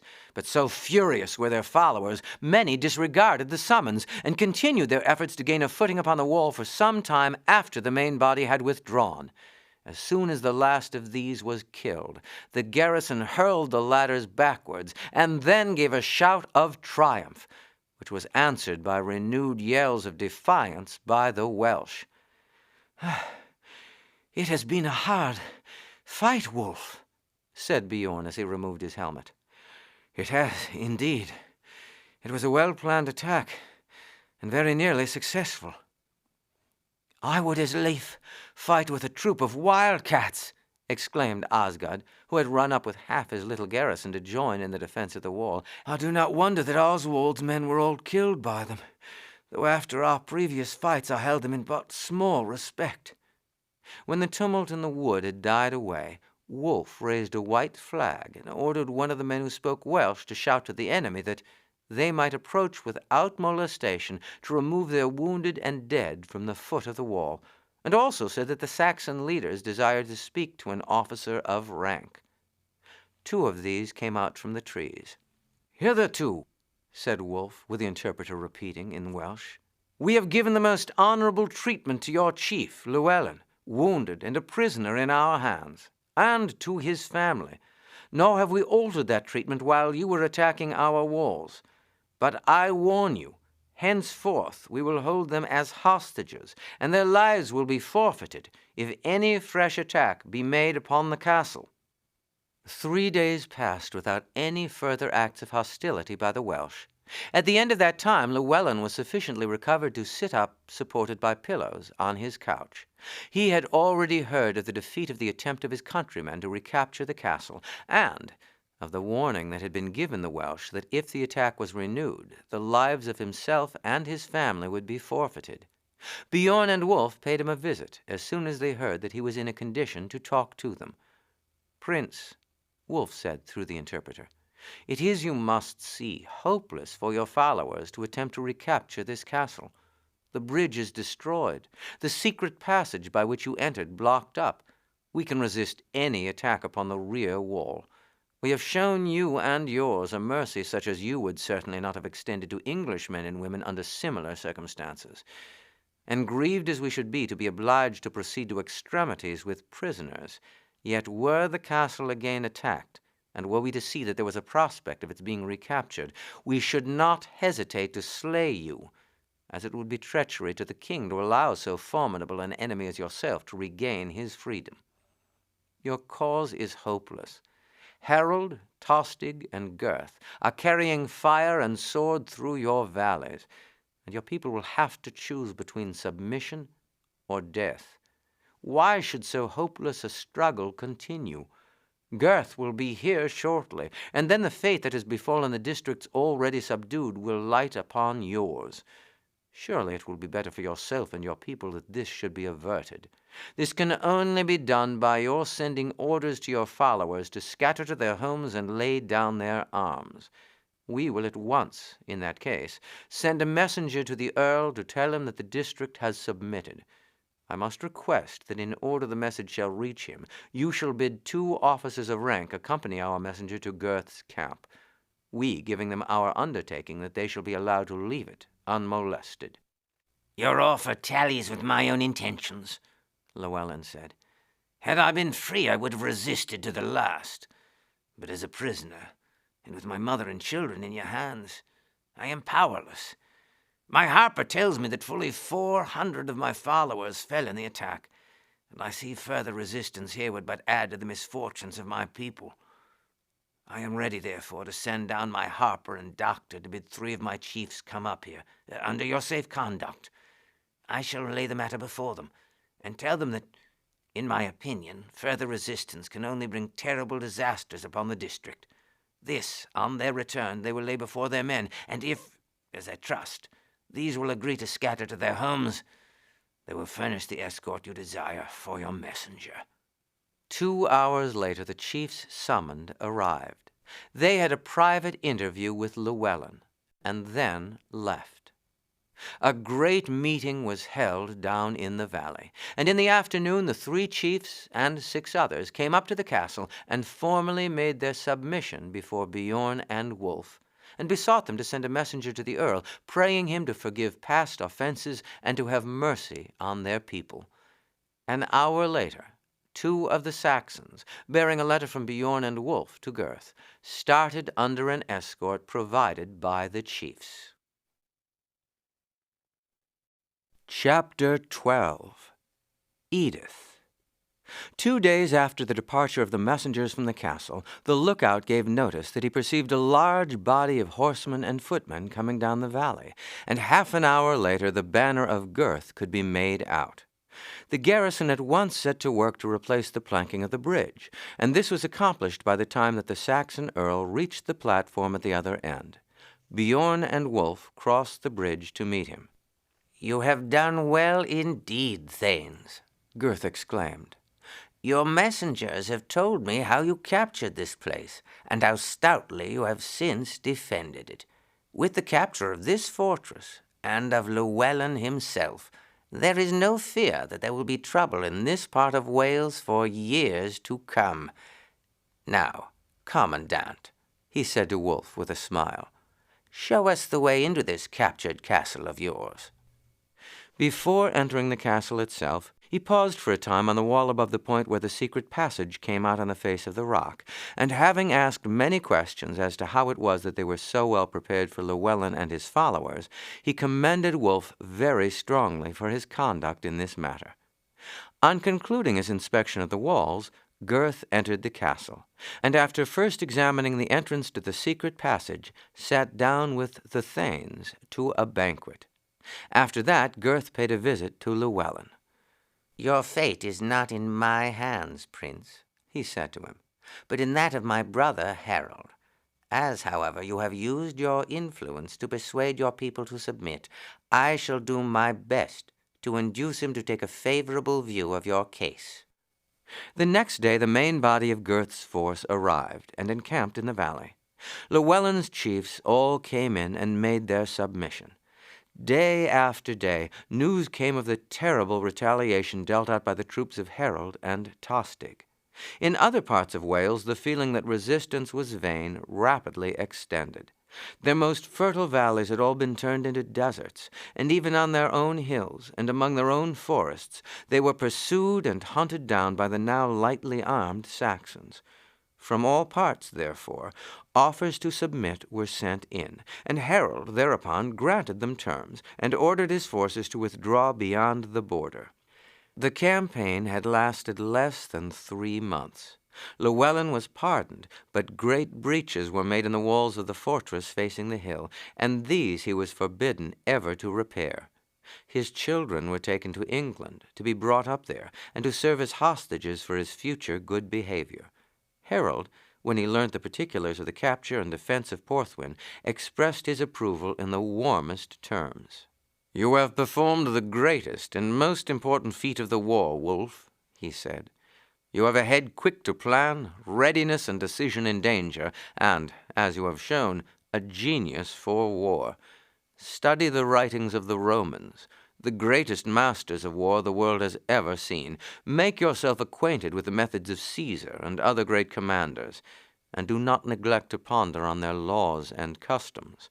When matters are settled here, travel to the various courts of Europe, and acquaint yourself with the ways of peoples who are far more advanced than we in civilization, and you may come to stand some day among the most trusted counselors of the king, and as one of the best leaders of his troops. I see that the success you have attained while as yet so young has not puffed you up in any way. Always remember, Wulf, that though success may be envied, those who are successful may yet be liked, if only they themselves do not seem conscious of success. I should say you had best not make a long stay at court, but betake you shortly to your estate. It is a good school, and one who can rule his own people wisely has a sound preparation for posts of larger responsibility." Wulf's contingent marched with the rest of the troops from the east as far as Reading, and there struck off by the nearest road to Steyning. He and Bjorn accompanied Harold to London, and after staying there for a short time, Wulf returned to Steyning and took up the life he had previously led there. The time passed quickly and pleasantly. Wulf studied hard for 3 or 4 hours a day, looked after his tenants, hunted and hawked, doubled the number of his company of housecarls, and often rode over to the priory of an evening. He now took his place naturally among the thanes in that part of the country, and in accordance with Harold's advice, he went 3 times during the year up to court, where he generally met Bjorn, who spent the greater part of his time there. "How you can like all this formality and ceremony is more than I can imagine, Bjorn." "I don't care either for the formality or the ceremony, but I like the amusement and the gaiety, and should ask how can you like to spend your time reading the doings of those old Romans?" "I like it for itself, and I like it because it may some day be of great service to me. You see, you are ambitious, Wulf. I am not. I am content to be a thane, as my father was before me, and I seek no greater change than that of a stay for a month at court. By the way, I had a quarrel the other day with your old Norman enemy, Fitzurse. Your name was mentioned, and he chose to sneer offensively. I told him that you had done more already than he would ever do if he lived to be an old man. We came to high words, and next day met in the forest, and there settled it. He ran me through the arm, and I slashed his cheek. I fancy we hurt each other about equally, but the scar on my arm won't show. Well, I fancy the scar is likely to spoil his beauty for life. I am sorry you quarreled with him about me, Bjorn, though I thank you for your championship. The Welsh campaign had terminated at the end of August, and it was a month later that Wulf had returned to Steyning. Just a year afterwards, he received a message from Harold to come up to London, and to order his housecarls to hold themselves in readiness to start immediately on receiving an order from him. Somewhat surprised, Wulf rode for London alone, bidding Osgood follow with the housecarls as soon as he heard from him. When he reached the palace, he heard news that explained the cause of his summons. Northumbria had risen in rebellion against Earl Tostig. Tostig, at the time the revolt declared itself, was hunting with the king, who had a great affection for him, in the forests of Wiltshire. It was not until the afternoon that Wulf had an interview with Harold. "Thank you for coming up so speedily," said the Earl. "You have heard the news, I suppose?" "I have heard that Northumberland has risen in rebellion." "Yes, that was the news that arrived 4 days since." "Is it serious?" "Very serious. The rebellion grows each day. It is headed by several of the greatest landowners in the north, both Danish and Saxon, and the worst part of the news is that the trouble has, as I hear, been stirred up by Edwin of Mercia and his brother. It is the old rivalry between the house of Leofric and ours. We hear today that the Northumbrian nobles are to meet, which amounts in fact to a rebellion, not only against Tostig, but against the king. Edwin has been always conspiring. He stirred up the Welsh, he has encouraged the Norwegians, he has intrigued in Northumbria. He and his brother have ever been a source of trouble, and yet he has never openly rebelled. He sets others to do the fighting for him, prepared if they are successful to reap the fruits of their victory. There is, of course, still hope that moderate counsels may prevail, but I fear that the Northumbrians will consider they have gone too far to turn back. At present, at any rate, no steps will be taken. As long as no armed forces are set in motion, there are hopes that matters may be arranged, but the approach of an army would set all Northumbria on fire. The Northumbrian nobles are to meet in a week, that is, on the 3rd of October, and we shall wait to hear what steps they take. Messengers have already been sent to a large number of thanes to be prepared for service. I am going down tonight to my house near Hampton. Do you come down with me, Wulf? Edith will be glad to see you." Wulf had, in the days of his pageship, several times accompanied Harold to Hampton, and knew well the lady, who was known to the Saxons as Edith of the Swan Neck. She was by birth far inferior in position to Harold. The relation between them was similar to that known throughout the Middle Ages as left-hand marriages. These were marriages contracted between men of high rank and ladies of inferior position, and while they lasted, were regarded as being lawful, but they could be, and frequently were, broken off, when for politic or other reasons the prince or noble had to seek another alliance. The Lady Edith was of great beauty and talent, and exercised a large influence over Harold. This was always employed for good, and she was much beloved by the Saxons. The alliance had been formed while Harold was quite a young man, and he and Edith were fondly attached to each other. His rise, however, to the position of the foremost man in England, and the prospect of his accession to the throne, rendered it probable that ere long he would be obliged to marry one who would strengthen his position, and would from her high birth be fitted to share the crown with him. As they rode down to Hampton, the Earl said, "I dare say you are somewhat surprised at my leaving the court at this crisis, Wulf, but in truth I want to keep my hands free. Tostig, you know, is rash and impetuous. I love him well, but I am not blind to his faults, and the people of Northumbria have some just cause for complaint against him. He is constantly away from his earldom. The Northumbrians are a proud people. It is small wonder that they object to being governed by an absent earl. Tostig is furious at what he terms the insolence of the Northumbrians, and I would fain avoid all questions of dispute with him. It is not improbable that the king and his councillors may be called upon to hear the complaints of the Northumbrians, and to decide between them and Tostig. This will be bitter enough for my brother. He may return at any moment, and I greatly wish to avoid all argument with him before the matter is discussed in council." The house at Hampton was a large one. Grooms ran up and took the horses as Harold and Wulf dismounted, and as they entered the house, Edith came out from an inner room and fondly embraced Harold. "Who is this you have with you, Harold?" "What, have you forgotten Wulf of Steyning?" "I did not know you again, Wulf," Edith said, holding out her hand to him. "But now that I hear who you are, I recognize you. Why, it is 4 years since I saw you. Harold has often spoken to me about you, and your adventures in Normandy and Wales. I did not expect to see you, Harold," she went on, turning to the Earl, "after what you told me in the letter you sent yesterday. Tostig and the king are still away, and he will return so furious at this revolt against his authority that, thinking as I do that he is in no small degree at fault, I thought it best to get away." "It is strange how Tostig differs from the rest of you," Edith said. "You and Leofwin and Gurth are all gentle and courteous, while Tostig is fierce and impetuous." "Tostig has his faults," Harold said, "but we love each other dearly, and from the time we were boys together we have never had a dispute. It will be hard indeed upon me if I am called upon to side against him. We have learnt, Edith, that Edwin and Morcar have been intriguing with the Northumbrians. These Mercian earls are ever bringing troubles upon the country.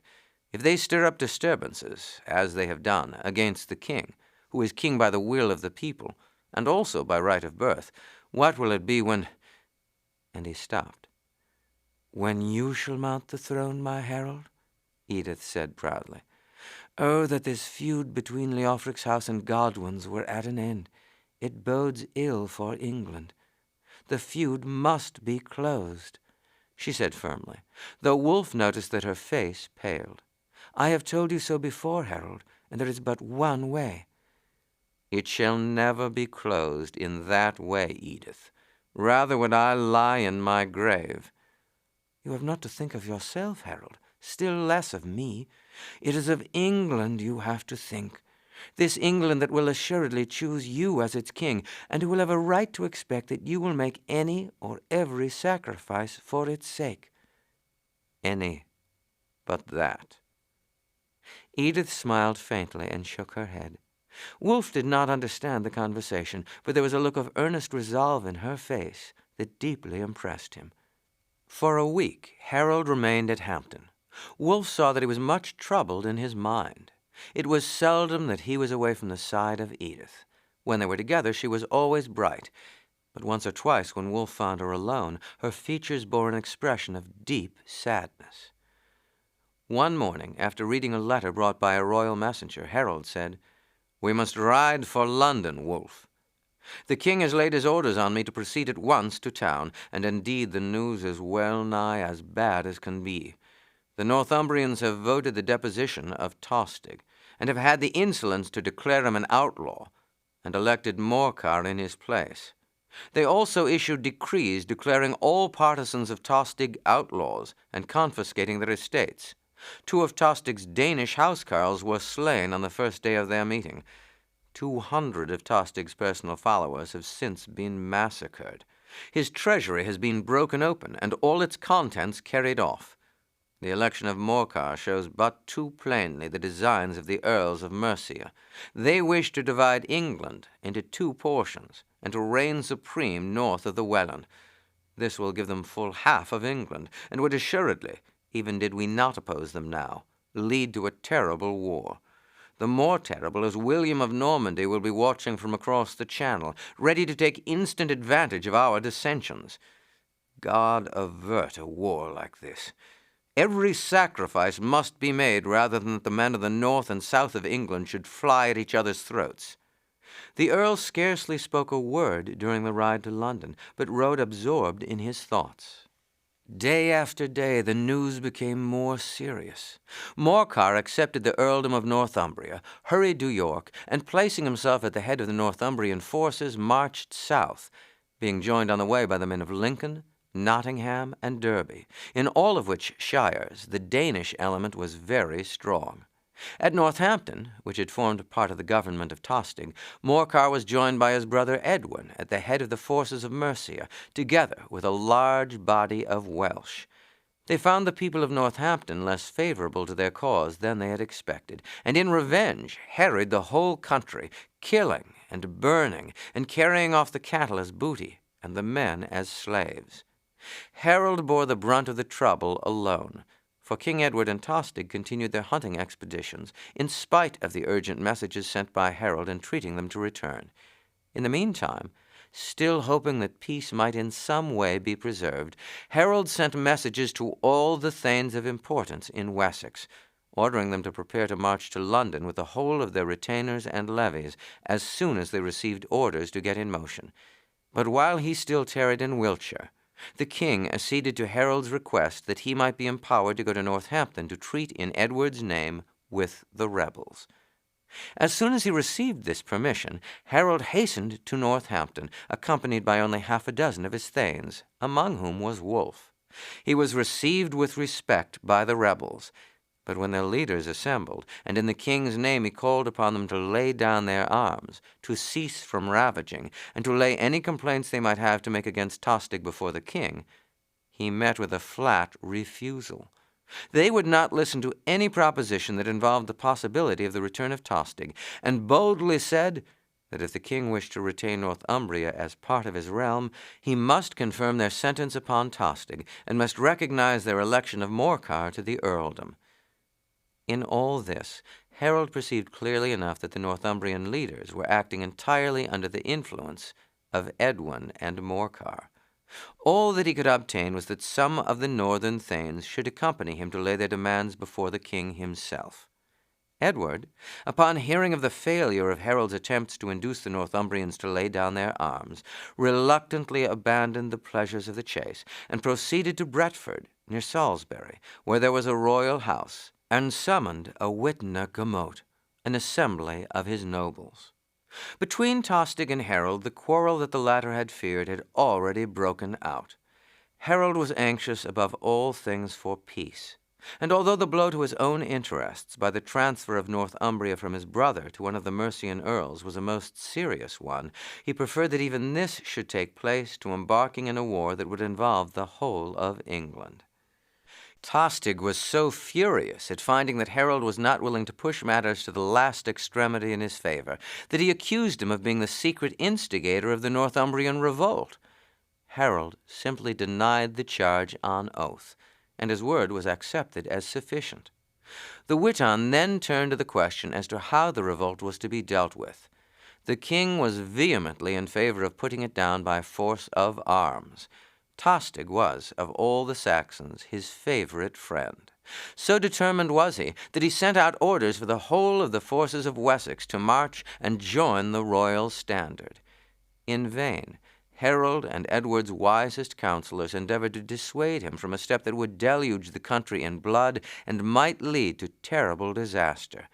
In vain they pointed out that, while all the thanes would willingly put their forces at his disposal to resist a foreign foe, they would not risk life and fortune in an endeavor to force a governor upon a people who hated him, and, as most thought, with good reason. The king was immovable. But Harold and his counselors took steps quietly to inform the thanes that the Witan was opposed to the order, and that for the present no harm would be done by disregarding the royal mandate. The king, in his anger and mortification at finding himself unable to march against the rebels with an overwhelming force, fell ill, and the control of affairs passed into Harold's hands. Harold had done all that he could for Tostig when he went to Northampton, but had failed. There was no alternative now between a great war, followed probably by a complete split of the kingdom, or acquiescence in the demands of the men of the north. He did not hesitate, but in the name of the king confirmed the decisions arrived at by the Gemote of York. recognized Morcar as Earl of Northumbria, and granted a complete amnesty for all offenses committed during the rising, on condition only that a general wittenagemot should be held at Oxford. At this meeting, northern and southern England were again solemnly reconciled, as they had been 47 years before, at an assembly held at the same place.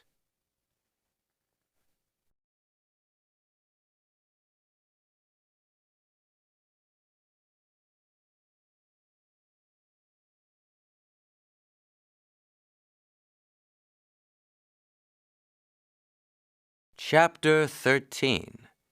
Harold the King. The day before the great wittenagemot was to assemble, Wulf, as he came out from the house where Harold had taken up his abode, was approached by a man who placed a letter in his hand. It contained only the words, "The bearer of this will lead you to me, Edith." Looking more closely at the man, he recognized him as one of the servitors at Hampton. Greatly surprised to hear of Edith's presence in Oxford, he at once followed the servant, who conducted him to a house on the outskirts of the town. Wulf was ushered into a room, and the servant left him. A moment later, Edith entered. "My message must have surprised you, Wulf," she said. "It did indeed, lady, for it was but yesterday that the Earl received a letter from you written at Hampton." "I have come down in a horse litter," she said, "and save the 2 retainers who accompanied me, none knew of my intentions. I know, Wulf, that you have the confidence of the Earl, and that you love him and would do your best for him." "I would lay down my life for him, lady." "Wulf, I want to know from you exactly how matters stand here. This wittenagemot that assembles tomorrow, what will come of it?" "The Earl thinks it will doubtless pass the resolution reconciling the North and South, and declaring that all things shall go back to their former footing, save as to the change of earls." "It is easy to vote that, but will it be held to? It depends upon Edwin and Morcar. They have made a great step forward towards their end. They have united under their government the northern half of England, and have wrested Northumbria from Godwin's family. Northumbria and Mercia united are as strong as Wessex and East Anglia. Will they be content to remain under a West Saxon king? Above all, will they submit to the rule of one of Godwin's sons? I feel sure that they will not. What thinks the Earl?" "He thinks as you do, lady, although he considers that, for the time, the danger is averted.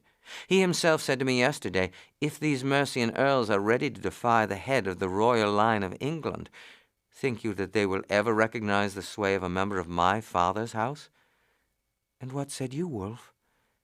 "I said that I did not doubt the ill will of the Mercian earls, but I doubted whether Mercia would follow them if they strove to break up the kingdom. Mercia, he said, is following them now, and has with Northumbria stood in arms for some weeks past. These brothers will intrigue as their father did before them." "It is a grievous lookout for England," Edith said. "It would seem that nothing can bring about peace and unity save the end of this terrible feud between the families of Godwin and Leofric." "That would indeed be a blessing for the country, lady, but of all things that seems to be most hopeless." "They must be reconciled," Edith said, rising from her seat. "See you not, Wulf, there is but one way in which the feud can be healed. Were it not for me, Harold could marry the sister of these earls, and if she were Queen of England, the feud would be at an end. A daughter of the house of Leofric and a son of the house of Godwin would command the support of Mercia and Wessex alike, and as brothers of the Queen, Edwin and Morcar might well be content to be friends with her husband and his brothers. I only stand in the way of this. Until now the Mercian brothers might be a trouble, but they were not strong enough to be a danger to the kingdom. Now that they hold half of it in their hands, this marriage has become a necessity. I must stand aside. Go to Harold, Wulf. Tell him that I am here, and pray that he will come to me." Silent and confounded by the immensity of the sacrifice she proposed, Wulf knelt and reverently placed her hand to his lips, and then, without a word, left the house, signing to the servant to follow him. When he reached Harold's house, he found that the Earl was with his brother Gurth and several of his counselors. He did not hesitate, however, but entering the room said, "My Lord Harold, I pray to have speech of you for a minute upon an affair of urgent importance." Somewhat surprised, the Earl followed him out. "What is it, Wulf?" he asked. "You look pale and strange, lad." "I have a message to give you, my lord. The Lady Edith is here, and prays that you will go to her at once." The Earl started as if struck with a blow. "Edith here?" And then with a troubled face he took several short turns up and down the room.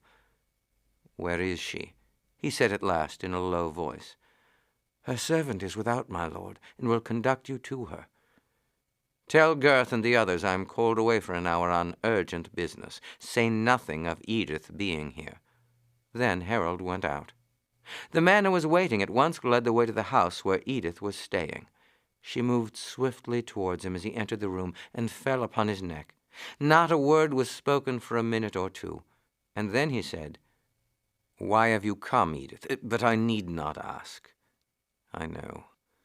I will not have it. I have told you so before. I have given my work and my life to England, but I will not give my happiness too, nor will I sacrifice yours." "You would not be worthy of the trust England reposes in you, Harold, were you not ready to give all. As to my happiness, it is at an end, for I should deem myself as a guilty wretch did I remain as I am." "But is my happiness to go for nothing?" "You too, Harold, will have the knowledge that you have sacrificed yourself, that as you have often risked your life, so have you for England's sake given up your love. As Earl of Wessex, I might always have stood by your side, but as soon as I saw that the people of England looked to you as their future monarch, I knew I could not share your throne. A king's heart is not his own. As he must lead his people in battle, and if needs be give his life for them, so must he give his hand where it will most advantage them." "I cannot do it. I will not sacrifice you even for England. I will remain Earl of Wessex, and Edwin may reign as king if he so chooses." "That cannot be, Harold.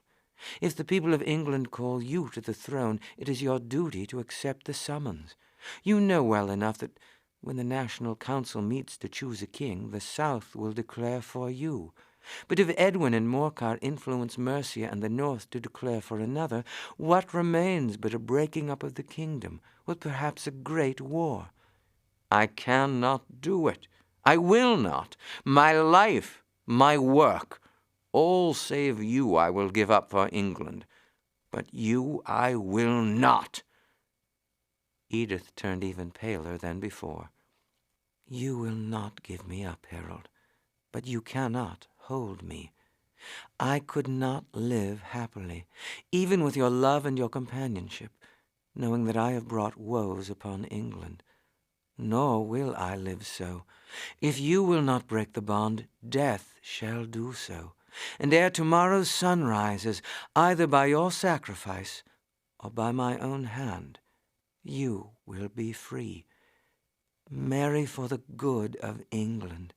Here is the ring by which you pledged your troth to me."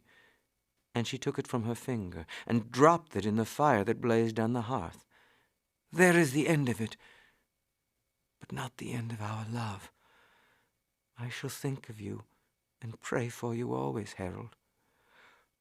Oh, my dear lord and master, do not make it too hard for me." And she threw herself on his neck in a passion of tears. For 2 or 3 minutes they stood locked in each other's close embrace. Then she withdrew herself from his arms. "Farewell," she said. "You have left my side many a time for battle, and we parted bravely, though we knew we might never meet again. Let us part so now. We each have our battles to fight, but God will comfort us both. Farewell, my dear lord. Farewell."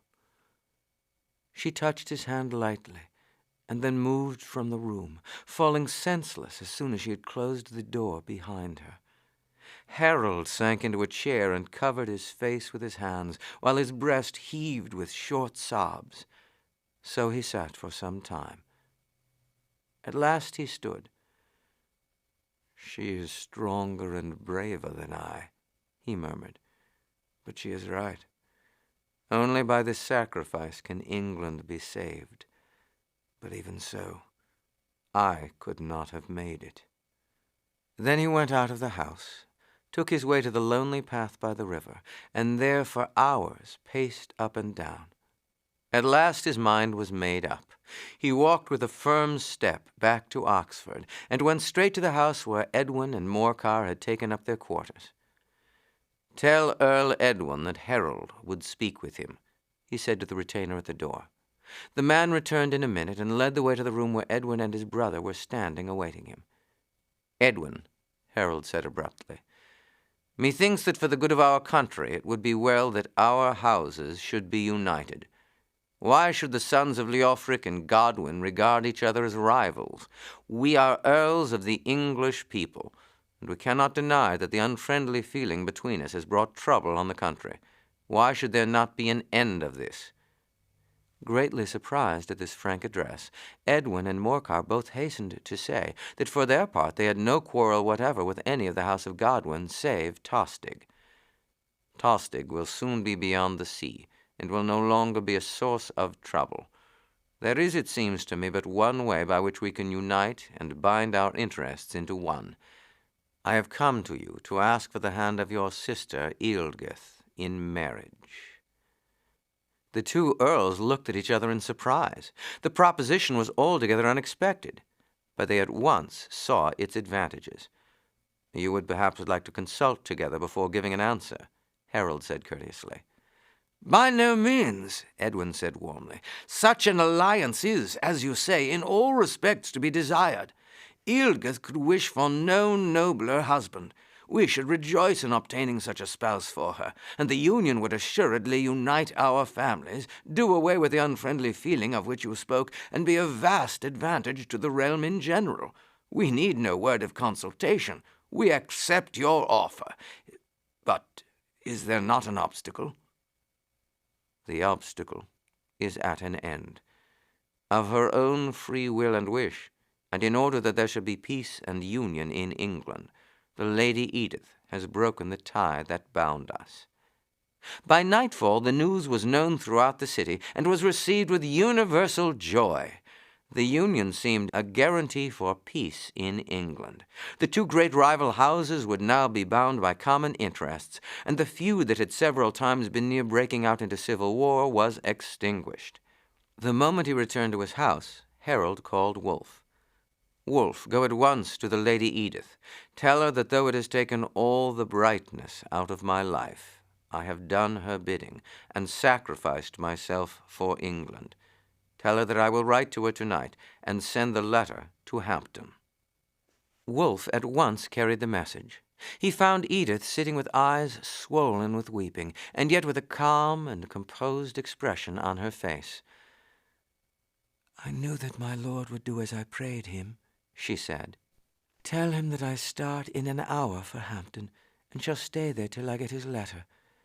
Tell him that with all my heart I wish him happiness."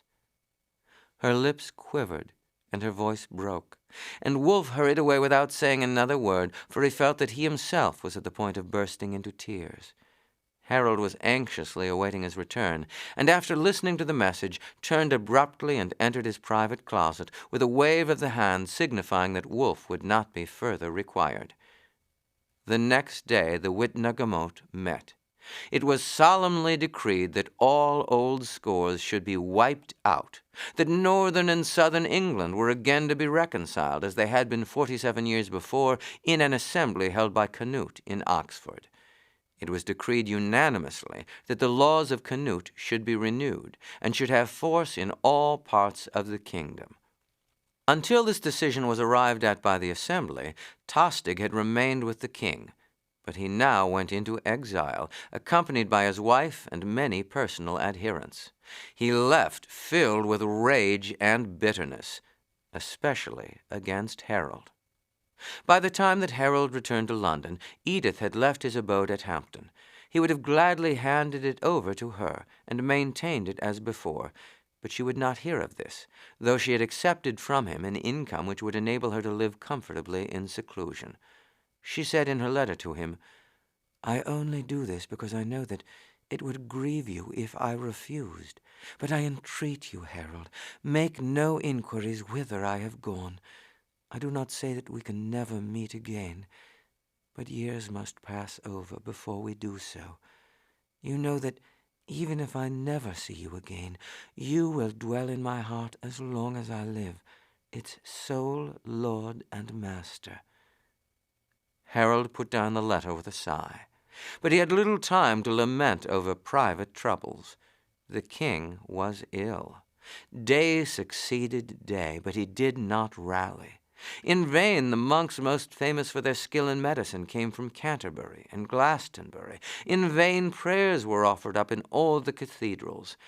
And soon the report spread among the people that Edward, the king, was sick unto death. Edward was in no sense of the word a great king. He was a monk rather than a monarch, but his merits were warmly appreciated by his subjects. His rule had been free from oppression, and he had always desired that justice should be done to all. It was not only because the people respected and loved the king that they were grieved to hear that his days were numbered, but because they saw that his death would bring trouble on the land. With him, his line would become extinct, save for the boy, Edgar. The boy had been born beyond the sea and was as much a foreigner as Edward himself had been. Moreover, boys' hands were unfit to hold the scepter of England in such troubled times. It was to Harold that all eyes turned. He had for years exercised at least joint authority with Edward. He was the foremost and most noble of Englishmen. He was skilled in war and wise in counsel, and the charm of his manner, the strength and stateliness of his figure, and the singular beauty of his face rendered him the popular idol. And yet men felt that it was a new departure in English life and customs for one who had in his veins no drop of royal blood to be chosen as king. The Witan had alone the right of choosing the sovereign. But though they had often passed over those who by birth stood nearest to the throne, they had never yet chosen one altogether outside the royal family. Rapidly the king grew worse, and prayers were uttered up for him in every church in England. The Christmas Witan met at Westminster, but little was done. The great minster was consecrated on December 18th, and the absence of its founder and builder was keenly missed at the ceremony. The members of the Witan remained in attendance near the palace, hoping for some guidance from the dying king. He had no power to leave the throne to whom he wished, and yet his words could not but have great weight. But he lay almost unconscious, and for 2 days remained speechless.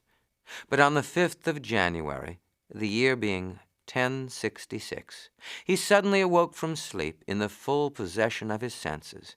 Harold was standing on one side of his bed, Archbishop Stigand at the other.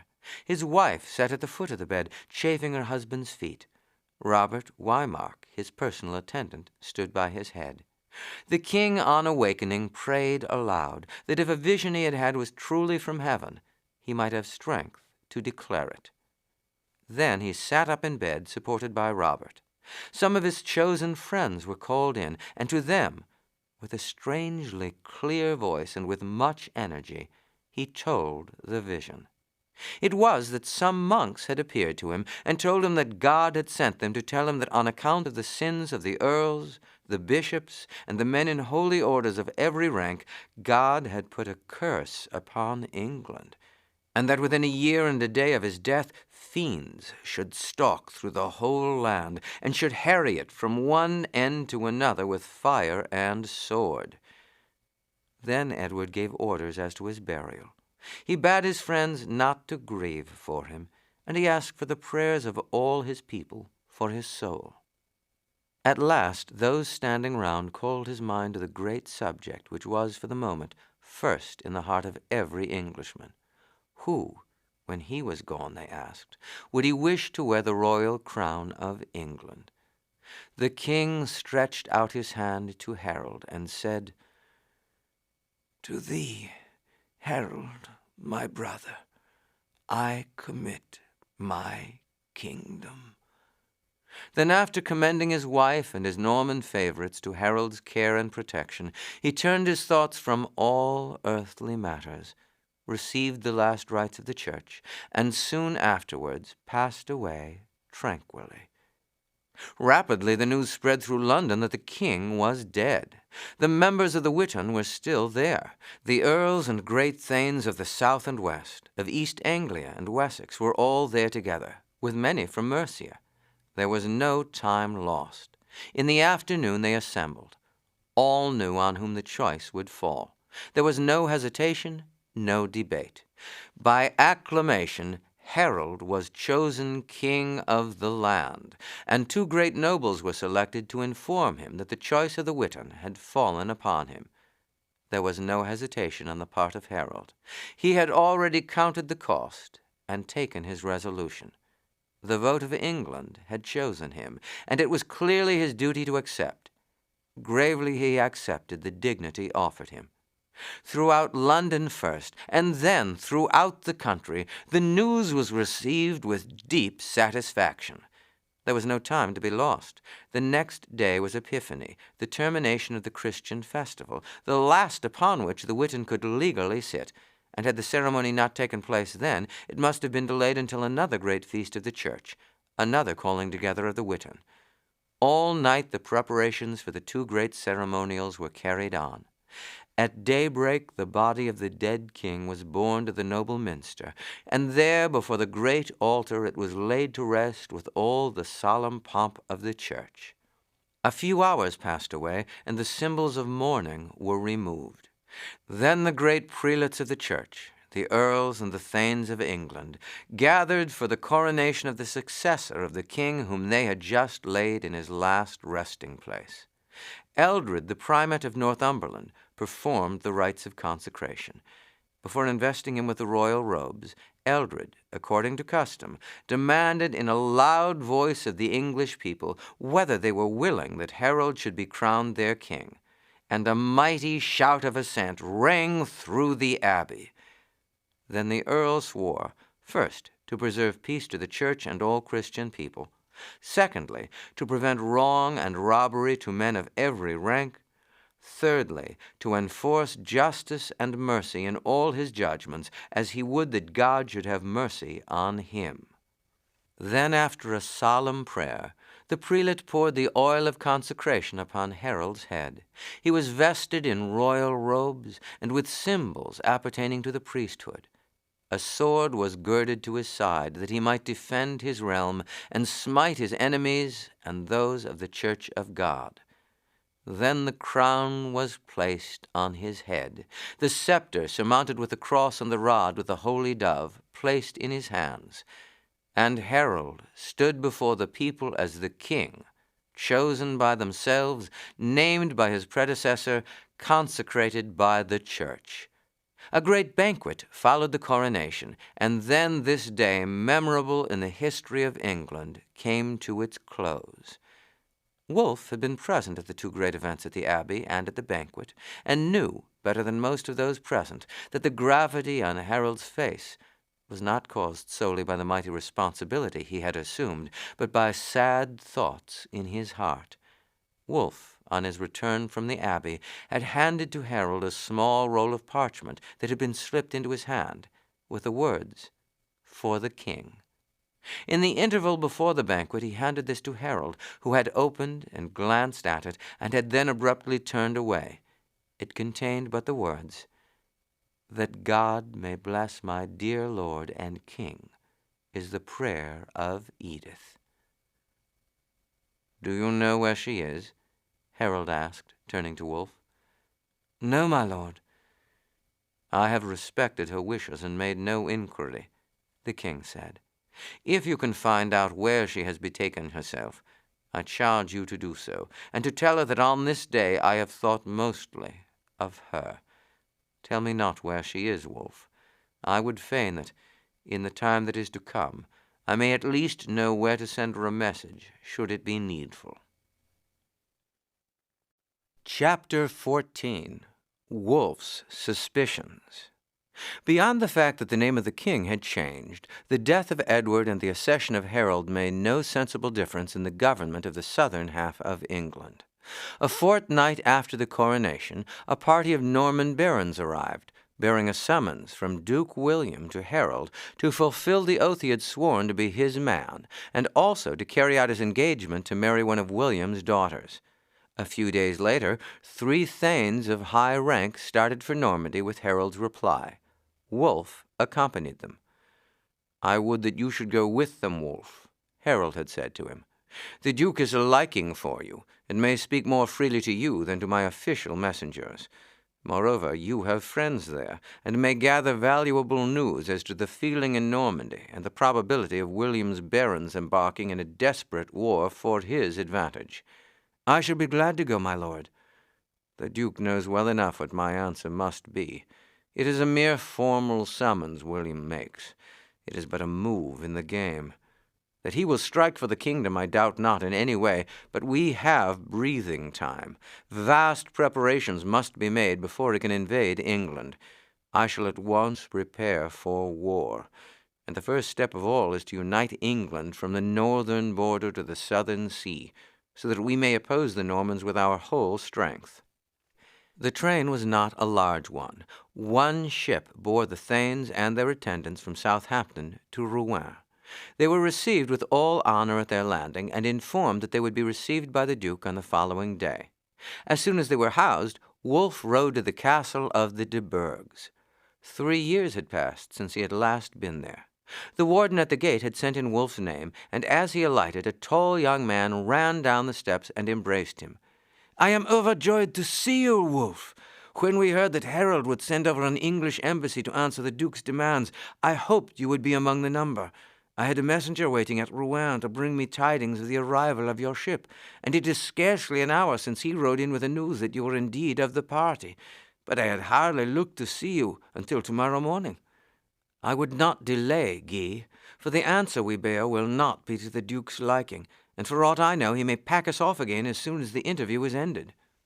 Wulf was warmly received by the Baron and his wife. "You are just what I thought you would grow up to be, Wulf," the former said. "We have heard of you from time to time, and that you distinguished yourself greatly in the war against the Welsh, and stood high in the favor and affection of Harold. Guy has overshot you, you see, in point of height, though he is scarce half your breadth. He gains strength very slowly." "He could hardly gain strength while growing so fast," Wulf said. "But now that he has gained his full height, he will doubtless gather strength. The Lady Agnes is well, I trust?" "She is well, and will be here anon," the Baroness said. Guy laughed. "She was here when the man brought news of your arrival, Wulf, but she fled away like a startled deer, and has, I suppose, gone to put on her best kirtle in your honor." As he spoke, Agnes entered the room.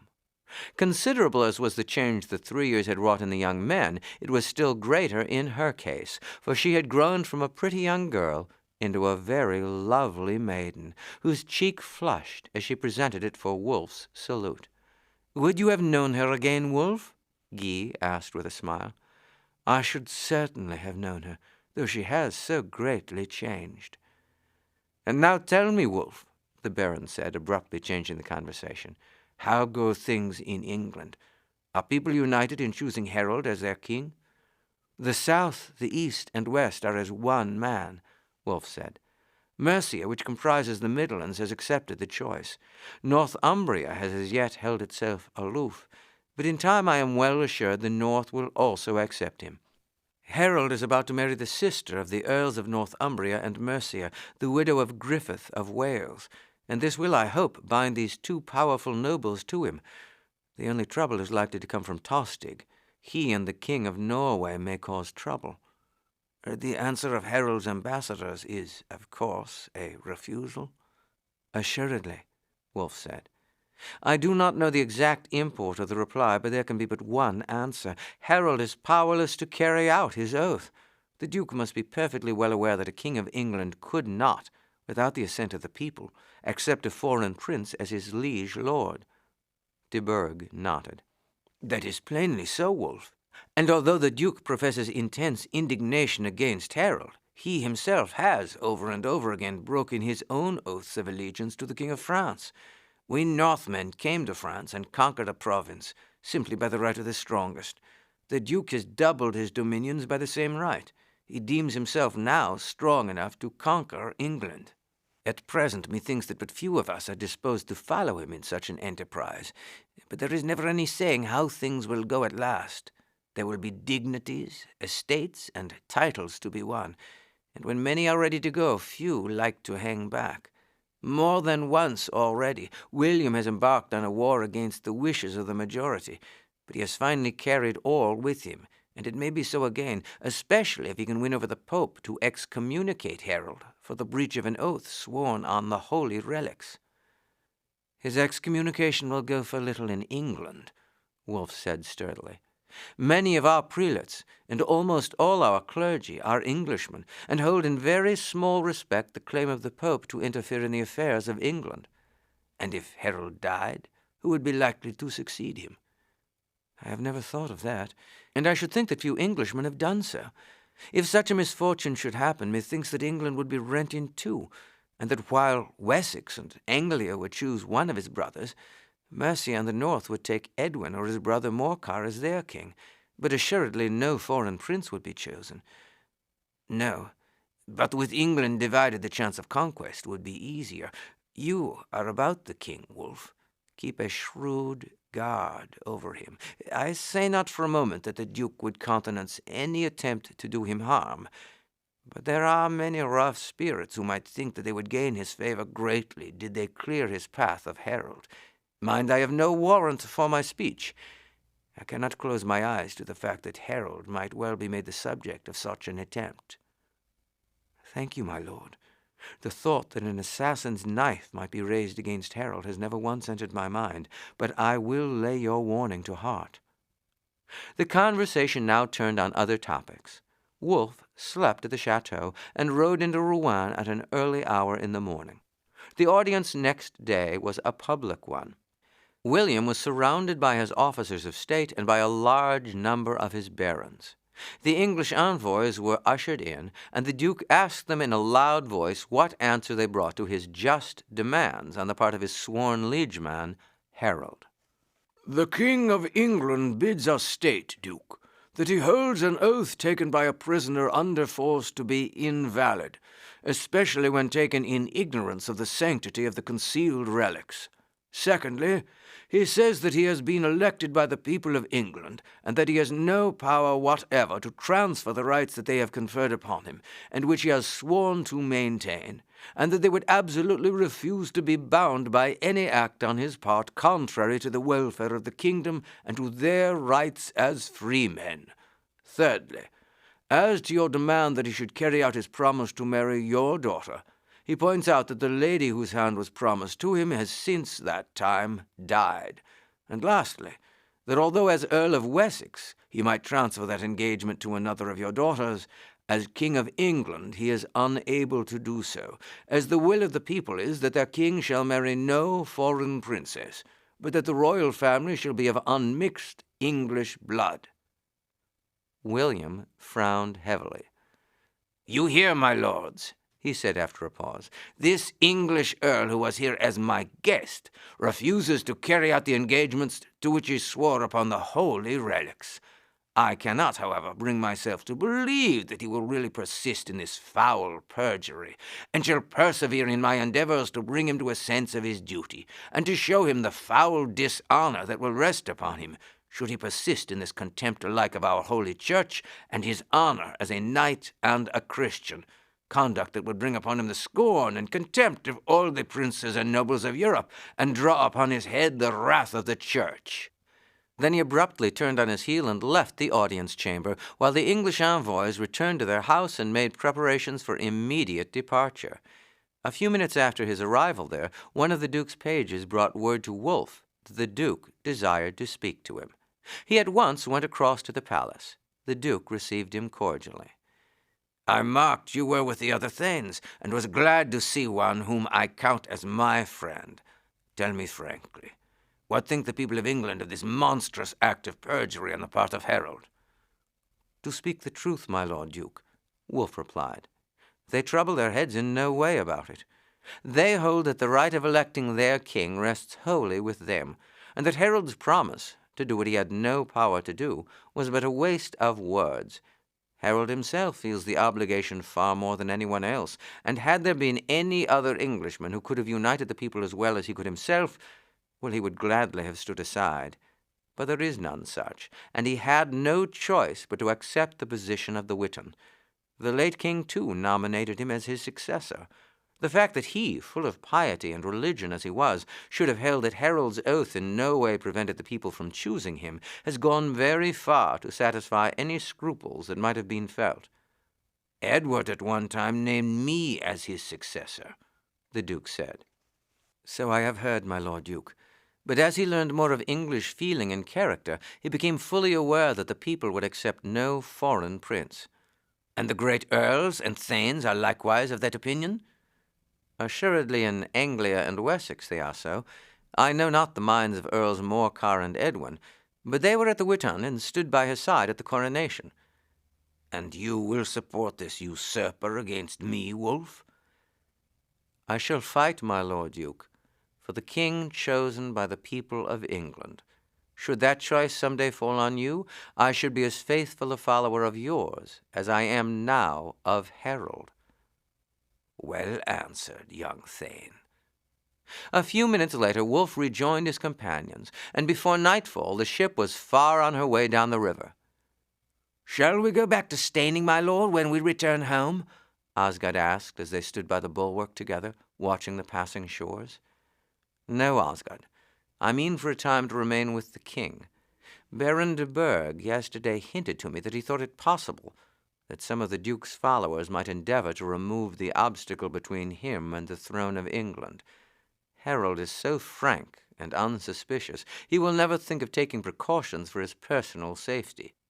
You and I, then, must serve as his watchdogs. We have no idea from what quarter that danger may come. At any rate, if we are near him and keep a watchful eye, we may save him from a treacherous blow." On the return of the embassy to London, King Harold said to Wulf, "I have no further occasion for your services at present, Wulf. I suppose you will return home?" "With your permission, my lord, I would rather abide near you." "I thought you did not care for the gaieties of the court," Harold said in some surprise. "Nor do I, my lord. But in times like these there is much to be learned, and I would not bury myself in Staining when there is so much of importance going on in London." "Then stay, Wulf. I shall be glad to have you here. It may be that your stay here will not be a long one, for I purpose journeying to the north." "To Northumbria?" "Yes. The people there refuse to recognize me, and I would win them by going among them rather than by force. I shall take with me a body of my housecarls, partly as a guard, but more because I cannot now travel as a private person. It is very many years since an English king has visited Northumbria. It is not strange that these northern men should object to be ruled by a stranger from the south. I shall take with me 2 or 3 of my thanes only, but shall be glad for you to ride with me." The Palace of Westminster was not an imposing edifice. London had not yet become the capital of England, Oxford being the seat of government of most of the kings, so that the palace was built on a simple plan. Below was the great banqueting hall, and beyond this, the chamber where the king heard complaints and administered justice. Leading from this were the king and queen's private chambers. Behind was the chapel. On the floor above, a corridor ran from one end of the building to the doors which separated the royal sleeping rooms from the rest. On either side of the corridor were small bedchambers, where the officers of the household and guests at the court slept, their attendants lying in the corridor itself or in the kitchens, which, with other offices, were contained in a separate building. The room assigned to Wulf was that on the right hand of the corridor, next to the door leading to the royal apartments. Like the others, it was a mere cell, with the straw pallet covered with sheepskins, with some rugs for covering. This constituted the whole of the furniture. "Nothing could be better, my lord, than this," Osgod said. I am a light sleeper, and lying across your door, I am sure that no one could enter the king's apartments without my hearing those heavy doors move. There is but little chance, Osgood, of an attack being made on him in that fashion. No, if any design be attempted against his life, it will be when he is travelling, or when he is abroad amid a crowd. I saw Walter Fitzurse today, master, in the train of William of London. Then he must have returned within the last day or two, Osgood, for he has been absent for more than a year, and I know that when we sailed for Normandy he was still absent. What should bring him back again, I wonder? I would say harm of no man, master, but I should think that he is as likely as another to be mixed up in such a plot as we are talking of. He is hot-tempered and ambitious. Perhaps. At any rate, Osgood, since we have no one else to suspect, we will in the first place watch him, or rather have him looked after, for I see not how we ourselves can in any way keep near him. I think I can manage that. My father is a small apprentice who well nigh worries his life out with tricks and trifling. I have more than once begged him off a beating, and methinks he will do anything for me. He is full of cunning, and would act his part marvellously. My father would be glad enough to get him out of the forge for a while. He is 15 years old, but so small for his age he would pass for 3 years younger than he is. I think it is a very good plan, Osgood. You had best see your father in the morning, and if he consents to your having the boy, bring him down to the river bank behind the abbey, where I can talk to him without observation. You are sure he can be trusted? He can be trusted, my lord. The next morning Wulf strolled down to the river bank after breaking his fast, and it was not long before Osgood joined him with the boy. You don't like your work at the forge, Ulf? For Wulf had learned that was the boy's name. I think that I like it better than it likes me. When I get to do the fine work, I shall like it. But at present it's fetch this tool, Ulf, or file that iron, or blow those bellows. And if I do but smile, I get a cuff. No, no, Ulf, Osgood said. It is not for smiling that you get cuffed, but for playing tricks and being away for hours when you're sent on a message to the next street and doing your errands wrongly. My father tells me you will be a good workman some day. He says your fingers are quick and nimble, and that you will some day be able to do fine work, but that is not to the point now. You will be glad to be out of the forge for a bit, Ulf? Wulf asked. That should I, but not always. It will not be for very long. I want a watch set upon a Norman in order to know where he goes and whom he meets. Osgood tells me that he thinks you could play the part rarely, and that you would be willing for his sake to do our bidding. The boy looked up into Osgood's face with an expression of earnest affection. I would do anything for him, even if I were to be cut to pieces. Osgood is as much interested in the matter as I am, Ulf, and as he assured me that you are to be trusted, I will tell you more as to the man and my object in setting you to watch him. You can trust me, my lord. I will do your bidding, whatever it is. You know, Ulf, that the Duke of Normandy desires the crown of England? So I've heard men say, my lord. Were King Harold out of the way, his chances of obtaining it would be improved. The boy nodded. There are many of the Duke's people who might think they would obtain a great reward were they to bring about Harold's death. The man I wish you to watch is Walter Fitzurse, who is in the train of the bishop. I have no particular reason for suspecting him, beyond the fact that he has but just come over here. Still, he is somewhat unscrupulous. All this is little enough against a man. Still, it seems to me that his coming bodes danger to the king, and I desire that he shall be watched. I want you to post yourself near the gate of the bishop's palace, and whenever Fitzurse comes out, to follow him, save when he is in the train of the bishop. Most of all, if he sallies out alone, or after dark. It will not do for you to be always dressed as an apprentice. Osgood will procure for you clothes for disguises. You understand that you will have to follow Fitzurse, to mark where he goes in, and especially, should he be joined by anybody when out, to endeavor to overhear something of what they say to each other. Even a few words might suffice to show me whether my suspicions are true or not. Do you think you can do that? I will do it, my lord, and that right gladly. Osgood will go with you now, and will stay near the bishop's palace until the man you are to watch comes out, and he will point him out to you. In a day or two I may be going away with the king. When we return, you will tell us what you have found out. Till we go, Osgood will meet you here each morning, as the abbey bell rings out the hour of 7. You can tell him anything that you have learned. Remember, you must be cautious, for Walter Fitzurse would not hesitate to use his dagger on you, did he come upon you eavesdropping. I will give him leave to do so, if he catches me. Very well, then. You will be well rewarded for your work. I want no reward. I am an apprentice, and as my master has bid me do whatever Osgod commands, he has a right to my services. But there is no one in London who would not do aught in his power for Harold, and who would scorn to take pay for it. Though I am but a boy, there is naught that I would not do, even to the giving of my life. Osgod was about to chide the boy angrily for this freedom of speech, but Wulf checked him. You are right, lad, and I am sorry I spoke of a reward. I myself would have answered the same at your age, and would have died for Harold then, as I would now. I should have bethought me that the feelings of Englishmen, gentle or simple, are the same towards the king. I crave your pardon for treating your loyal service as a thing to be paid for with money. The boy dropped on one knee, and seizing Wulf's hand, placed it to his lips, and then without a word sped away, halting 100 yards off till Osgod should join him. You have made a good choice, Osgod, Wulf said. The boy is wholly trustworthy, and unless his face belies him, he is as shrewd as he is faithful. My only fear is that he may be over-rash in his desire to carry out the trust we have given him. Warn him against that, and tell him that should he be discovered and killed, it would upset all our plans. Chapter 15. A Meeting by the River. During the next few days that elapsed before the departure of the king for the north, the boy had no news to report to Osgod.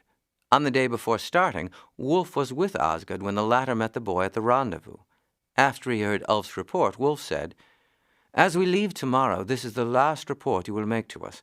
So far it would seem that there is nothing whatever to give grounds for suspicion. And if after a few days you find that the Norman still remains quietly at the bishop's, there will be no occasion for you to continue your watch until the time is approaching for the king's return. Yes, my lord, but I cannot say surely that he does not go out of an evening. Why, I thought you said he certainly had not done so. No, my lord, I said only that I had not seen him. He has certainly not gone out through the great gates in his Norman dress, but there is another entrance behind that he might use that he wished to go out unobserved. He would scarce go about such a business as we suspect in his dress as a Norman noble, but would assume some disguise in which he could go about unremarked. You are right, Ulf. I hadn't thought of that. That is indeed a difficulty. Are you sure he has not passed out by the main gate? I have marked his walk and carriage closely, my lord. I should know him whether in a monk's gown or a servitor's cloak. It is no easy thing to change a knight's stride into the shuffle of a sandaled monk, or the noiseless step of a well-trained servitor in a bishop's palace. You are a shrewd lad indeed, Ulf, and I feel that you will fathom this matter if there be aught at the bottom. But as you say, you cannot watch more than one place. The other entrance is not altogether unwatched, my lord. The first day you gave me my orders, I went to one of my cronies, who has shared with me in many an expedition. I told him that I had come to believe that the Norman I pointed out to him was in the habit of going out in disguise, and that I wanted him to watch at the entrance behind the palace. I bade him mark the walk of the persons that went out, and their height, for the Norman is tall, and to follow any who might come out of lofty stature, and with a walk and carriage that seemed to accord ill with his appearance. So each evening, as soon as his house was closed and the lights extinguished, he has slipped out and has watched till 10 o'clock at the gate.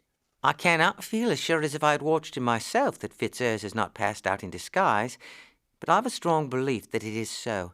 At any rate, my lord, you can go away with the assurance that all that is possible shall be done by us. After commending the boy, Wulf returned to the palace with Osgod. I feel half ashamed of having entertained a suspicion of Fitzurse on such slight grounds, Osgod. I think you have done quite right, my lord. At any rate, should nothing come of it, no harm will have been done. Ulf was determined not to relax his watch during the absence of the king.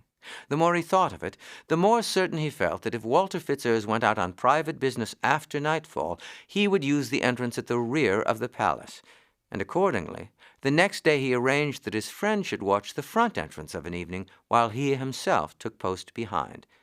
Many came in and out. The evening was bitterly cold. The heavy bell had just struck 8, when a man wrapped up in a cloak passed out. He differed in no respect from many of those who had preceded him, save that he was somewhat taller. The hood of the cloak was drawn over his head. Ulf gazed after the figure.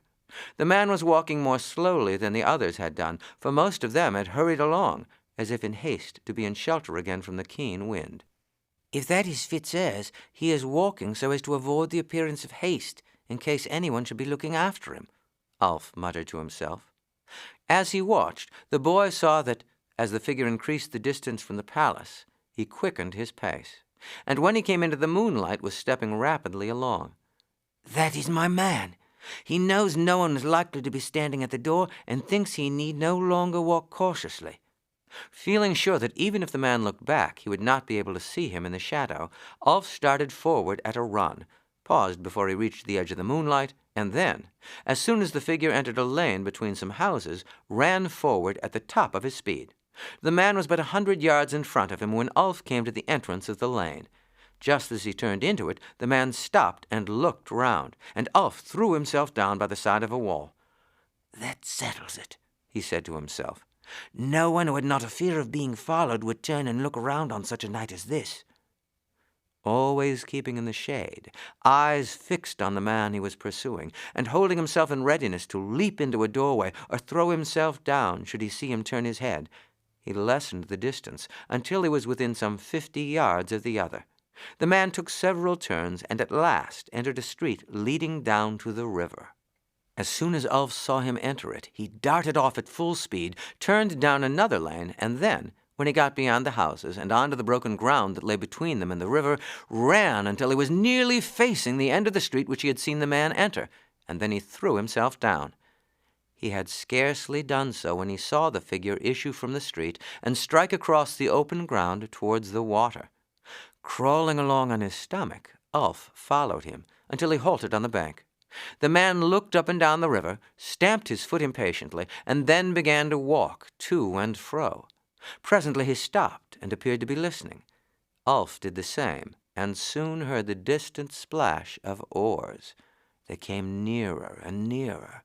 Ulf could not see the boat, but presently, when it seemed almost abreast of him, the man on the bank said, "Where do you come from?" "From fishing in deep water," a voice replied. "That is right. Come ashore." The words were spoken by both in a language Ulf could not understand, and he muttered a Saxon oath. The thought that any conversation Fitzurse might have with a Norman would naturally be in that tongue had never occurred to him. 3 men mounted the bank. One shook hands with Fitzurse, the others had doffed their caps and stood listening bareheaded to the conversation between their superiors. It was long and animated. At first the stranger stamped his foot and seemed disappointed at the news Fitzurse gave him. Then, as the latter continued to speak, he seemed more satisfied. For fully half an hour they talked. Then the men got into the boat and rowed away, and Fitzurse turned and walked back to the palace. Ulf did not follow him. He lay there for some time fairly crying with vexation. He had done something. He had discovered that Fitzurse was indeed engaged in some undertaking that had to be conducted with the greatest secrecy, but this was little to what he would have learned had he understood the language. Had Wulf still been in London, he could have gone to him for fresh instructions, but Wulf had started at daybreak. There was no time to be lost. It was too important a matter for him to trust to his own judgment, and he determined to take counsel with his master. He had not been near the forge since he had begun the search, and was supposed to have gone down to stay with his family. He presented himself at the forge in the morning. "You are back sooner than I expected, Ulf," Allred the smith said as he entered. "I did not look for you for another week to come. Is all well at home?" "All is well, master, but I have a message to deliver to you concerning some business." The armorer saw that his apprentice wished to speak to him in private. He knew nothing of the reason for which Osgod had asked him to release the boy from his work at the forge, but had quite understood that the wish to pay a visit to his family was but a cloak, and that the boy was to be employed in some service for Wulf. Therefore, the smith bade the boy follow him from the forge, and took him into the room above. "What is it you would say to me, Ulf? Mind, I wish to hear nothing about any private matter in which you may be engaged, either by Wulf or Osgod." "The matter is a private one, master, but as they are away, I would fain take your counsel on it." "I can listen to naught about it, boy. It can be no business of mine. and unless he has given you license to speak, I would not on any account meddle with the affairs of the young thane." "That he has not done, sir, but I pray you to hear me," he added urgently as the armourer was turning to leave the room. "It is a matter that may touch the safety of our lord the king." Allred stopped. "Art well assured of what you say, Ulf?" "For myself I can say nothing, master, but the young thane told me that he had fears that some attempt might be made against the king's life, and that although he had no strong grounds, he thought that Walter Fitzurse might be concerned in it. Therefore he appointed me to watch him." He then related the scene he had witnessed on the river bank the evening before. "It is a strange story indeed, Ulf, and whatever it may mean, this meeting can have been for no good purpose. The secrecy with which it was conducted is enough to prove that. It is indeed unfortunate that you did not understand what was said. Well, this is a grave affair. Has any plan occurred to you?" "I thought you might accompany me, master." "That would I willingly. But though I have picked up enough of the Norman tongue to enable me to do business with them when they come in to have a piece of armor repaired, I could not follow their talk with one another. We must obtain someone who can speak their language well, and who can be trusted to be discreet. Do not go down to the forge. I will tell my wife to give you some food, and you had best then go up to the attic and sleep. You will have to be afoot again tonight, and it were well that you kept altogether away from the others so as to avoid inconvenient questions. I will come up to you when I have thought the matter over." The armourer's wife, over breakfast, asked Allred if anything was troubling him. "I am worried about a matter which I have learned this morning. At present I am pledged to say no word about it. I want above all things to find one who speaks the Norman tongue well, and is yet a true Englishman. Canst thou help me, wife?" And as they talked, he suddenly exclaimed, "Wait! I'm reminded that it was but yesterday Wulf's friend Bjorn came into my shop. I will go to the palace and see him at once. I know little of him, save that I have heard from Osgard that he is Wulf's firmest friend." Allred at once put on his cap and proceeded to the palace, where he found Bjorn without difficulty. "I hope you have not come to tell me, Master Allred, that the blade I left with you yesterday cannot be fitted with a new hilt." "I have come on another matter, my lord Bjorn. It is for your private ear. May I pray you to come with me to my house, where I can enter upon it without fear of being overheard?" "Certainly I will come, Allred, though I cannot think what this matter may be." "It concerns in some way the Thane of Staining, my lord, and others even higher in position." "That is enough. Anything that concerns Wulf concerns me." Upon reaching the house, Allred left Bjorn for a moment in the room upstairs and fetched Ulf down from the attic. "This is an apprentice lad of mine, my lord, and as it is he who has been employed by the Thane of Staining in this affair, it were best that he himself inform you of it." When Ulf had finished his story, Bjorn exclaimed, "I will go at once and will put such an affront upon this Walter Fitzurse that he must needs meet me in mortal combat." "But even if you slay him, my lord, that may not interfere with the carrying out of this enterprise, in which, as we know, another of equal rank with him is engaged." "That is true, Master Armourer. I spoke hastily. I thought perhaps it was for this that you had informed me of the matter." "No, my lord. It seemed to me that the first thing was to assure ourselves for a certainty that the affair is really a plot against the king's life, and secondly, to learn how and when it is to be carried out, and this can only be by overhearing another conversation between the plotters. Ulf could have learnt all this if he had but understood the Norman tongue. Could I have spoken it well enough to follow the conversation, I would not have troubled you. But it seemed to me that at their next meeting it needed that one should be present who could speak Norman well. My thoughts fell upon you, of whom I have always heard my son speak as the companion and friend of his master, and I made bold to come and lay the matter before you, thinking that you might either take it in hand yourself or name one suitable for it." "Certainly I will take it in hand myself," Bjorn said. "And now how think you shall we proceed? For it may well be that these plotters may not meet again for some time, seeing that the king is away." "So it seems to me. And moreover, they may in their talk last night have appointed some other place of meeting." "What think you, Ulf?" Bjorn said, turning to the boy. "Wulf would not have chosen you for this business had he not a good opinion of your shrewdness." "I should say, my lord, that I must go on the watch as before. It is most likely that the Norman will sooner or later go out in the same disguise and by the same way as before, and that the hour will be between 7 and 9 in the evening. most likely between 7 and 8, in order that he may return before the bishop's doors are closed for the night." "I will keep watch with you, Ulf," said Bjorn. "Were I sure that the meeting would take place at the same spot as before, I would lie down there in readiness. But as they may meet elsewhere, it seems to me that I must post myself by your side." "It would be better, my lord, if you would take your place on the other side of the open space. For although I, being small, can escape notice, you might well be seen by those approaching the door. Then as I follow him, I would run to where you are posted, and you could follow me, so that you could keep me in sight and yet be beyond his view." "I will do as you advise, Ulf. Come with me now, and we will fix upon a station tonight. I must say I wish it were warmer weather, for a watch of 3 hours with the snow on the ground is not so pleasant a way of spending the evening as I had looked for when I came hither." Bjorn went out with Ulf, and they fixed upon a doorway some 20 yards from the street down which the Norman had before gone. "We must hope he will go by the same way, for should he turn to the right or left after issuing from the gate, he will have gone so far before he can run across and fetch me, we may well fail to pick up his track again. It were well if we could arrange some signal by which you would let me know should he so turn off. It would not do for you to call or whistle." "No, my lord, but I could howl like a dog. I might howl once if he turns to the right, twice if he turns to the left, and you could then cross the ground in that direction, and I could meet you on the way without losing sight of him for long." A month passed. Harold was still away in the north, and complete success was attending his journey. His noble presence, his courtesy to all, the assurances he gave of his desire that all men should be well and justly ruled, that evildoers of whatever rank should be punished, that there should be no oppression and no exaction of taxes beyond those borne by the whole community, won the hearts of the people. Ulf and Bjorn had kept regular watch, but without success.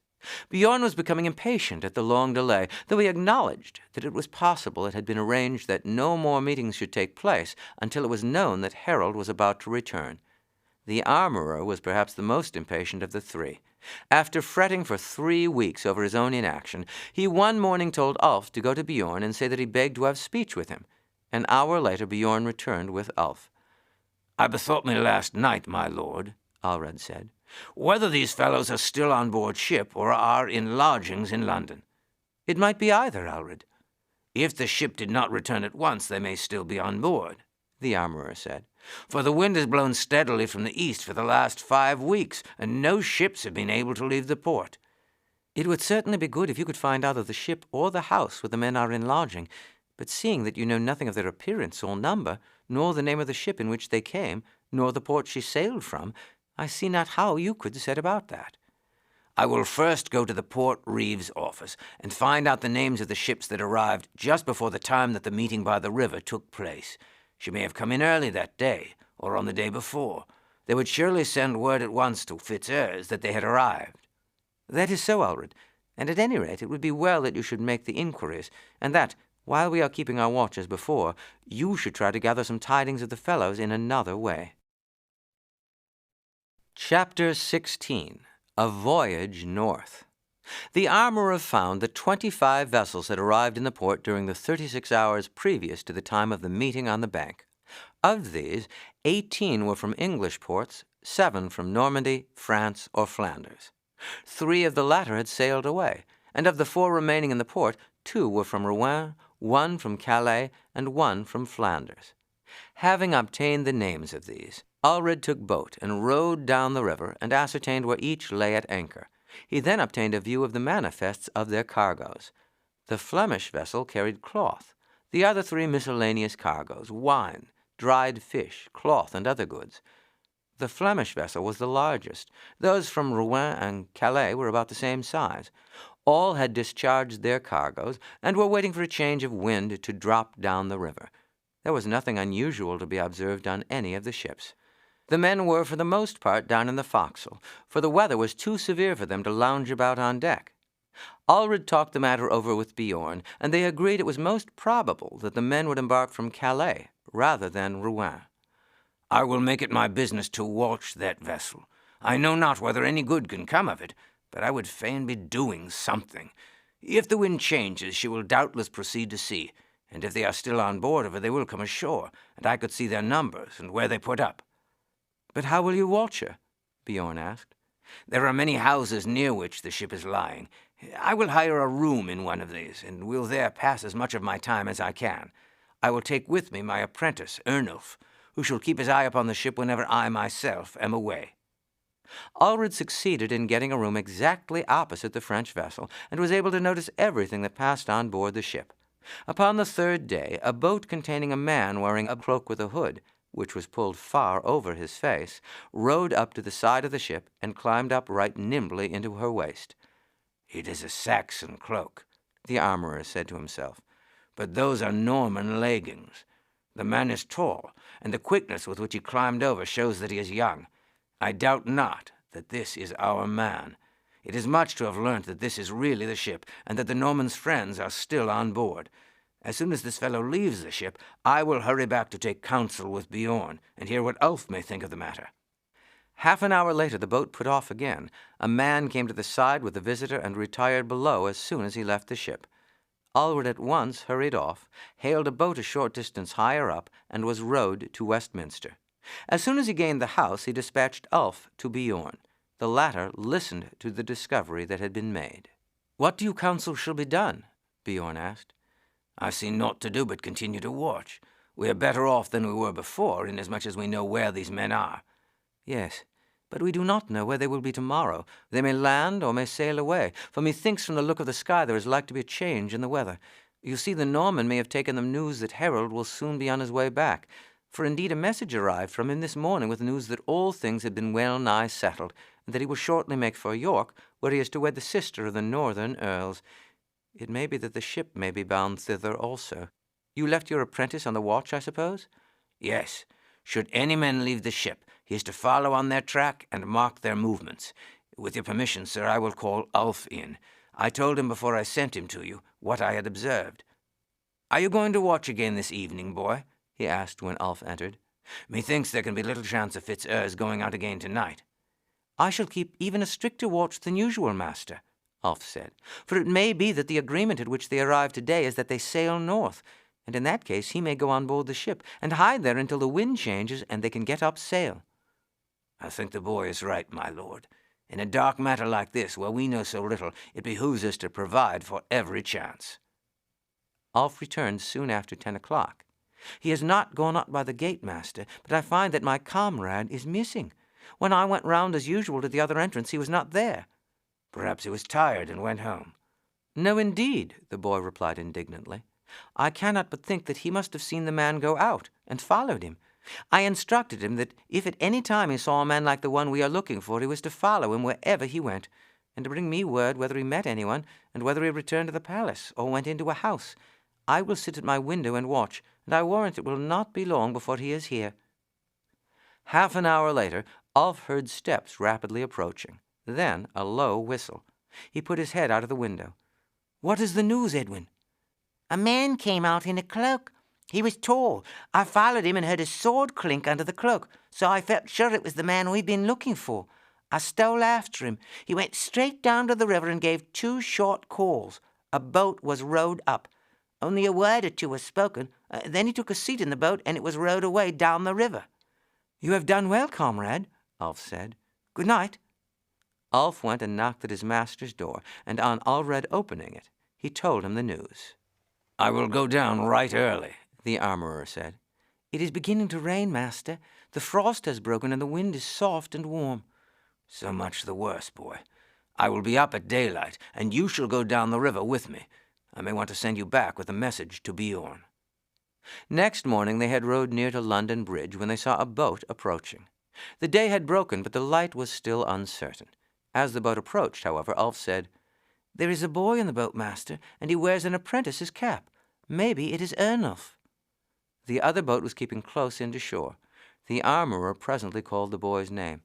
"Yes, master, it is I. I was just coming to you with news." In a couple of minutes the boats were alongside of each other. "What is your news, Ernulf? But I can guess the ship has sailed." "Yes, master. I lay down by the open window, and an hour before day broke I was aroused by the creaking of ropes, and looking out could see that the ship was getting up sail. Tide was then just on the turn, and 5 minutes later her sails were spread and she went down the river. I came to tell you, but it was some time before I could get a boat." "Come on board here, Ernulf. Your message has saved us further journey." He then paid off the lad's boatman, and with his 2 apprentices returned to Westminster. "Bjorn will be up by this time, Ulf. We had best go and tell him the news." The Thane at once came out and chatted for some time with Allred, while Ulf stood by, cap in hand. "It is certain that something should be done, and yet I see not what it can be. What think you, boy? I see by your eyes you would fain speak." I should say, my lord, that it would be a good thing if we could discover whether the Norman is still at the bishop's palace.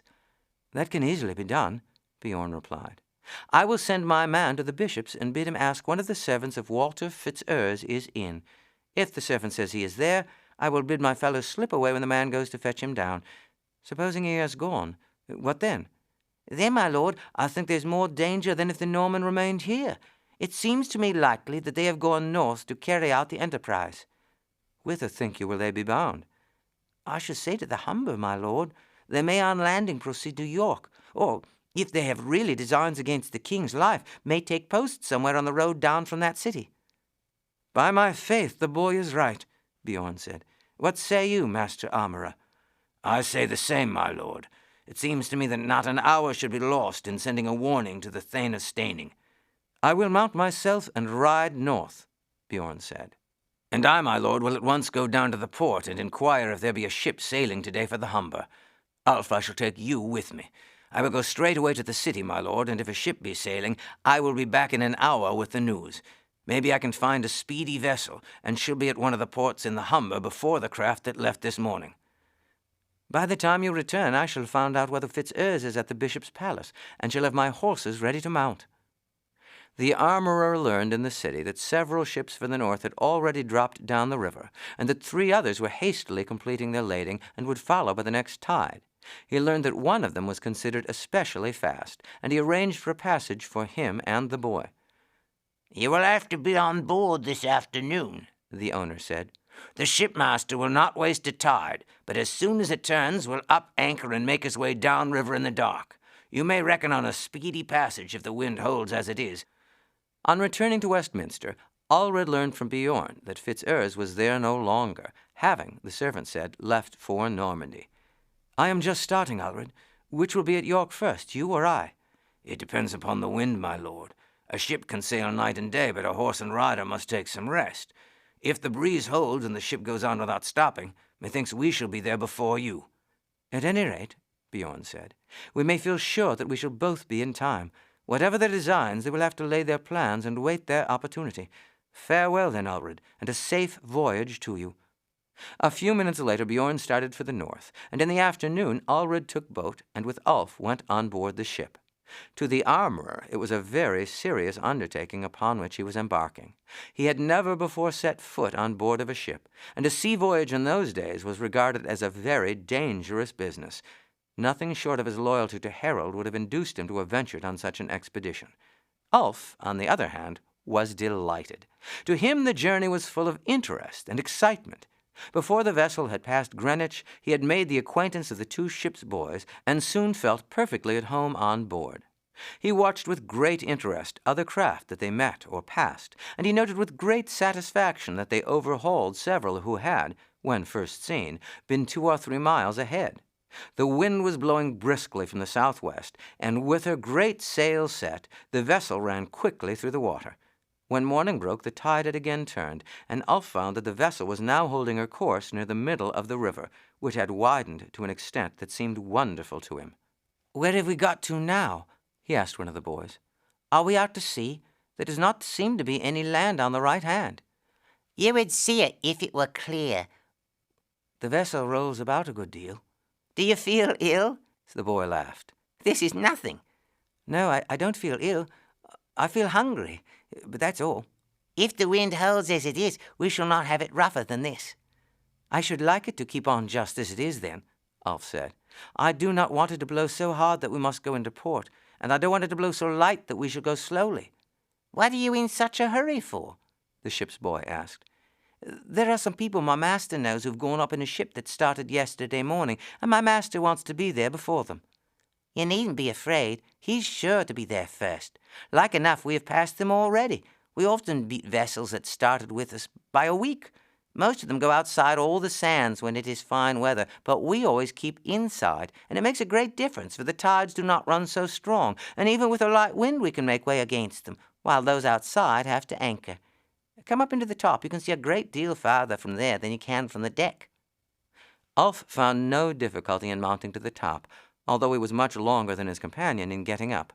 There were several sails following them, and Ulf was surprised at the knowledge his companion showed of vessels that appeared to him almost precisely similar. The wind held steadily from the southwest, and the vessel ran along near the shore in smooth water.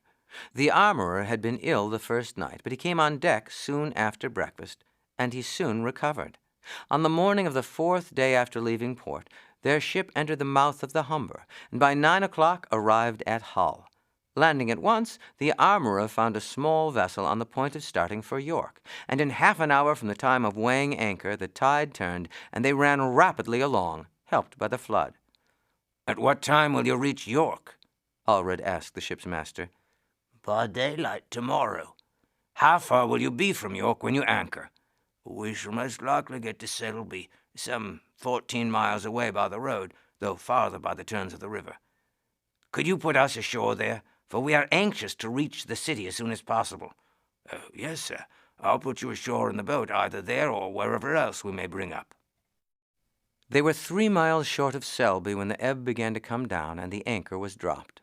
The armorer and Ulf were at once landed, and shouldering their bundles, they set out at a brisk pace and passed through Selby at 4 o'clock. "I am right glad to be on firm land again," Allred said. "For although after the first night matters have been better than I expected, there was always a movement that seemed to make my head swim." "I liked it, master," Ulf said, "and if it were not that I am going to be an armorer, I would gladly be a sailor." "You might not have said so if you had seen bad weather. And moreover, it's one thing to be a passenger with naught to do but amuse yourself, and another to be always hauling at ropes and washing down decks, as a sailor must. I am glad night is coming on, for I feel strange in this country I know nothing of." "I would much rather walk along this road in the dark than along some of the streets of London," Ulf laughed. "At any rate, in the dark, no one can see we are strangers, Ulf. And though I should not think there would be robbers on the road so near to York, these Danes are rough folk, and I want to meet none of them." They met only 1 or 2 men on the road, and beyond exchanging the usual salutation, nothing was said. But Allred was well pleased when about 7 o'clock they entered the streets of York. They had already learned that the royal marriage had taken place on the previous day, and that the king was expected to remain in York 2 days longer before journeying south. There was a banquet being held at the Archbishop's palace, where the king was lodged, and on arriving there they found it would at present be impossible to get to Wulf. A small bribe, however, was sufficient to induce one of the bishop's servants to take the message to Osgod, who would be stationed near his master's chair, that his father was at the entrance, and prayed him to come out to him as soon as possible. A few minutes later the tall Saxon came out with an expression of utter bewilderment on his face. "Is it really you, father, in flesh and blood?" "I've never been taken for a ghost, Osgod." "But what brings you here, father?" "Do you not see that I have brought Ulf with me? If your head were not so thick, you would guess at once that I have come about the business with which he was charged." Osgod looked relieved. That his father should be in York had seemed to him so strange and outrageous. He had at first doubted his own eyes, and then his father's sanity. Now for the first time the object of his coming flashed upon him. "Is there danger, father?" "Methinks there is great danger, but the story is a long one." "Then I cannot wait to hear it now, for I must needs return to Wulf." "Then just whisper to him, Osgod, that I have urgent need for speech with him. I suppose Bjorn has not arrived?" "Bjorn? No, he is not here, nor has Wulf said a word of his coming." "Well, when I tell you that he is riding from London, where I have come thence by sea, you may suppose we thought the matter urgent." "I will tell Wulf at once, father, but I am sure he cannot come out for an hour yet." "The matter will keep that long. I will go and look for a lodging for us and get something to eat. In an hour we will be here again." Allred and his apprentice had returned to the gate of the bishop's palace but a few minutes when Wulf came out, followed by Osgod. "Your message must be an important one indeed, Allred, to cause you to leave the forge and undertake so long a voyage. And you say Bjorn is riding hither on the same errand?" "He is. It is a sort of race between us, and it seems that we have won." "Let us step aside from here," Wulf said. The cathedral yard is close by, and there will be no fear of eavesdroppers there." "It is Ulf's story," the armorer said when they reached the shadow of the cathedral. Ulf accordingly related the story of his watching, the discovery he had made by the river, and how Walter Fitz-Urse had been afterwards seen to embark and had not returned. Allred then stated how he had discovered the ship from which the boat had come, and had seen the Norman go on board, and how, when he learned that the ship had sailed, he had taken passage in another vessel. "We felt it right that you should know that Fitz-Urse, with those with whom he has been holding secret communication, has left London." "You have done rightly indeed, Allred, and I thank you heartily. Of course we are still without any proof that Fitz-Urse is conspiring against the king's life. I will give myself the night to think over the matter before I decide what steps we had better take. Inside the bishop's palace, at any rate, the king is safe, and as you say, it is not likely the Normans can be here for a day at least. I will meet you here at 7 tomorrow morning, and we shall then have time to talk the matter over more fully." Chapter 17. An attempt at assassination. When Wulf met the armorer next morning in the cathedral close, he was accompanied by Bjorn. "We have resolved in the first place, Allred, to say naught of this matter to the king," began Wulf. "Bjorn's appearance here will excite no surprise. He will say that having naught in particular to occupy him, he had ridden north to be at the wedding, and finding that he was too late, would at any rate ride back with the king. With him and me and Osgod ever on the watch, methinks there will be little fear of a surprise, and it is by surprise only that they can succeed. I will, however, on some excuse, have half a score of heralds' housecarls placed under my orders, and sleeping or waking, the king shall never for a moment be unguarded. I should not think it is likely that Fitz-Urse will have more than 5 or 6 men associated with him in such an enterprise. He would not take more into his confidence than he could help, and 6 would suffice as well as a score for a surprise, and that number could travel in disguise without exciting attention.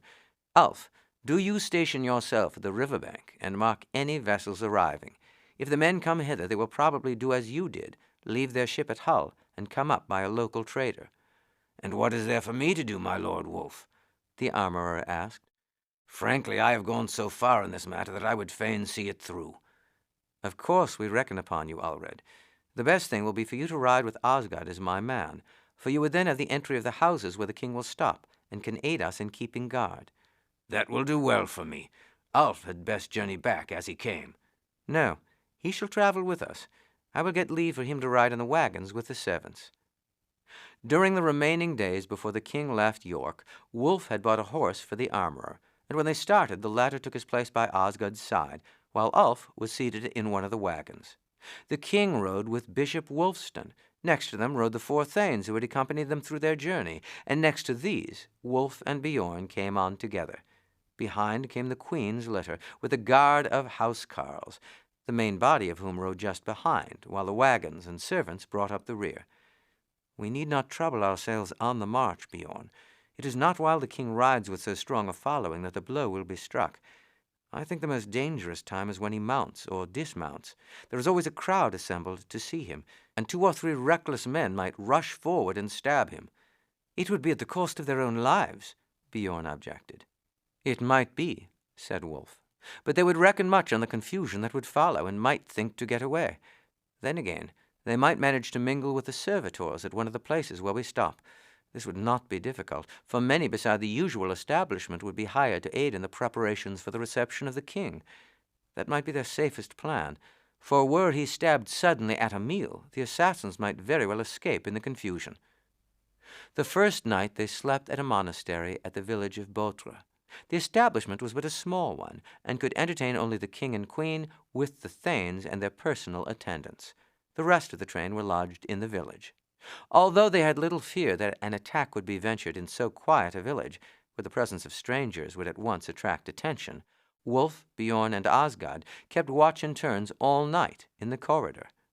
The night passed without cause of alarm, and the next day they rode to Nottingham, where they were lodged in the bishop's palace.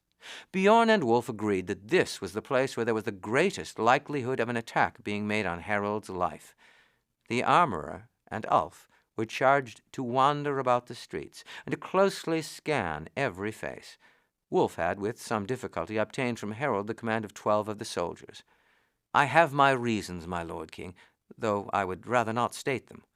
"You shall do as you like, Wulf," King Harold said. "You have proved yourself brave as well as prudent before now." Orders accordingly had been given to the officer of the king's guard to hand over 12 of his men to Wulf, and the latter had begged him to choose 12 of his most intelligent men for this service. As soon as they reached Nottingham, Wulf took his small command aside. "You have been chosen," he said, "for a special duty. I have learned that there are disaffected men who may possibly make an attempt on the king's life. You are to say no word of what I tell you to anyone. Meet me over by that wall half an hour after sunset. Gather quietly, one by one, so as to attract no attention. You will be posted round the palace, to keep watch and ward during the night. As soon as it is daylight, half of you will lie down and sleep till midday, and then be in readiness for fresh duty. The others I will instruct as to where to hold themselves." As soon as apartments were assigned to the different guests, Wulf went outside and examined the windows of the rooms to be occupied by the king. They were on an upper floor and looked into a garden surrounded by a high wall. "At any rate, there's little fear of a successful surprise from this side," Wulf said to Bjorn, who was with him. "It would need a ladder to scale the wall. This would have to be pulled up for them to descend into the garden, and then carried across to mount to the window. If we post Ulred with his 2 men here, and let 4 others lie down near to change guard every 2 hours, it will be ample. For on an alarm being given, the Normans, however numerous, will see that their attempt must fail." As soon as it was dark, Ulred and 6 of the soldiers were placed in the garden. The others were directed to hold themselves in readiness to take their post in the banqueting hall. Just before the bell sounded for supper, Wulf was told that a boy desired to speak to him at the gate. He hurried out, and as he expected, saw Ulf waiting there. "What news, Ulf? Hast seen Walter Fitzurse?" "I have not seen him, my lord, but I am sure that I heard him speak. There was a great crowd in the square after the king had entered, and among those round me I heard one man speak to another in a foreign tongue. The voice was assuredly that of Walter Fitzurse. Close beside me were 2 cowled monks. I believe that it was one of them who spoke. I should have followed them to see where they went, but at that moment there was a rush among the crowd, and I was swept along by it. And though I have been searching ever since, I have not seen our man." "Thanks, Ulf. It is something to have learned that he is here. As to his disguise, he may by this time have changed it. Still, I will be on my guard, and will take care that no cowled monk approaches too closely to the king. Take your place here at the gate, and watch all who come in and out, and if you see aught suspicious, send in a soldier to fetch me out." One of the men was placed with the boy, with orders to come to Wulf the moment Ulf told him to do so. When the others went into the banquet, Wulf posted 2 men just outside the door, and placed the other 3 back against the wall nearest to the king's chair. Here they were concealed from the sight of the guests by the crowd of servitors passing to and fro. "Stand with your hands on your daggers," Wulf said to them, "and watch every man who approaches the king, no matter of what degree he may appear. Be ready to spring forward in an instant if you see his hand go to his dagger." The bishop and king sat next to each other in the center of the table on the dais. On either side were the king's thanes, abbots and other dignitaries of the church, and the nobles of the country. Wulf and Bjorn had begged to be excused from supping, and they also, standing back by the wall, closely scrutinized the movements of the attendants. It was a relief to them when the supper was over and the bishop and his principal guests retired to a private room. After the king and queen had retired to bed and the palace was quiet, Wulf, Bjorn, and Osgod stole from their room and noiselessly passed along the corridors until they came to the king's apartment, and then they lay down across the door.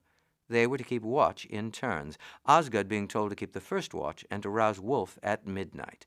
This he did, and Wulf lay for some time listening intently. The corridor was faintly lit by 2 lamps, one at either end. Half an hour passed, and then he heard a very slight noise. A moment later, 4 figures appeared at the end of the corridor. He dared not wake his companions, for they might speak or move. But he grasped his sword hilt, having drawn the blade in readiness when Osgod woke him. The men advanced stealthily, and as they approached he saw they had drawn swords in their hands. They paused a few paces away, and in a whisper one said, "Here are 3 fellows asleep. What shall we do with them?" "Draw your daggers and stab them to the heart," another replied. "Each take one, and do not bungle over it. As you strike, I will open the door and rush in. Now!" Wulf had gathered his legs under him in readiness to spring to his feet as soon as he saw the figures, and as they swiftly advanced, he leaped up with a shout and crossed swords with the man nearest to him. "Cut him down! Kill him! It is too late to draw back now!" one of the men cried. The others, who had recoiled a moment when Wulf sprang up, rushed at him just as he cut down the man he had first engaged. "Cut them down and fly!" the one who had before given orders exclaimed, lunging furiously at Wulf. "Easier said than done, Walter Fitzurse," Wulf exclaimed as he parried a blow and dealt one in return. It lighted on his opponent's shoulder, but the blade shivered in his hand, for it had fallen upon mail armor concealed under the Norman's garment. "It is my turn now!" Fitzurse exclaimed, and raised his sword to strike a sweeping blow at Wulf's head.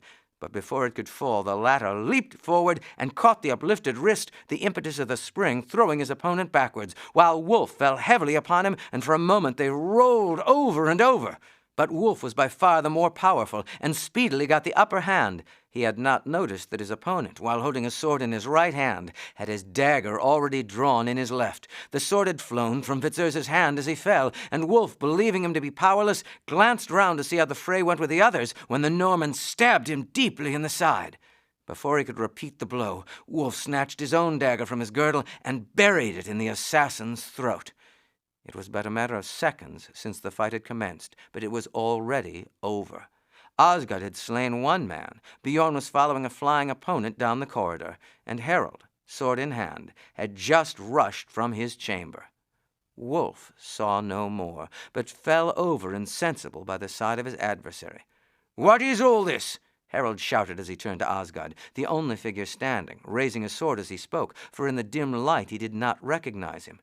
"It means, my lord, that there has been an attempt on your life. I am Osgod, Wulf's man. I fear my brave young master is killed." And he dropped on his knees by Wulf's side. By this time doors were opening all along the corridor, and the king's thanes and other guests were pouring out. "Bring lights," Harold shouted. "My life has been attempted, and I fear that the brave Thane of Staining is killed. Keep all back. Let none approach these bodies until we have examined them." Torches were soon brought. Harold seized one and bent over Wulf's body. "Is he dead?" "His heart beats but feebly, my lord," Osgod replied. "Where is he hurt?" "There is a great patch of blood here on his right side, just over the hip. I see no other sign of a wound." "We will carry him into my chamber," the king said. "But no, I forgot the queen is there. We will take him into the room opposite." Then he and Osgod carried Wulf into the chamber opposite his own and laid him on a pallet. "Now see to the staunching of the flow of blood till the leeches arrive. I must inquire into this matter. Who knows aught about it?" he asked, as he went out into the corridor. "I do, my lord king," Bjorn replied, as he pushed his way through the throng. "It was a plot to take your life. Wulf, his man Osgod, and myself had no certain knowledge of it, but we had cause for suspicion, and therefore lay outside your door. Wulf was on guard, and as I awoke at his shout, I saw him cut down that villain who lies there with a cleft skull. There were 3 others. I fell upon one, Osgod took another, while Wulf engaged the man who seemed to be the leader.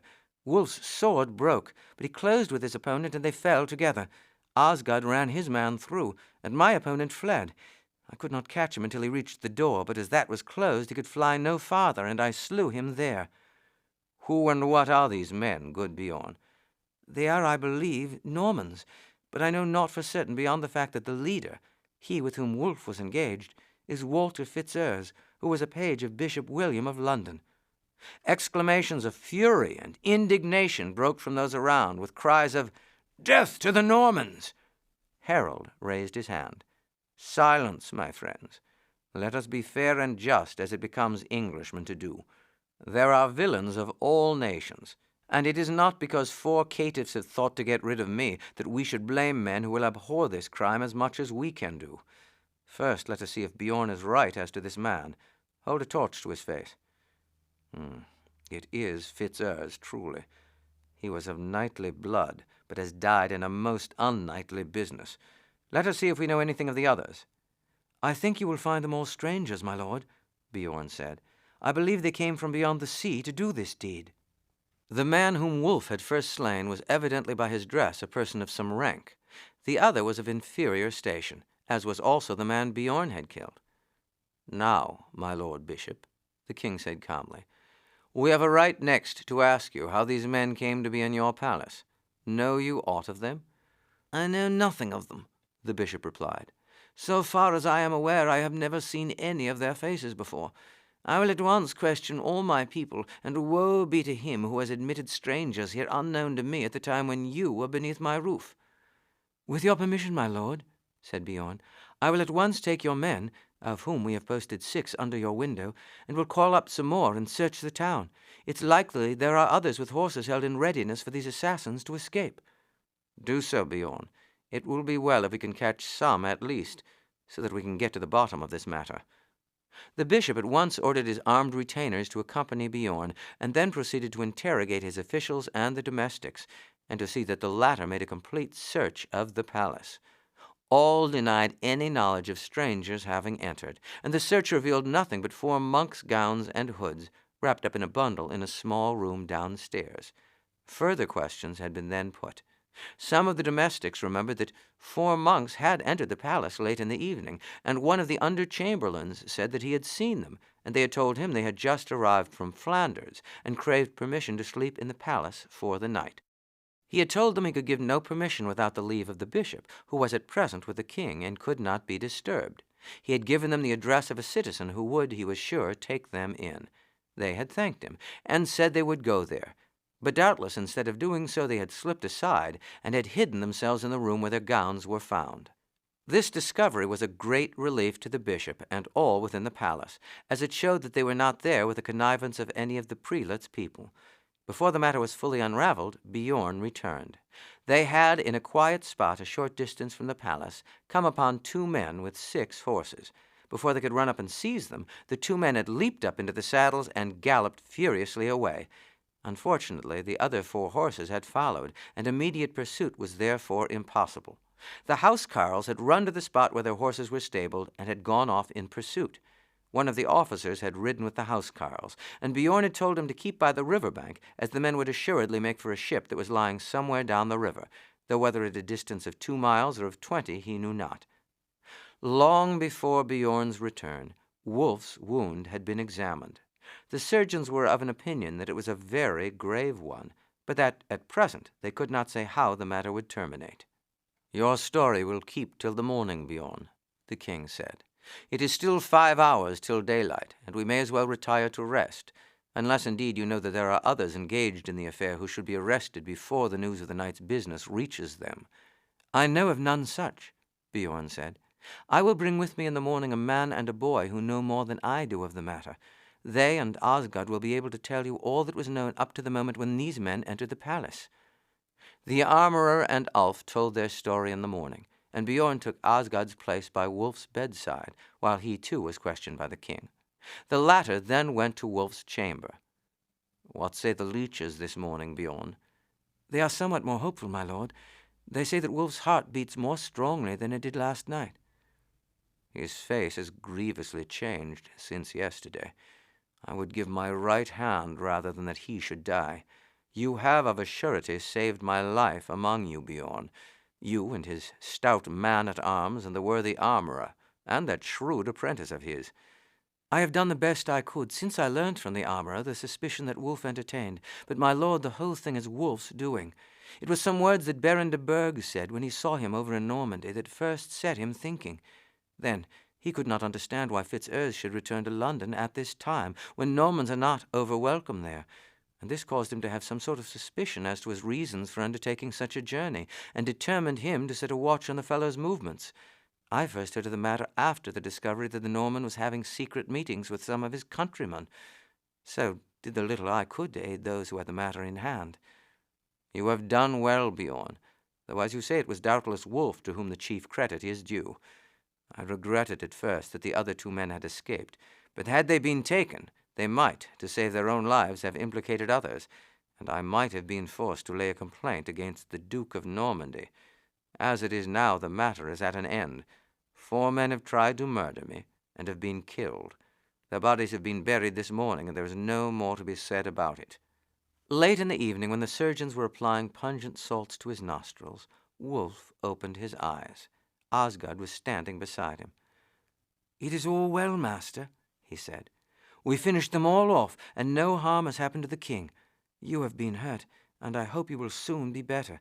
The leeches say that you are not to talk, and you had best sleep as much as you can. They've got some stuff for you to drink here. Do you lie still, and I will pour it between your lips." A look of intelligence came into Wulf's eyes as Osgood spoke. He smiled faintly and murmured, "Thank God, the king is safe."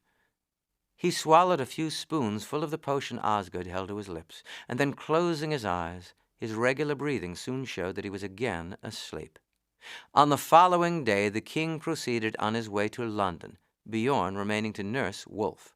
It was a fortnight before the doctors were able to state with any confidence that the young Thane was on the road towards recovery, and still another month before he had gained sufficient strength to be carried in a litter to London. Chapter 18. The Northern Invasion. The news of Harold's marriage to Ealdgyth put an end to the demands of William of Normandy that Harold should take one of his daughters to wife. In the complaints that he addressed to all Christendom against Harold, the breach of his promise in this respect was placed far more prominently than his failure to carry out his oath to be the Duke's man. It must have been evident indeed to all that it was beyond the power of the English king to keep his oath, obtained from him by force and treachery. The breach of this oath, however, served to obtain all the aid that the Church could give to William. Harold was solemnly excommunicated, and the struggle for which the Duke was preparing thereupon assumed the character of a sacred war.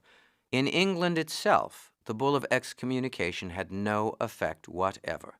The great bulk of bishops and clergy were Englishmen, and thought far more of their king than of any foreign prince or prelate. Therefore, in spite of ban and interdict, the churches remained open. Services were held as usual, and people were married and buried as if the papal bull had never been issued. But it was not so on the continent. The Norman barons as a body had at first refused to support the Duke in an invasion of England, but as individuals they had been brought round to join in William's project. Having accomplished this, William issued an invitation to all adventurous spirits in Europe to join him in his crusade against the excommunicated King of England, promising that all should share alike in the plunder of England and in the division of its land. The bait was a tempting one. Some joined the enterprise merely for the sake of gaining glory under the banner of one who was regarded as the greatest military leader in Europe. Others were influenced by love of gain, while, as in the Crusades, numbers joined to obtain absolution for past misdeeds by taking part in an enterprise blessed by the Pope. Thus the force which William was collecting greatly exceeded that which the resources of Normandy alone could have set on foot. Among the first to hurry to the court of William was Tostig, in whose mind the refusal of Harold to embark in a civil war for his sake was an injury not to be forgiven. William naturally accepted the alliance, received Tostig's oath of allegiance, and aided him in fitting out a number of ships manned by Norman and Flemish adventurers. Tostig, enraged that William of Normandy was unwilling to send an expedition to act in concert with him, sailed to Scotland, where he was welcomed by King Malcolm. From Scotland he entered into negotiations with Harold Hardrada of Norway, who entered heartily into Tostig's plans to conquer the crown of England, and began at once to make preparations for the enterprise. It was certain that an invading force from Norway would land in Northumbria, and Harold knew that the northern earls would do their best to defeat an expedition landing on their own shores, especially when Tostig was a sharer in the invasion. His own thoughts were wholly bent upon repelling the mighty expedition gathering in Normandy, and for this purpose he collected the greatest army and fleet that had ever been got together in England. An incessant watch was kept up along the coast where the Normans might be expected to land, while the fleet cruised for months between the Thames and the Isle of Wight, prepared to give battle to the invaders. But the conditions of service in England were such that it was impossible to keep a great force on foot for an indefinite time. The housecarls were the only regular portion of the army. The great bulk of the force, both land and sea, consisted of the levies or militia, whose term of service was very limited. It says much for the influence of Harold that he was able for 4 months to keep his army and navy together. Had the foe appeared, soldiers and sailors would have done their duty. but the weary waiting for a foe that never came was too much, and when September arrived and the harvest was ready to be gathered, it was impossible for Harold to keep the men longer together. The army disbanded, the levies went to their homes, and the ships of the fleet sailed away to the ports to which they belonged. All the efforts and anxieties of Harold, all his lavish expenditure in feeding and providing for so great a number of men, had been thrown away. England lay absolutely defenseless against the coming storm. It was not until August that Wulf had completely recovered his strength and was able to join the army. "This is not a time," Harold said to him on the day he arrived at camp, "for the granting of dignities or the bestowal of grants. But if we are successful, and I remain King of England, the services you have rendered me at the risk of your life, Wulf, shall be worthily rewarded." "I need no reward," Wulf replied. "My estates are sufficient for all my needs. I am more than content that I have been enabled to render a service to you and to England." Wulf was, however, at once appointed as commander of the whole of the housecarls supplied by the thanes of the south coast of Sussex. Altogether the force amounted to about 400 men. Wulf did his best to weld them into one body. When the army broke up, he returned with the king to Westminster. The day after he arrived there, a man met him as he issued from the palace, and handed him a letter. It contained these words: "I would fain see you. If you will follow the bearer, he will bring you to me. Say naught to anyone of this message. Edith." "Is the distance far?" he asked the man. "It is to Croydon, my lord. I have ridden here on horseback." It was just midday when Wulf drew up his horse before a modest house standing in a secluded position, a quarter of a mile from the village of Croydon. Edith met him at the doorway. "I thank you, Wulf, for answering my request so speedily. There is much that I would ask you about my lord. I hear of him only by general report, for I give him no opportunity for writing to me." "Harold sometimes speaks to me of you, lady, and has in no way forgotten you. He did charge me to find out, if I could, the place of your abode, that should there be need he might be able to send a message." "Is he happy with his new queen?" "His thoughts at present, lady, are altogether turned to public affairs, and it is well, perhaps, that it should be so. I do not think he receives much sympathy from the queen, who cares more, I should say, for her brothers than for her husband." "It is scarce a wonder that it should be so," Edith replied, "though it seems strange to me that any woman could live with Harold without loving him with all her heart. And yet she may well feel that she has been sacrificed. There was no shadow of love between them before their marriage. In fact, she may even have hated him, for it was Harold who brought ruin and death upon her husband, the Welsh king. But it was not for his happiness that I left him, but that England might be one. Wulf, is it true that the army is broken up and the fleet scattered?" "It is true, lady. Save for 3,000 or 4,000 housecarls, there's not an armed man in readiness to defend England." "It must be a terrible trial to him." "It is, my lady." "Still they will reassemble rapidly when the Normans really come?" "Doubtless they will, my lady. But the loss of the fleet is greater than that of the army, for at sea we could have met and almost assuredly have conquered them, whereas to meet so great an army of trained soldiers with hastily assembled levies is to fight under every disadvantage." "And is the rumor true which says that Tostig and Harald Hardrada of Norway are also preparing for an invasion?" "All reports that come to us are to that effect." "It is enough to make the stones cry out, that a son of Godwin should thus betray England. But it was not on account of public affairs that I brought you here, but to talk of Harold. I know naught of his daily doings, of his thoughts, or his troubles. Tell me all you can of him, Wulf."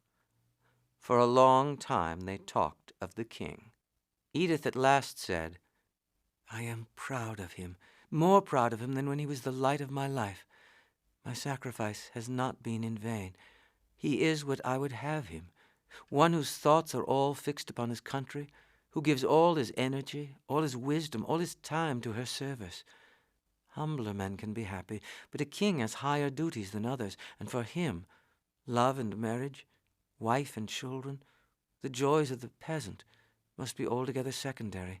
The good of his country, the happiness and welfare of tens of thousands are in his hands.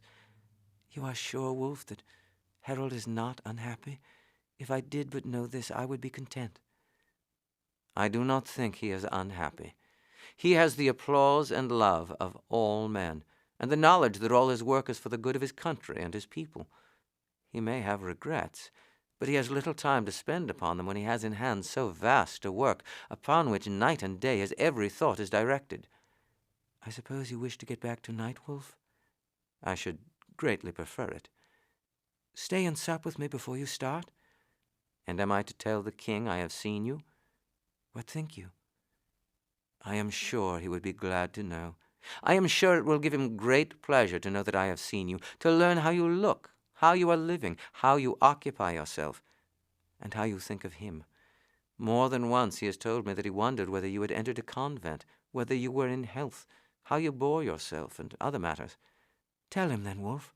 You can tell him that, great as has been my grief over our separation, I can yet feel happy, knowing how nobly he is doing his kingly work, and that I have never wavered in my assurance that I was right when I bade him go. Tell him that I have no thought of entering a cloister, that I have my old servants and my garden and my needlework, that I spend much of my time in ministering to my poorer neighbors, and that I am getting to be loved by them, I think. Say that my health is good, and that I have every comfort I need, save his presence. Tell him that if I fall ill, and the leeches say I shall die, I shall send for him to see me once again, but that in such manner only will we meet in this life. He is another woman's now. Therefore it would be a grievous sin for us, loving each other as we do, to meet again, unless he or I were on a deathbed. The supper was served early, and when it was eaten, Wulf's horse was brought round to the door. Am I to come again, my lady? It were best that you come not again until I send for you. The darkness was just closing when Wulf rode into Westminster. The king is twice asked for you, my lord, Osgod said as he alighted, the last time a quarter of an hour since. Wulf at once went to the king's room, where he was at work with 2 or 3 secretaries to whom he was dictating. "I want you, Wulf," the king said as he entered. "Where have you been?" Wulf glanced at the secretaries, and Harold bade them retire. Wulf then related at length his interview with Edith. Harold listened in silence. "I am right glad at your news," he said. "But we will talk of this again. For the present I must think of public business. News has been brought to me from Denmark that the fleet of Norway has sailed. 'Tis said that Harold has called out a levy of half the fighting men of his kingdom, and that he has 500 warships besides transports. Harold Hardrada intends to conquer England and reign here. I must lose no moment in sending the news to the northern earls. Doubtless it is on their coast he will first land. There is no one I would sooner trust than yourself, and you shall be my messenger. I have the letters already written to them, warning them that every man capable of bearing arms should be summoned to their standard, and every preparation made to repulse the foe. Of help at present I can give them none. My army is dispersed, my shores undefended. Let them meet the Norwegians while I meet the Normans. It is for you to press upon them the counsels I give in my letters, and I would that you should remain with them, sending messages to me from time to time, giving me full tidings of what takes place at York, and how they fare in their struggle with Harold of Norway and my brother Tostig. However, although they may receive you well, I fear your counsel will go for naught. Do not, therefore, press the matter with them, or risk incurring their anger. Being assured that you would undertake the duty, I have highly commended you to them as my representative at York, and I doubt not that you will be well received. Brothers-in-law though they are, I can count on but little aid from them in our struggle with the Normans, but there they will be fighting for their own earldoms, and will do their best, though I fear the result, for the hurried levies of the north will scarce stand against the mighty army Harold Hardrada is bringing against them. I will start immediately, my lord. Here is a royal order upon all governors and thanes to give you changes of horses and to aid you in all ways. Take that giant of yours with you. You will, of course, accompany the earls to the field. Watch well how the levies fight. I would fain know how much they can be trusted on the day of battle. Do not expose yourself too much on the field of battle, Wulf. I cannot spare you, and therefore charge you not to be rash, and to provide for your safety as far as you may." Wulf found Osgod waiting for him in the hall below. "I thought you might require me, master, so I waited till you had seen the king." "You did well, Osgod. I am starting on a journey to York, and you are to accompany me. Carry this order to the stables, and tell them to have the 2 horses ready at the gates in half an hour's time. Then go to the kitchen and eat a hearty meal, and put up some bread and cold meat in a wallet. We shall ride fast, and with few stoppages." The journey was accomplished at an extraordinary rate of speed. Wulf found that Edwin and Morcar were both at York, and alighted at the gate of their residence. Announcing himself as a messenger from the king, he was at once conducted into their presence. "It is Wulf of Steyning, is it not?" Edwin said courteously. "The message must be urgent, since Harold has chosen you to carry it. When did you leave him?" "I left Westminster at 9 o'clock on the evening of Tuesday." "And it is now but midday on Thursday. You have ridden nigh 200 miles in less than 40 hours. "I knew the message I bore was of importance, as you will see by the king's letter." Edwin opened the letter and laid it before Morcar, and the two read it together. "This is serious news indeed. So Harold Hardrada of Norway is on his way hither with 500 warships and half the males of Norway. Since the news has come from Denmark, he must already have been nigh a fortnight at sea, and if he had sailed hitherwards, we should have heard long ere this of his being within sight of our shores. As we've heard naught of him, it may be that his object has been misreported, that it is not against us that his fleet is bound." "I fear it can have no other destination," Wulf said, "though it may be that it has sailed first to Scotland to obtain assistance from Malcolm. There, too, he will find Tostig, whom the king fears is in alliance with him." "Then assuredly it is against us that he comes," Morcar said. "And unless the winds shatter his fleet, we shall hear of him before long. But he may land anywhere from the border of Scotland to the Humber, and it's useless our trying to hinder him along so great a line. With so great an army he must move slowly, and we shall have plenty of time to gather our forces to meet him. Harold urges us to call out the levies at once, but he does not know the Northumbrians as we do. I am glad to see by the king's letter that he has charged you to stay with us for a while." Apartments were at once assigned to Wulf in the palace, and he was treated as an honored guest.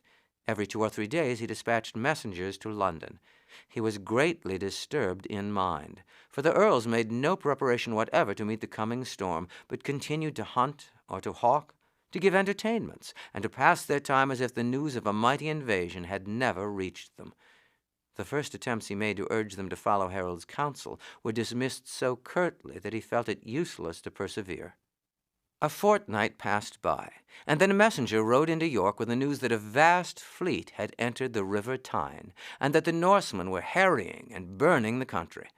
Harold Hardrada had first sailed to the Isles of Shetland and Orkney, which, with the northern districts of the mainland, formed a powerful Scandinavian province.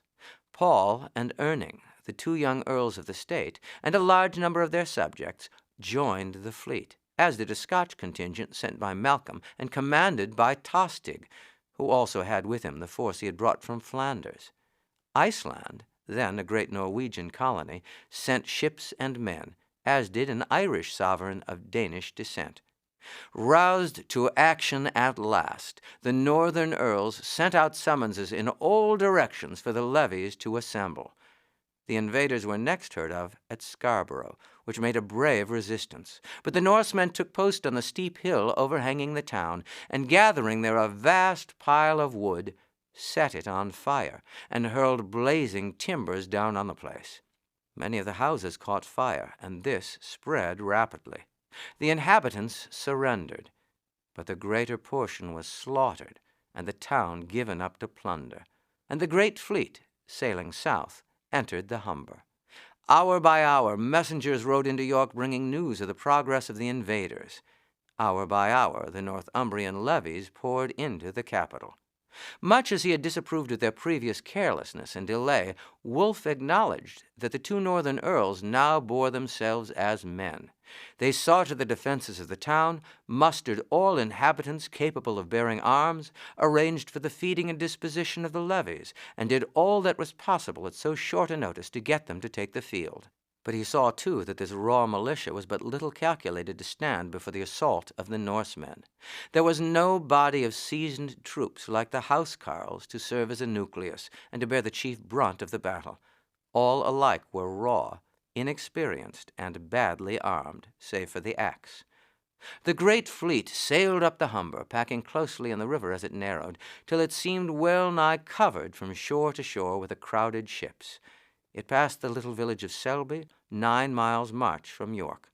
Olaf, the king's son, the 2 earls of Orkney, and the bishop of those islands remained on board to guard the ships, for the Northumbrian fleet, which was far too small to encounter so great an armament, had taken refuge up on the wharf, and might descend and attack the Norse vessels were they left unguarded. The main body of the great army under the king and Tostig landed and prepared to march upon York. Sudden as the call had been, there was no lack of spirit or patriotism in the English levies. Among their ranks were many priests and monks who felt it was their duty to aid in the defense of the land.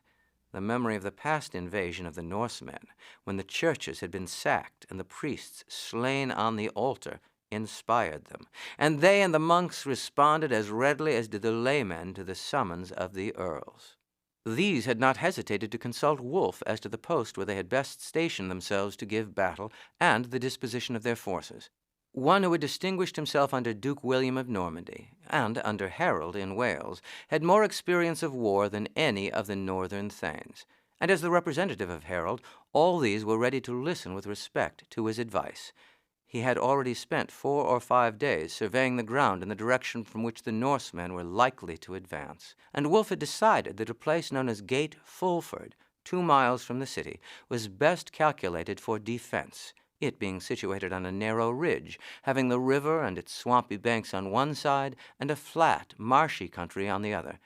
Thither the army of the earls marched to take up its position. Chapter 19. Stamford Bridge. Owing to the difficulty of getting the levies formed up and set in motion, the Norsemen had arrived on the ground and had taken up a defensive position before the English reached it.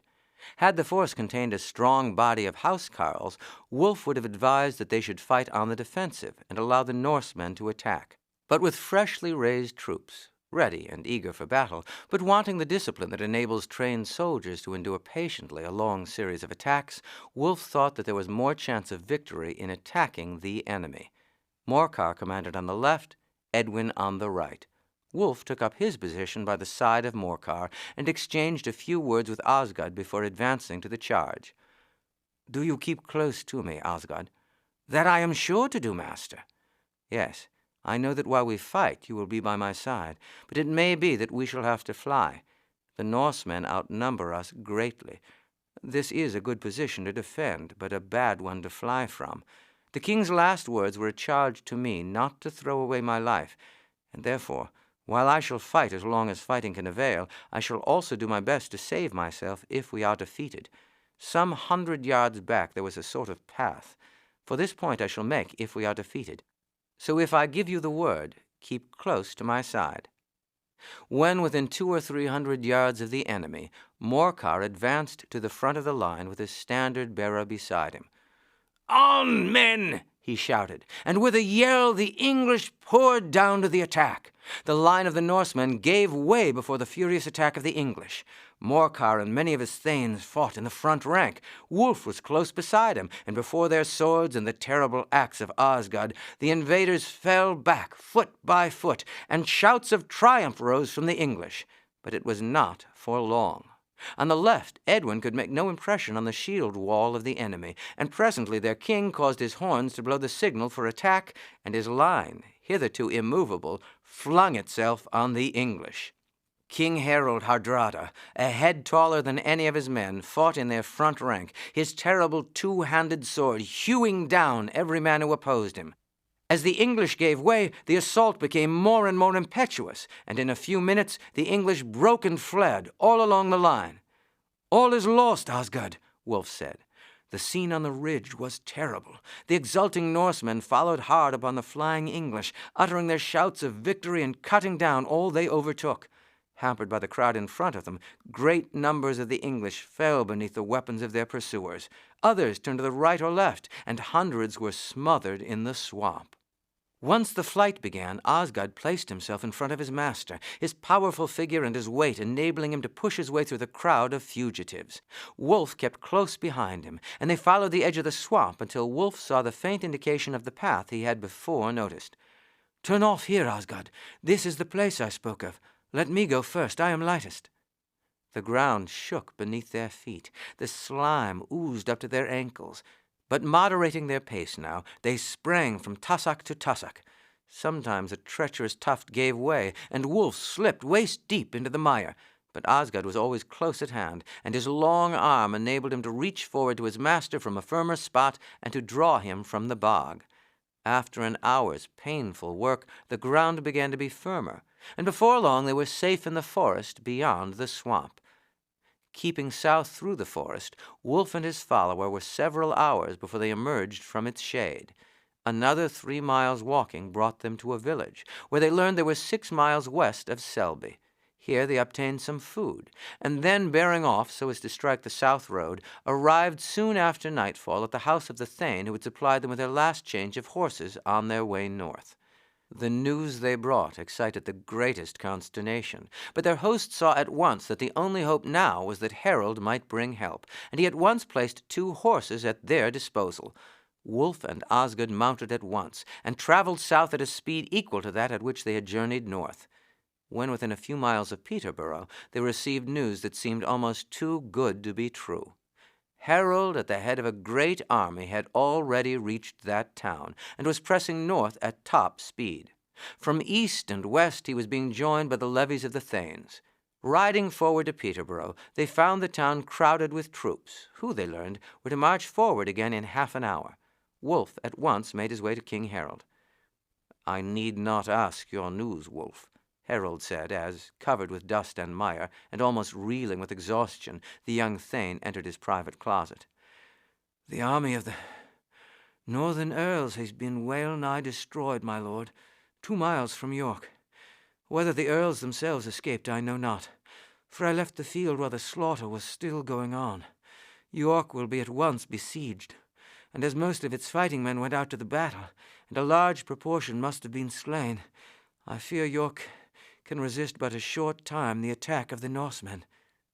"It is bad tidings that you bring, Wulf, but not unexpected. Directly after I heard that the enemy's fleet were off our northern coast and burning and pillaging unopposed, I speedily gathered what force I could in the south and started north. Yesterday the news reached me that the great fleet of Norway had sailed up the Humber, and I saw that I should be too late to join Edwin and Morcar before they were forced to give battle before York. Now, tell me of the fight and how you managed to escape." Wulf related the story of the battle and the manner in which he had escaped.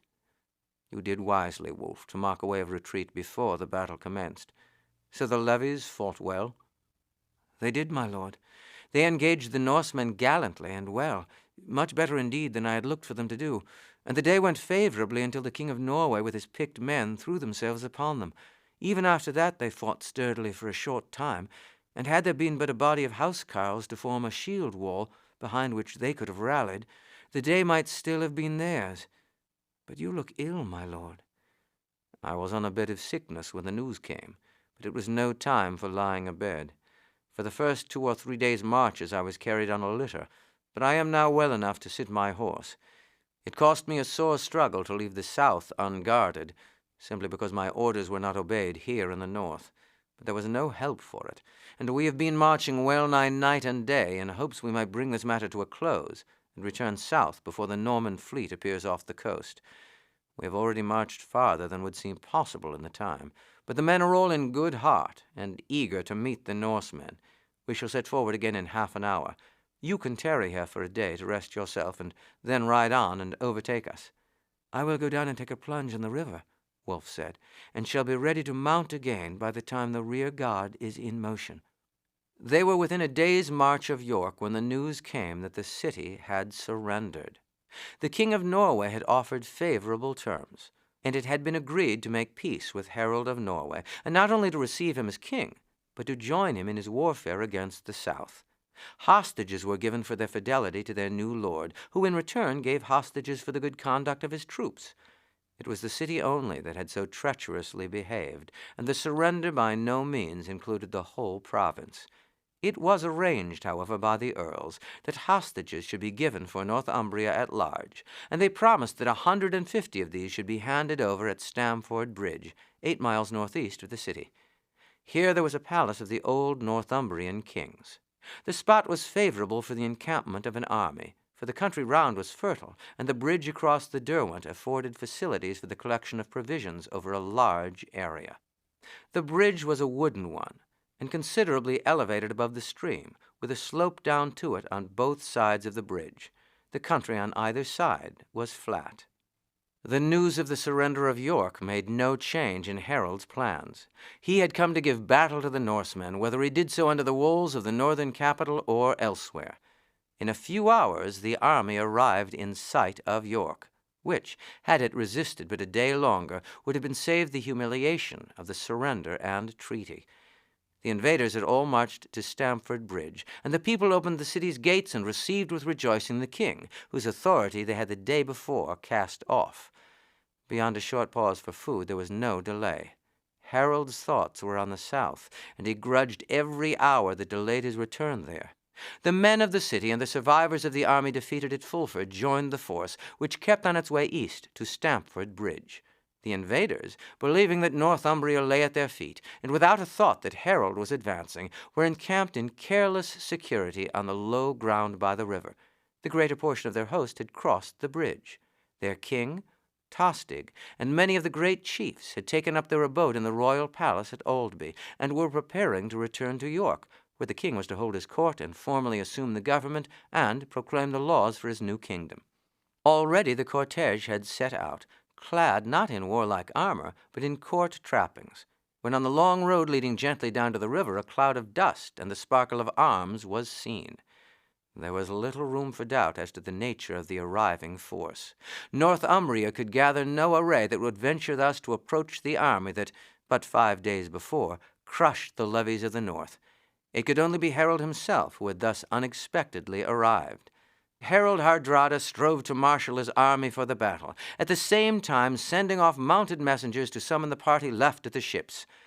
But while all was in confusion among the main body of the invaders on the eastern bank of the river, while men were buckling on their armor and gathering in their ranks, the cloud of war rolled rapidly down the descent, and with a mighty shout the English vanguard fell upon the Norsemen on the western bank.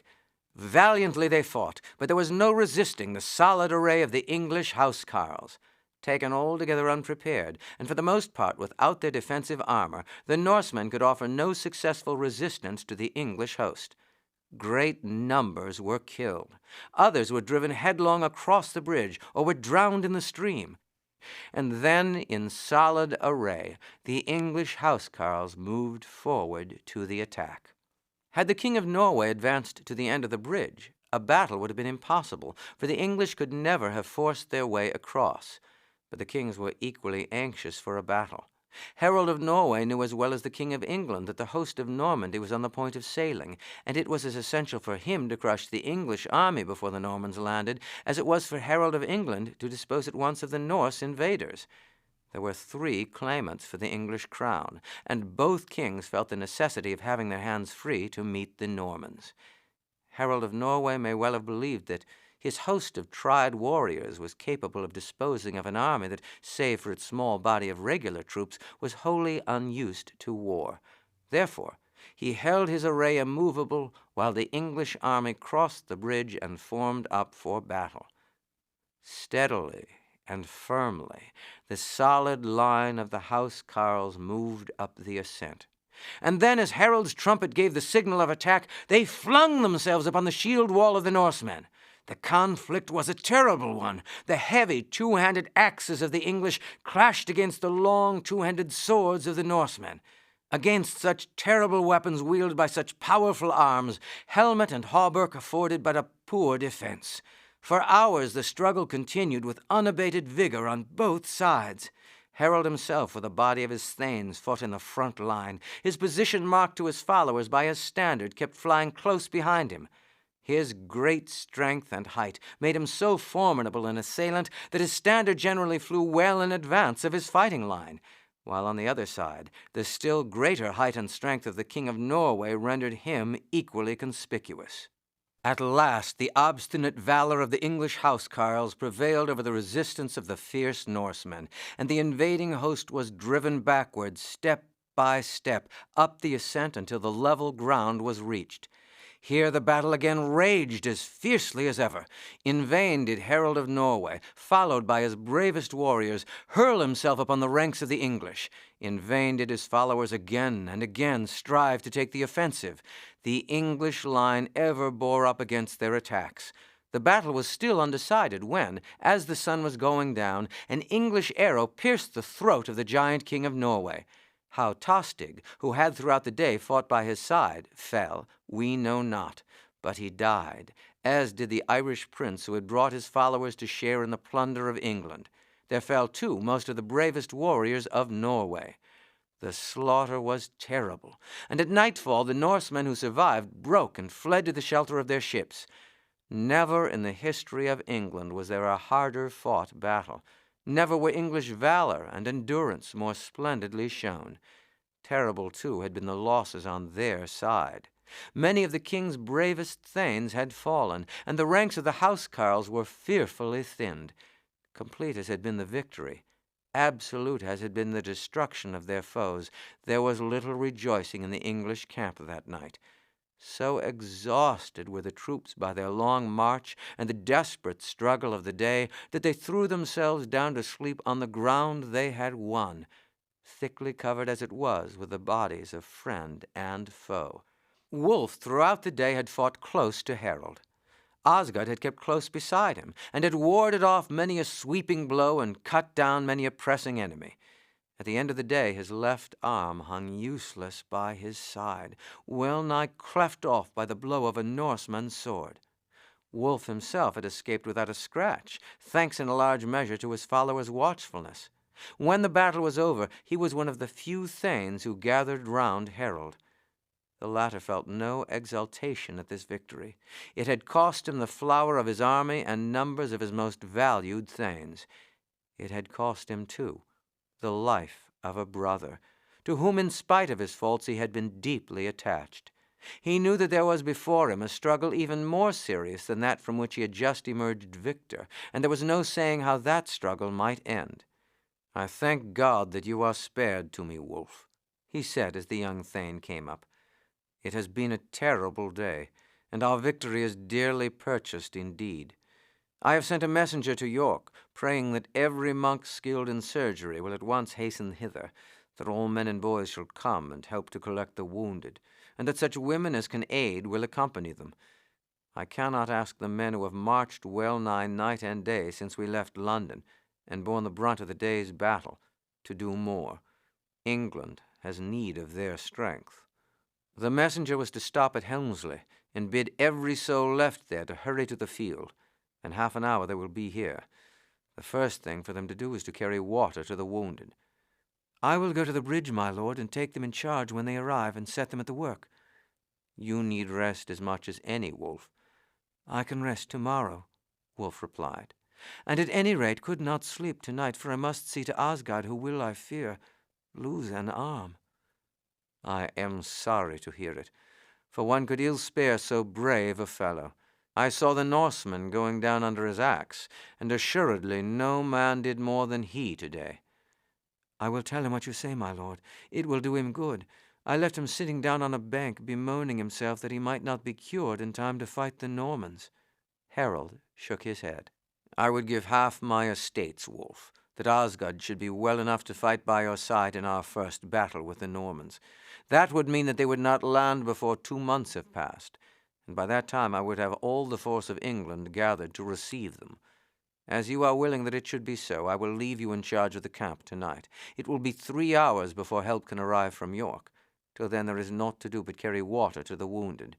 When they arrive, the monks will dress the wounds, and the men and women carry such as can be moved down by the river, where they can be treated more easily than lying in the fields. Have a strict search made for the body of my brother, and place a guard over it." Wulf went at once down to the bridge, while Harold and his thanes lay down like the soldiers on the field of battle. In a short time, men, women, and children came in from Helmsley. Having been told what they were required for, they had brought with them jugs and drinking cups, and also a supply of torches. The first search was made over the ground west of the river. Here few English had fallen, but the Norsemen lay thickly. Wulf ordered that water should be given to all, foe as well as friend. When such as survived had been seen to, Wulf led the villagers over the bridge. "Scatter right and left," he said, "and then move forward. You cannot go wrong." Having seen them all at work, he hurried away to the spot where he had left Osgod sitting. "The king sent to York for aid directly after the battle was over. We shall have all the townsfolk here soon, among them monks and others skilled in the dressing of wounds. Here is water." And he then repeated what Harold had said. "It does me good to hear that Harold is satisfied with me. I hope to strike many a good blow for him yet, master." As he ended, he lay down on his back. Wulf saw that it was best that he should sleep. In 2 hours, a crowd of men and women from York appeared and scattered themselves over the battlefield, the monks pouring balm into wounds and bandaging them up, while the men and women carried wounded, as fast as they were attended to, down to the river. The bodies of Tostig and of the King of Norway were both found, and a guard placed over them. And in the morning that of Tostig was carried to York for burial in the cathedral, while Harold Hardrada was buried where he fell. Harold sent messengers to the Norsemen's fleet, offering mercy to them if they would surrender, and their chiefs come to York and swear never again to raise their swords against England, an offer which was thankfully accepted, for the English fleet had entered the Humber, and their retreat was cut off. The next day the Norse chiefs went to York and took the required oath, and were then escorted back to their ships. So terrible had been the slaughter, so complete the destruction of the invading army, that even including the guard that remained at the fleet, 24 ships sufficed to carry away home the survivors of the mighty host. On the day after the battle, Harold returned with his army to York. Here all who had fallen away from the cause of England were pardoned. Measures were taken for making the fighting strength of the North available for the general defense of the country. The wounded were cared for in the houses of the citizens, and for 5 days the troops rested after their prodigious exertions. Early in the morning after the battle, Osgod's wound had been seared with red-hot irons. He had borne the pain unflinchingly, saying that he had suffered as much from burns more than once while learning his trade as an armorer. Wulf was not present, but he saw him before he started with the king for York. "You will have to do without me for a few days," Osgod replied in answer to his inquiries. "These monks wanted to make out that it might be 2 or 3 months before I was fit for service again. I told him it would be a shame if in a fortnight I could not wield an axe again." "It is not the sore, Osgod. It is the veins that might burst out bleeding again." "That is what they said, master, but at present there is not much blood left in me, I think. By the time it comes again, my veins ought to have healed themselves." 5 days passed. The king labored incessantly at making a settlement of the affairs of the north. The thanes came in from all Northumbria. They were full of thankfulness at the deliverance that had been wrought for them. All were received with kindness and courtesy, and Harold felt that at Stamford Bridge he had conquered not only the host of Norway, but the northern earldoms too. On the evening of the 5th day after the battle, they held a great banquet at York. The feasting was at its height when Harold was told that a messenger had arrived with urgent news. The man was at once brought in. He had ridden in 2 days from the south, and brought the momentous news that on the 3rd day after the victory of Stamford Bridge, the Norman host had landed in Sussex.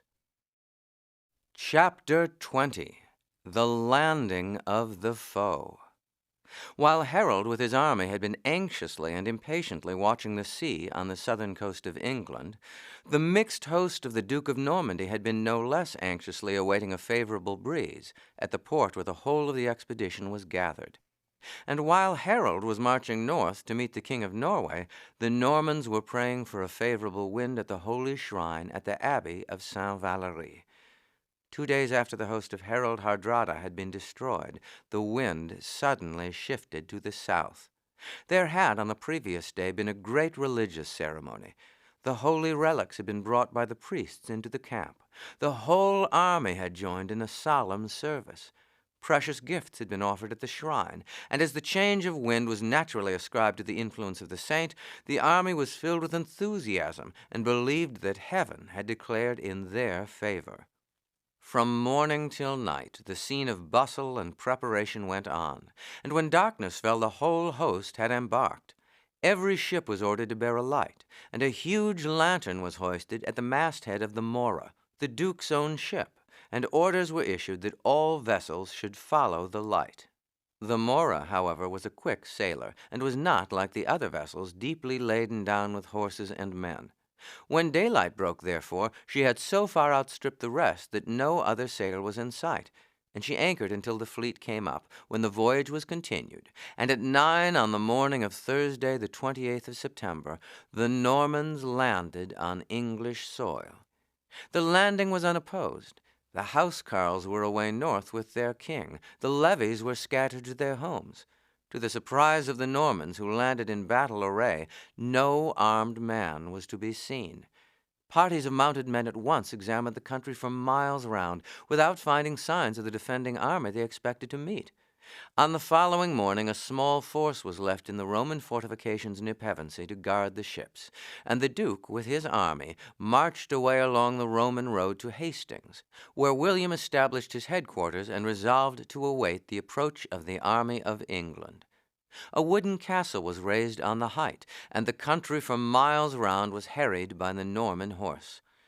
No sooner did Harold hear the news that the Normans had landed and were harrying the land than he ordered the whole to be cleared and issued a summons to the assembly of a Gemote. And in an hour an assemblage of all the thanes gathered at York was held in the hall that had, so shortly before, been the scene of peaceful feasting. Harold proclaimed to them the news, and called upon them to arm and call together their levies for the defense of England. An enthusiastic reply was given.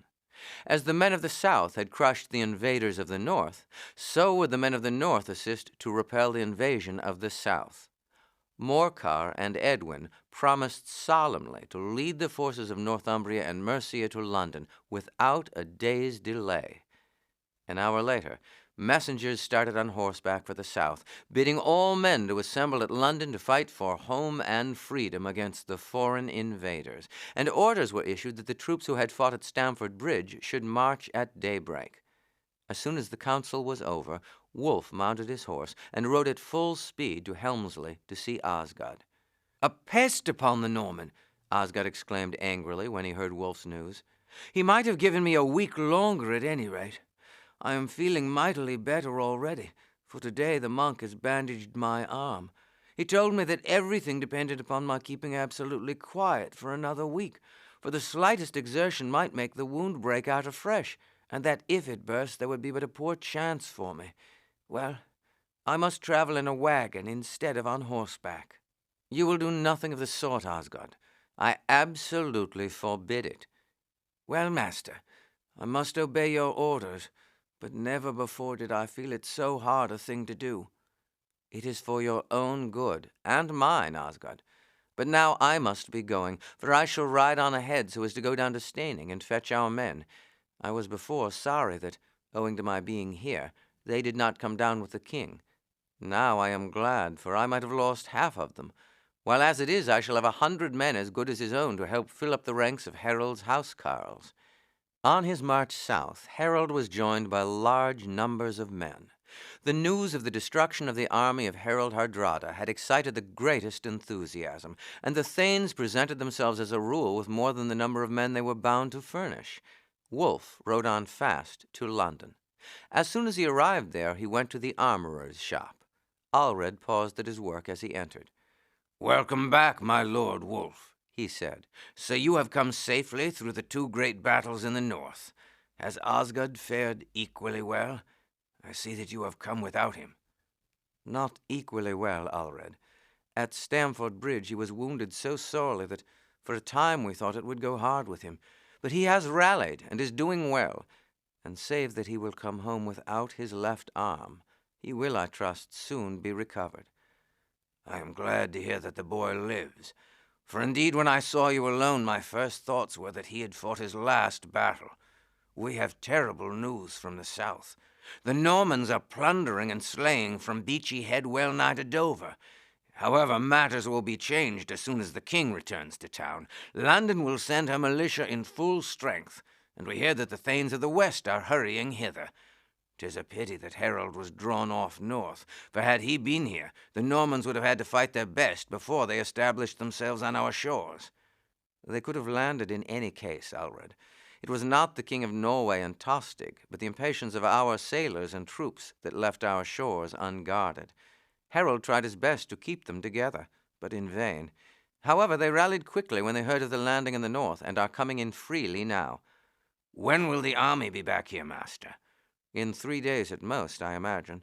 The news of the wanton destruction they are making has roused Harold to fury, and he will assuredly lose no time, even if he has but half the force of England behind him. It is as well to have something to fall back on, the armorer said. It is not by one battle that England is to be conquered, and even if we lose the first, we may gain the second. We can stand the loss better than the Normans, for doubtless William has brought all his strength with him, and if beaten must make his way back to his ships, while Harold would in a short time find himself at the head of a larger army than that with which he may first meet them. London will put a strong body in the field, and you may trust us to fight sternly, Master Wulf. And if we are beaten, I will warrant that there will not be many of us to bring the tidings back.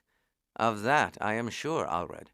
Well, I must stay here no longer. I shall sleep for 2 or 3 hours, and then take a fresh horse from the king's stable, and tomorrow I shall be at Steyning. By nightfall I shall be on my way back with every man on the estate. Wulf reached Steyning soon after daybreak, and as soon as the news that he had arrived went round, the tenants flocked in. His coming had been anxiously expected, for the alarm caused by the incursions all over the country by the Norman horse was intense. The news, therefore, that Harold was marching south with his army, and that all were to share in a pitched battle with the invader, instead of being slaughtered on their hearthstones, caused a deep feeling of satisfaction. Wulf gave orders that every man should assemble in fighting array at noon, and that if, later on, news came that the enemy were approaching, the houses were to be deserted, the stacks fired, and, driving the cattle before them, the women and children should cross the hills and take shelter in the great forest beyond. The arms of all the men were carefully inspected, and the weapons remaining in the armory served out to those worst provided. At 1 o'clock the force marched off, Wulf riding at the head of the 100 housecarls, while the tenants, 150 strong, followed in good order. Each man carried 6 days' provisions. They camped that night in a forest 20 miles from Steyning, marched 30 miles the next day, and early the following morning joined the great array that was gathering on the hills south of London. To his great pleasure, Wulf found that Bjorn had arrived the day before with his levy. They had not met since they had returned from the north with Harold. It was a great host that was gathered ready for the march south. In the Abbey of Westminster, where Harold had received his crown, and in every church of London, Mass was celebrated day and night, and was attended by crowds of troops and citizens. Harold himself snatched a day from the cares of preparation to visit Waltham, the abbey that he had founded, and there earnestly prayed for victory, with a vow that did he conquer in the strife, he would regard himself as God's ransomed servant, and would throughout his life specially devote himself to his service. A day or two after Wulf's arrival in London, a messenger came from William of Normandy, calling upon Harold to come down from his throne and to become, as he had sworn to be, the Duke's man. Harold, in reply, sent back a full answer to William's claims, and offered rich gifts to William if he would depart quietly, but added that if he was bent on war, he would meet him in battle on the coming Saturday. Gurth urged his brother to remain in London, while he himself went with the army to battle. A large number of the levies had as yet not come in, and with these, should the first battle be unsuccessful, another army could be gathered to continue the struggle. Moreover, whether the oath Harold had sworn was binding or not, he had sworn. and it were better that another who was perfectly free in his conscience should lead the English to battle. Then, too, Gurth urged, if he himself were slain, it would matter comparatively little, while Harold's death would jeopardize the whole kingdom. He prayed him, therefore, to stay in London, and to gather another and greater force, and to lay waste the whole land between London and the coast, so that the Normans, whether successful or not in their first battle, would be starved into a departure from the land. The counsel of Gurth was approved of by the Thanes, but Harold rejected it. He declared that he would never let his brother and friends go forth to danger on his behalf, while he himself drew back from facing it. Neither could he bring himself to harm the lands or the goods of any Englishman. For 6 days Harold remained in London, waiting in vain for the forces from the north to join him, and on the Thursday morning set out with his army in order to meet the invaders on the day he had named. On the day that the king made his last visit to Waltham, Wulf rode over to Croydon in compliance with an entreaty he received from Edith. "When does the army march?" she asked anxiously as she entered. "The day after tomorrow, lady. And my lord goes with it?" "He does." "I feel sore misgivings. When he marched north against the King of Norway and Tostig, I felt no doubt he would return victorious. But night after night I have had evil dreams, and though I pray continually, my spirit has no relief. I have never feared for him before. I have always felt sure that whoever died, Harold would be spared for the sake of England. But I have no such feeling now. It seems to me that I sacrificed him and myself in vain when I bade him leave me and marry the sister of the northern earls. They are behaving now as traitors, and he has lost his life's happiness. But it was not for this that I sent for you, but to ask you where the battle is likely to be fought." "Near Hastings, assuredly." "I shall travel south tomorrow. I would fain be nearer to the scene of the battle, so that in a few hours I might journey there, in order that, if my lord dies, I might see him once again. I know the superior of a convent near there, and there I will betake myself. Thence, as I believe, it is some 16 miles to Hastings. Should aught happen to him, will you send a speedy messenger to me?" "Should I live through the fight, I will do so, lady. But even should I not return, the news will travel swiftly. But God forfend that so great a loss should fall upon England." "Amen. And yet I fear.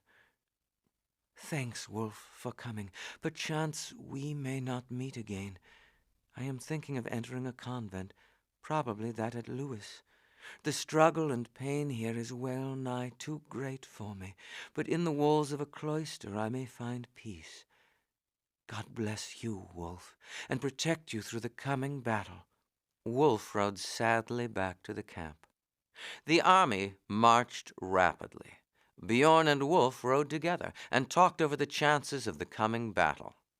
"I cannot blame Harold for not remaining behind," Wulf said, "though, as he could not do so, I think it would have been well had he bidden Gurth remain behind to gather another army, with which to meet the Normans should we be defeated. Or if he could not spare Gurth, he might have left Leofwin behind. It is assuredly a mistake for the 3 brothers all to come, for should all fall, England would no longer have a head. Surely no such misfortune as that will befall us, Wulf." "I know not, Bjorn. They will fight side by side, and should one fall, all may perish together. One at least ought to remain behind. It matters not how many of us are killed, so that one of Godwin's sons is left to rally the kingdom. You may be sure that if we are conquered, the victors will be in but poor condition to meet another foe. But if there is no one to gather an army and unite all England against the Normans, they will eat us up piecemeal." On Friday afternoon the army reached rising ground near the village of Senlac, which Harold had beforehand fixed upon as the place where he would give battle to the invaders. Doubtless in the long weeks of waiting for the coming of the Norman fleet, he had fixed upon this spot as one well suited for a battle. It was necessary that the English should fight on the defensive. The Normans were strong in cavalry, while the English were unaccustomed to fight on horseback, and would have been at a grievous disadvantage had they attacked the enemy. The hill offered many advantages to a force standing on the defensive. The great eastern road passed close to its foot, and its possession barred the passage of the invaders in that direction. The ground between it and the sea was marshy and broken, and its occupation by an English force left the Normans no choice but to come out and attack them. The sides were steep, and the ground rose rapidly in the rear, so that the Norman cavalry could not attack from behind. The moment the troops reached the ground, the royal standard was planted, and the men set to work to fell trees and to form a triple palisade along the accessible sides of the hills. Harold relied almost entirely upon the housecarls. The levies might be brave, but they were undisciplined and might easily be thrown into disorder. They would, too, be impatient under the trial of a long day's battle. It was upon the shield wall, the favorite formation of the English, that he relied to win the battle. It was their national mode of fighting, and he might well hope that the barons of Normandy and the adventurers who fought under William's banner might well try in vain to break it.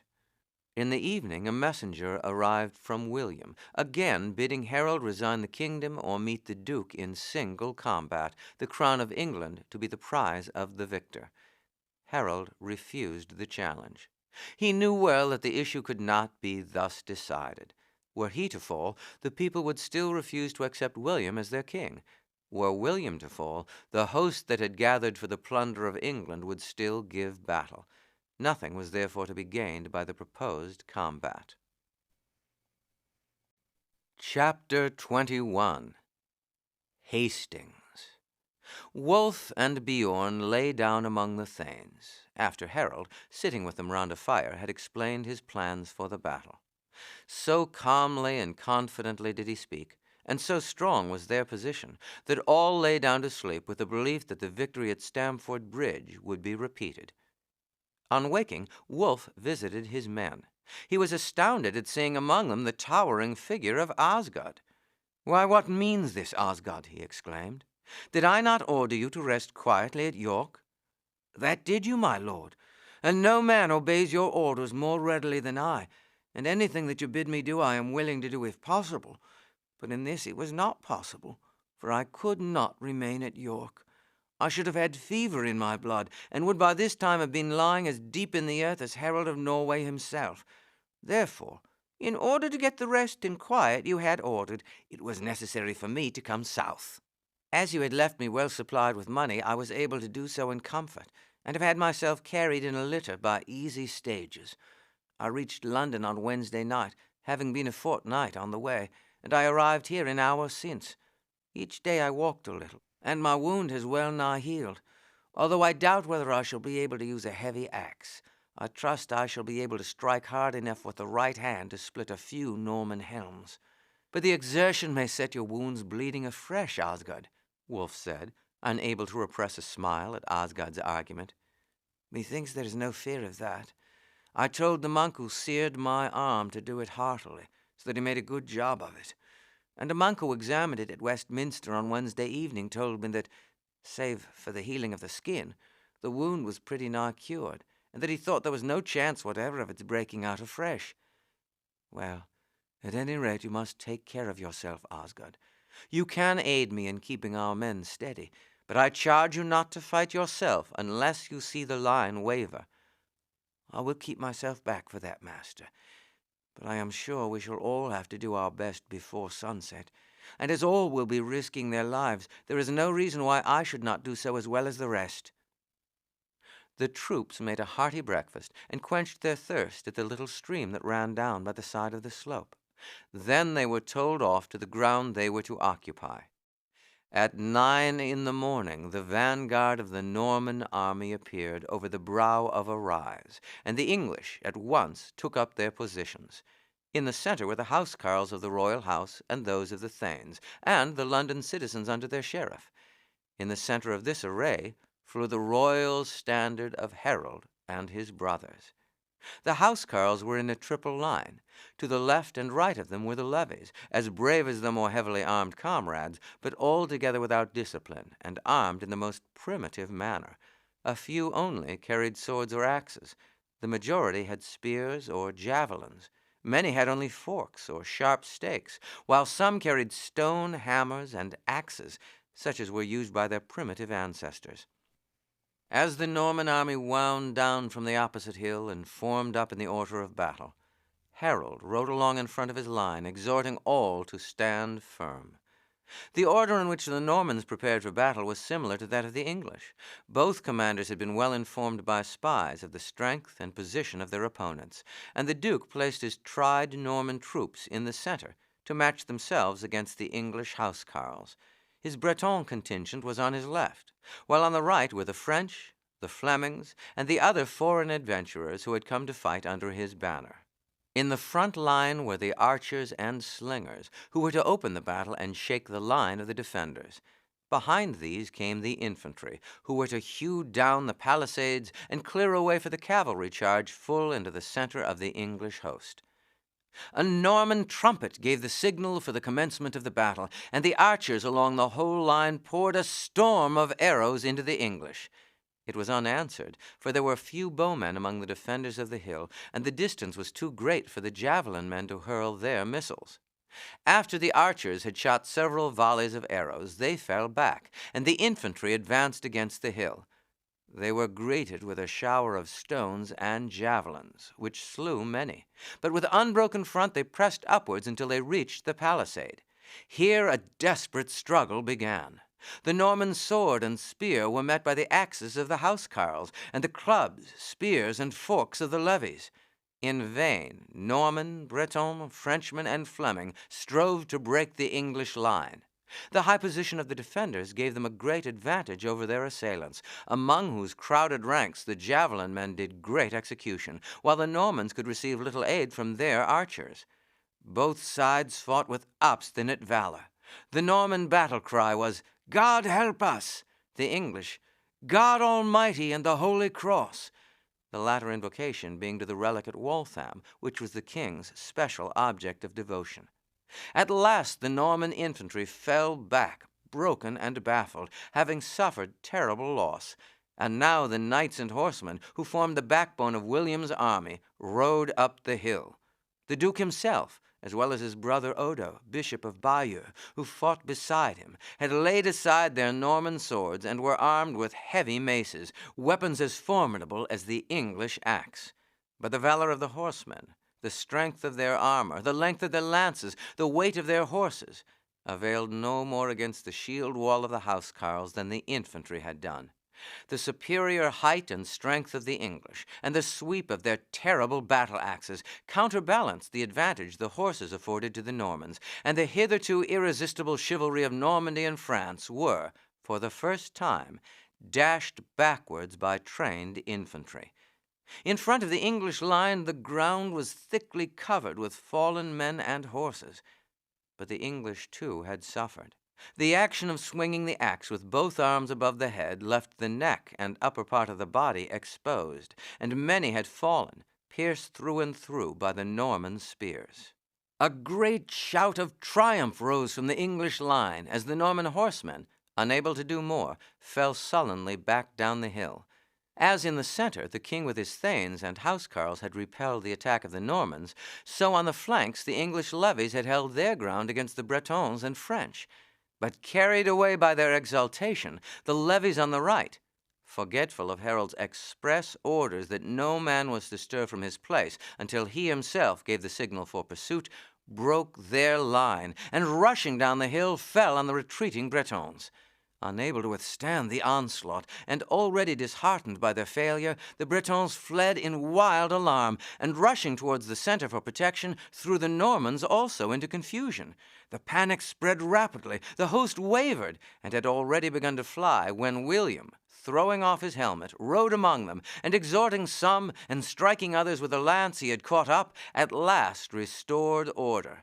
And the Breton infantry rallied and fell upon their pursuers, killing many and driving the rest back up the hill.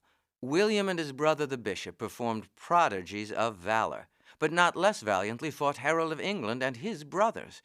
The palisade was by this time destroyed in many places, and desperate hand-to-hand contests now took place. Cutting his way through meaner foes, the Duke strove to reach the royal standard and encounter Harold himself.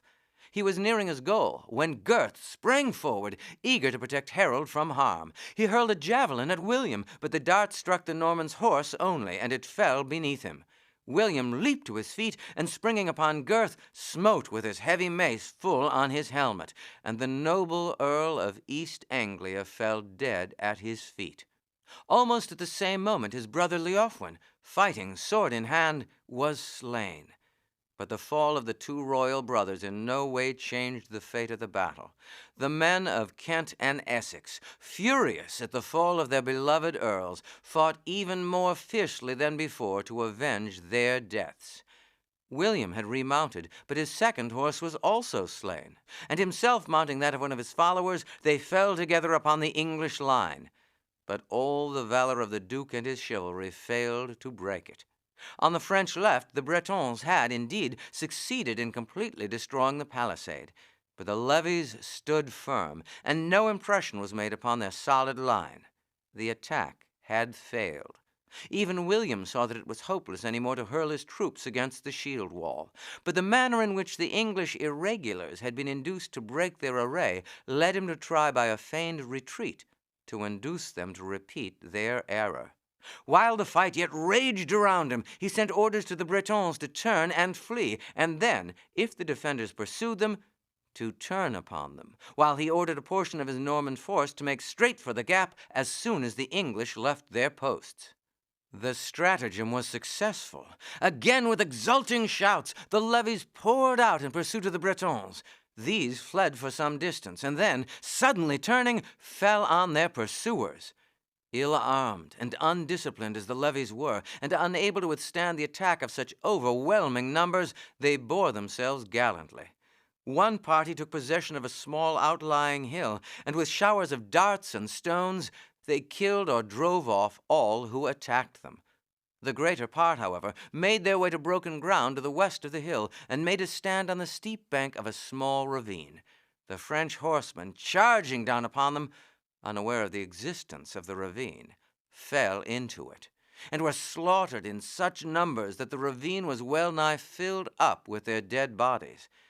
But gallantly as the levies had retrieved their error, it was a fatal one. As soon as they had left their line, the Normans, told off for the duty, pressed into the gap, and were followed by the whole of their main body. Thus the English lost the advantage of position, and the contending hosts faced each other on the hill, the ground now occupied by the Normans being somewhat higher than that on which the housecarls stood. It was now about 3 in the afternoon, and the fight had been raging for 6 hours. But though thus outflanked, and the order of their battle destroyed, the veterans of Harold showed neither alarm nor discouragement. Their formation was changed. The shield wall still faced the Normans, and for a time every effort to break it failed. In vain the Norman cavalry charged down upon it. In vain their Duke plied his terrible mace. Occasionally, men worn out by the long defensive battle sprang from the English ranks and engaged knight or baron hand to hand. All along the line, such single-handed conflicts were going on, and the roar of battle was as loud and fierce as at the beginning of the day. Then William ordered up his archers again, bade them shoot their arrows high into the air so that they should fall among the king and his thanes grouped round the royal standard. The effect was terrible. Through helm and shoulder guard the arrows made their way. The soldiers held their shields above their heads, but the thanes had no such protection. Harold glanced up for a moment, and as if directed by the hand of fate, an arrow struck him full in the eye, and he fell prostrate as if struck by a thunderbolt. A cry of horror and dismay burst from the thanes around him. But there was no time for the indulgence of grief. The Normans, too, had seen the king fall. With shouts of triumph, a body of knights tried to force their way in to take possession of his body. But so long as an Englishman could swing an axe, this was not to be, and the assault was repulsed as others had been before. Nor, when the news of Harold's fall spread, did the brave housecarls lose heart, but sternly and obstinately as ever held together. At last the Normans burst in at the center, each baron and knight striving to be the first to pluck down the standards, the one the king's own cognizance, the other the national banner, that waved side by side. One after another, the thanes were smitten down. Not one asked for quarter, not one turned his back upon the foe. Bjorn and Wulf had, through the long fight, stood side by side, and the watchfulness with which they guarded each other had carried them so far, unharmed through it. "It is all over now, Bjorn," Wulf said. "But it is not hard to die, for with Harold, the cause of England is lost. At any rate, we will sell our lives dearly," Bjorn said, as he struck a Norman knight from his horse. But they were the last defenders of the standards, and the end was at hand. Blows rained down upon them. Bjorn was beaten down onto one knee. Wulf was so exhausted by his exertions he could scarce swing his axe, when a Norman baron pressed his horse through the throng, and springing to the ground, held his sword aloft and shouted, "Stand back! Stand back! These two men hold the Duke's solemn pledge for their lives." There was hesitation, so furious were the Normans at the resistance they had met with, and the tremendous losses they had suffered. But another baron exclaimed, "De Burgh is right. I heard the pledge given. So did many of you. This is the young Saxon who saved the Duke's camp from the attack by the Bretons. The other brought with him the news that Harold was wrecked." The words were decisive. The Normans turned aside their horses to attack other foes. "Thank God I arrived in time, Wulf," Baron de Burgh said. "I knew you would be near the standard, but I was fighting elsewhere when the news reached me that the line was broken and the standard on the point of capture. Bjorn, are you badly hurt?" "I am dizzy and faint," Bjorn replied unsteadily, "but I think not badly wounded." "Walk by me, one on each side, holding my stirrup leathers. I would place you on my horse, but it were best that I myself should be seen." The Baron de Burgh removed his helmet, and bareheaded moved off with the young thanes walking beside him. Many Normans stopped as he made his way down the hill, but to their questions he replied, "The Duke has himself guaranteed the safety of these thanes," and as he was known to stand high in the Duke's favor, his word was at once accepted. In the meantime, Harold's standard and the Golden Dragon, the national banner, had been carried off in triumph. But though the king was dead and the standard lost, the survivors of the housecarls still fought on until darkness fell. The levies had fled just before, hotly pursued by the Norman horse. Knowing the ground well, the lightly armed footmen fled across a bog, and in the fast-gathering darkness, the pursuers did not notice the nature of the ground, but galloping on, plunged into the morass, where great numbers of them perished miserably, either suffocated in the mud or slain by the English, who turned and fell upon them with axe and spear. With darkness, the battle came to an end. Few indeed of the housecarls drew off under cover of the darkness, their force being almost annihilated. With them had perished almost the whole of the thanes of the south of England and East Anglia. The Sheriff of London had been carried off, desperately wounded, but with this exception, none of Harold's companions and thanes left the field alive while daylight lasted. A few only the next morning were found breathing among the mass of dead, and some of these survived and returned at last to their homes. For William, satisfied with the complete victory he had gained, issued orders that all found alive on the field were to be well treated. He felt that he was now King of England, and that clemency was his best policy. Permission was given to the women who flocked in from the country round to search for the bodies of their friends and to remove them for burial. He also commanded a search to be made for the body of Harold. But during the night the camp followers had been busy with a work of plunder, busiest round the spot where the standards had stood, for here were stores of gold bracelets and rings, the emblems of authority of the thanes, to be collected, and rich garments to be carried off. Thus, then, the heaps of corpses that marked the spot where the fighting had all day been heaviest were unrecognizable. So terrible had been the wounds dealt by sword, battle-axe, and mace. De Burgh had kept Wulf and Beorn with him all night, and they had lain down and slept together. In the morning he went to the Duke to inform him of what he had done. "Thank you, de Burgh," William said. "They are two brave young fellows. I had given my word they should retain their estates in case I ever came to the throne here. I know not what to do with them. Were I to let them go now, they would assuredly take part in any further resistance that the English may offer to me.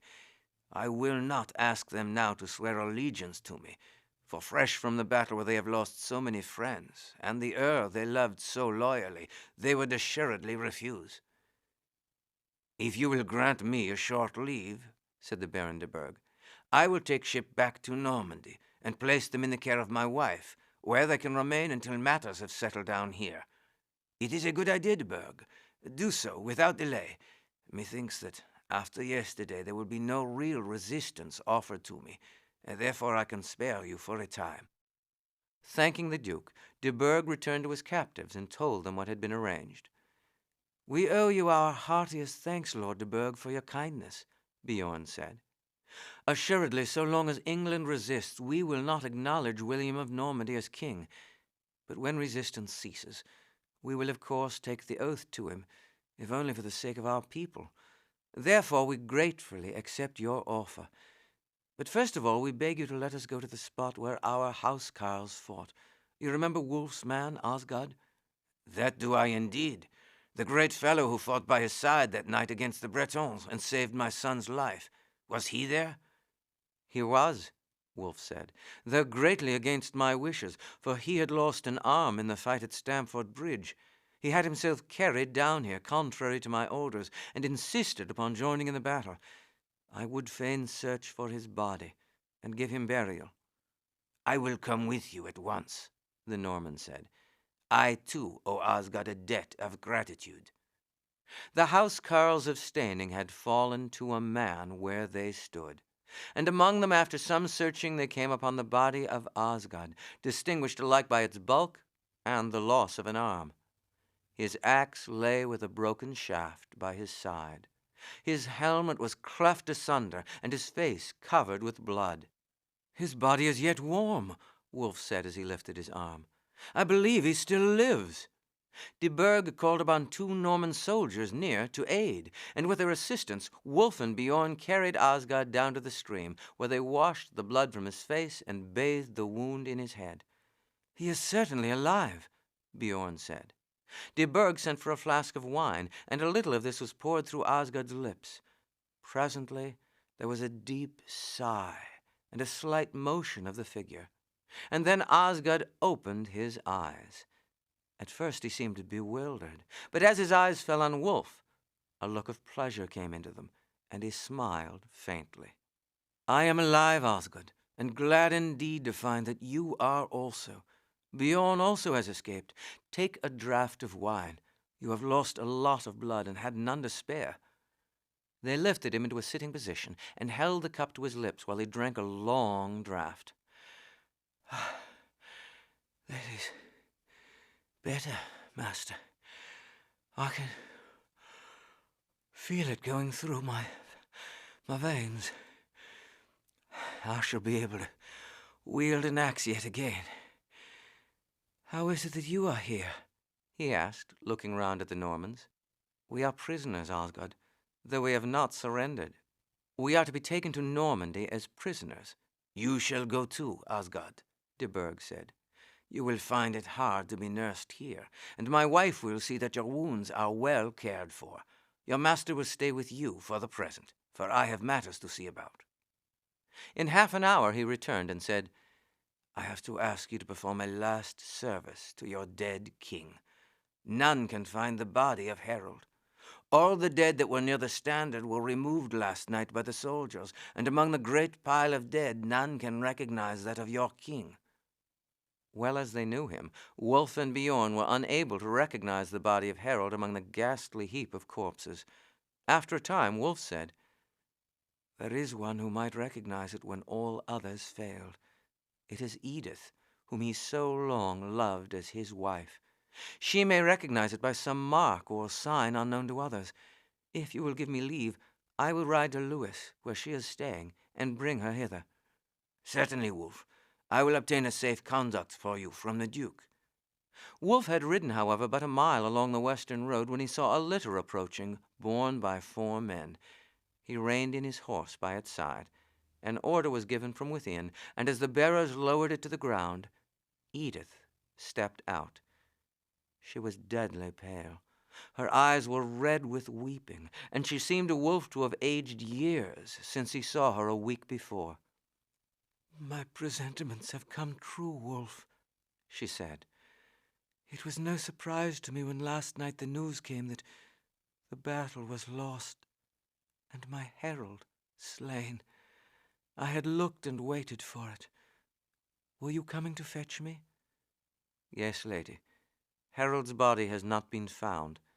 Early this morning 2 monks of Waltham, who had followed the army and seen the fight afar off, came into camp, and with them Githa, Harold's mother. She saw the Duke and begged for Harold's body, offering its weight in gold if she might carry it for burial to the Abbey of Waltham. The Duke refused, saying that an excommunicated man could not be buried in a holy place. She might remove the bodies of her 2 other sons, but Harold's, when found, should be buried by the sea-coast. The monks searched in vain for the body. Bjorn and I have done the same, but have failed to recognize it." "I shall know it," Edith said. "Among 1,000 I should know Harold." "It is a terrible sight, lady, to look upon." "I shall see nothing but him," she replied firmly. Wulf accompanied Edith back to the battleground, where the 2 monks joined her. Wulf, who was greatly shaken by the sight of her set and white face, left her with them. What the eye of friendship had failed to accomplish, the eye of love detected unerringly. There were marks on Harold's body by which Edith recognized it. The remains were collected and reverently wrapped in a purple robe and laid on a litter. Bjorn and Wulf and the 2 monks lifted it. Edith walked behind, followed by Lord de Burgh and several other Norman knights and barons who had known Harold in Normandy and could admire and appreciate the valor of the dead hero. The little procession went down to the shore where Norman soldiers already had dug a grave. And there, by the coast he had defended so well, Harold was laid to rest, and over his body a great cairn of stones was raised by order of the Duke. Chapter 22. The Lord of Bramber. Edith stood by while the Norman soldiers piled the stones over the grave. No tear had fallen from her eyes from the time that she had reached the field of battle. Her face was as pale as marble and looked almost as rigid. When the last stone was placed on the top of the cairn, she turned to Wulf and Bjorn. "Farewell, Wulf. Farewell, Bjorn. I go to Lewes, and when the doors of the convent close on me, I shall be dead to the world. Would that I were lying beneath that cairn by the side of my dear lord. Farewell, Thanes. I shall remember you in my prayers." And so saying, she turned away and walked back to the litter. "Poor lady," Bjorn exclaimed as he watched the litter, escorted by the 2 monks, carried off along the road. "Poor lady indeed," Wulf repeated. "And yet there are thousands in England and Normandy who were widowed yesterday, and maybe she is better off than many. She lost Harold the day she resigned him to another, and it was harder perhaps to be parted from him in that fashion than to know that he is dead now. Now she can think of him as her very own, as the man who had loved her even as she had loved him. It is a terrible grief, but one without bitterness. But see, Bjorn, Lord de Burgh is coming this way, and I suppose all is ready for our departure." "I am ready, young thanes," de Burgh said as he came up. We ride at once for Pevensey, whither order was sent some hours ago for a ship to be in readiness to sail for Normandy." 3 horses were led up and mounted. They rode away, followed by an armed party, and the litter on which Osgod was laid. "You have done your last duty to your king," the Norman said. "It is a fit grave for a hero, and assuredly Harold was one. Maybe that is not his last resting place. The Duke at present doubtless felt constrained at first to refuse him Christian burial, for had he granted Githa's request, it would have been an acknowledgment that the charges brought against him were unfounded, and the excommunication of no avail. But I doubt not that in time William will allow Harold's body to be taken to his abbey at Waltham. But now," he said less gravely, in order to turn their thoughts from the sad scenes they had witnessed, "what think you of the future? Will the northern earls head a national movement against us?" "They will do nothing," Wulf said. "They will hasten to make the best terms they can for themselves, but they are ever intriguers, and as soon as they see their opportunity will conspire against William, as they conspired against Harold. As for the south and east, who is to lead them? There is no one left to whom they can look for guidance. Doubtless in some places they will resist, but such resistance can only bring ruin upon those who attempt it. Maybe some will hold out for months, even years, but what can it avail in the end? Had Harold escaped alive, there would have been many a battle as obstinate as that of yesterday to fight before England was conquered. Had any of the greater thanes escaped, men would have flocked to them. But they are all gone, save the few that were found well nigh lifeless this morning. Perhaps it is better as it is. For now that William is victorious, he will soon receive large bodies of reinforcements, and as resistance would be vain, it were best that no resistance were made. Duke William has shown himself a wise and just ruler in Normandy, and doubtless will prove himself the same in England, if he be not angered by revolts and risings. It is hard that the Englishman should be ruled by a foreigner, but it is no new thing for us. We Saxons conquered the Britons, and in turn Danish kings have ruled over us. But Saxon and Dane have become almost one, and the old grudges have died out. Maybe in time you Normans also may become English." "You would take the oath of allegiance to William, then, Wulf?" "Not now, my lord. But when England accepts him as her king, I should be willing to hold my lands from him, as I have held them before from our kings. That is, if the lands remain mine." "They will remain yours. The Duke's promise was publicly made, and he will certainly adhere to it." The sun was sinking when they reached Pevensey. They went at once on board one of the ships de Burgh had himself furnished for the expedition, and 2 days later landed at Rouen. The 2 young thanes rode with the Baron to his chateau, leaving Osgod to be brought after them in his litter. Lord de Burgh was received with the greatest joy by his wife, Guy, and Agnes. As soon as the first outburst of delight was over, the Baron called in Wulf and Bjorn, who had not followed him into the room, feeling that he would prefer to greet his family alone. Guy gave an exclamation of surprise and pleasure as they came forward.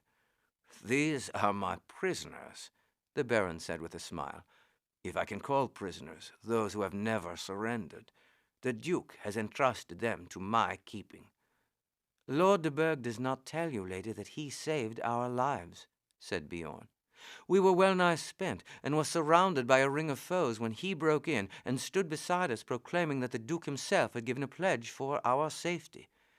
I have paid part of the debt we owe." "How long do you stay with us, my lord?"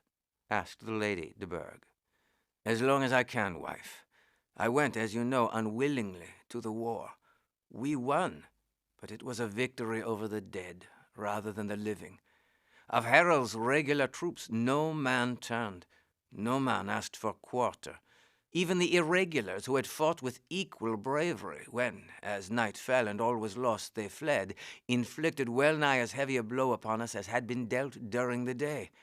They are valiant men, and were in their right in defending their country.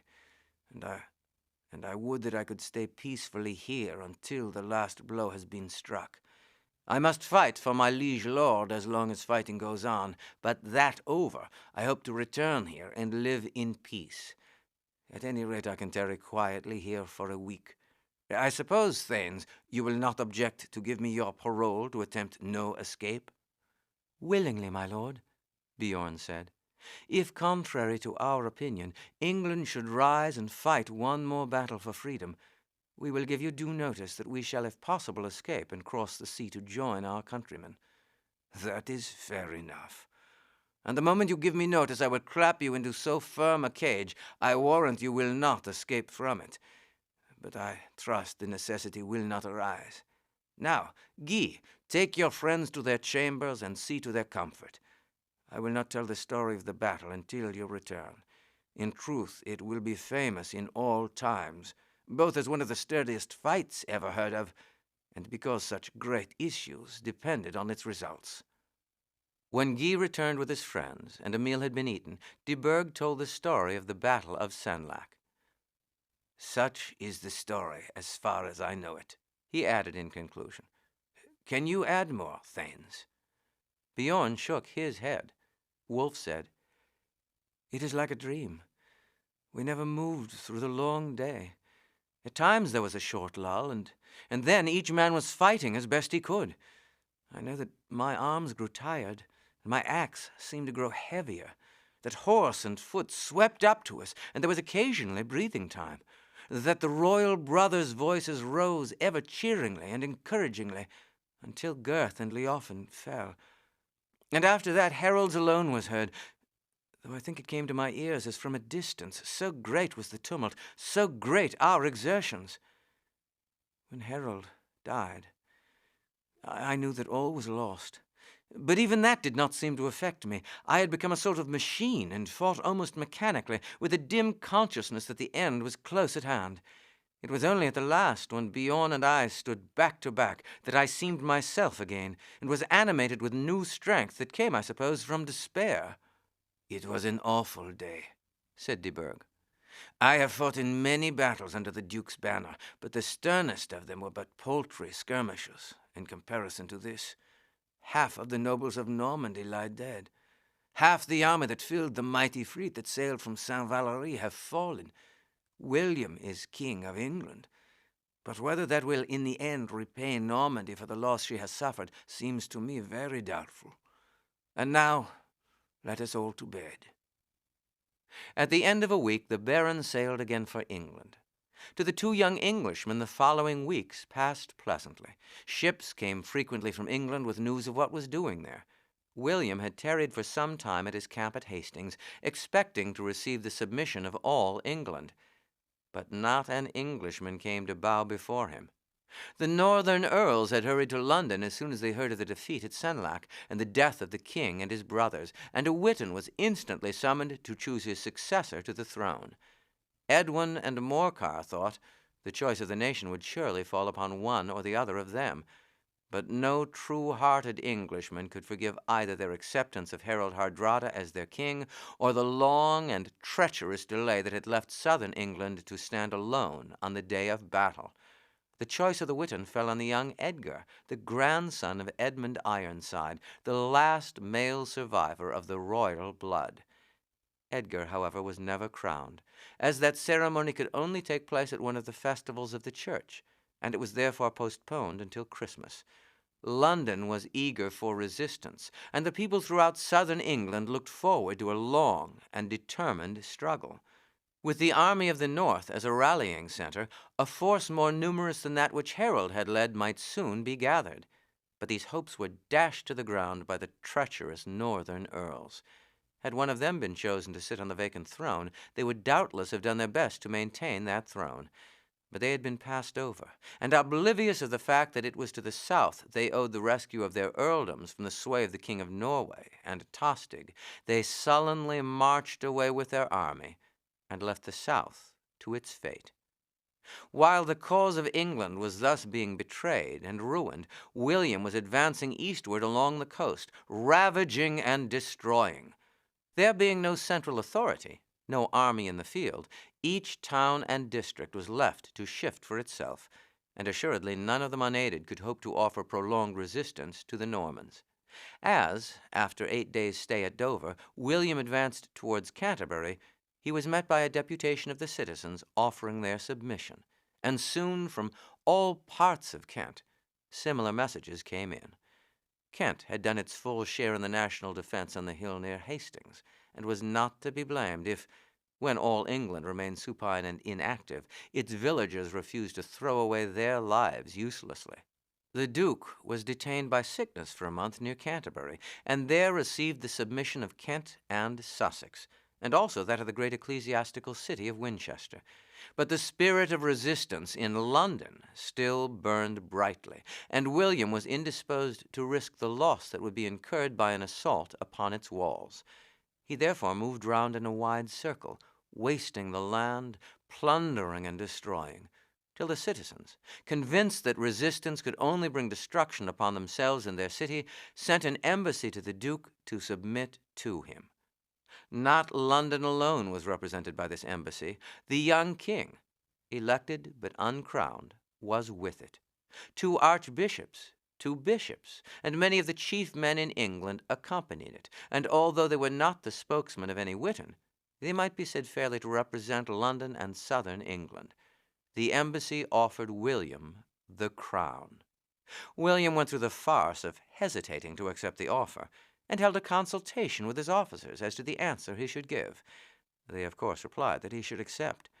Therefore William marched with his army to London, where on Christmas Day the same prelate who had anointed Harold, King of England, crowned William as his successor. A few days later, Bjorn and Wulf, with Osgod, set sail for England. There was no longer any reason why they should not take their oaths to serve William.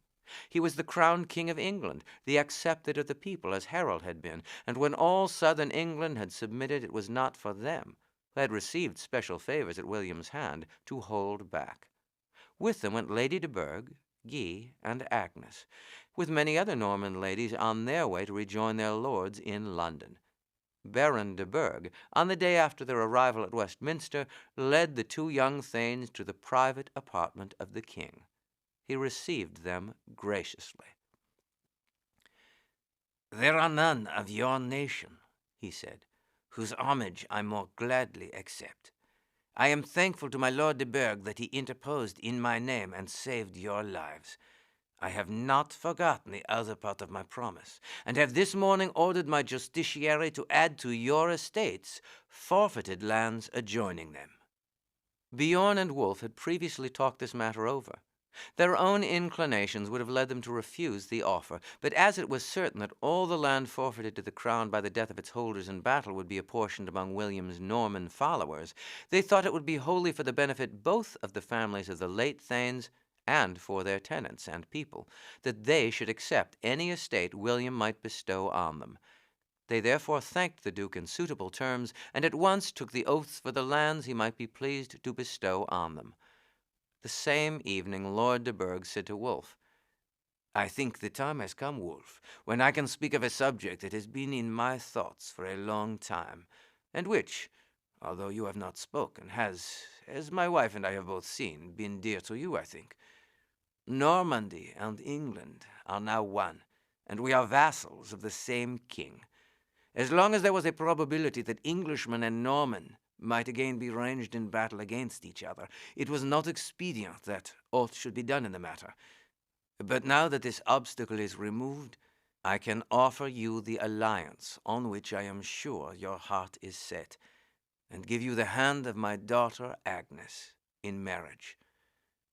"It is the greatest wish of my life," Wulf replied gratefully.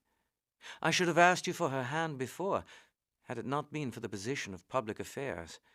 I love her dearly, though I have until now abstained from speaking, and yet I would not wed her unless her heart went freely with her hand." "I think not that she will be disobedient to my wishes. She has proven deaf to all her Norman suitors, although among them were some whom few maidens would have said no to. This alliance, too, has long been the dearest wish of Guy.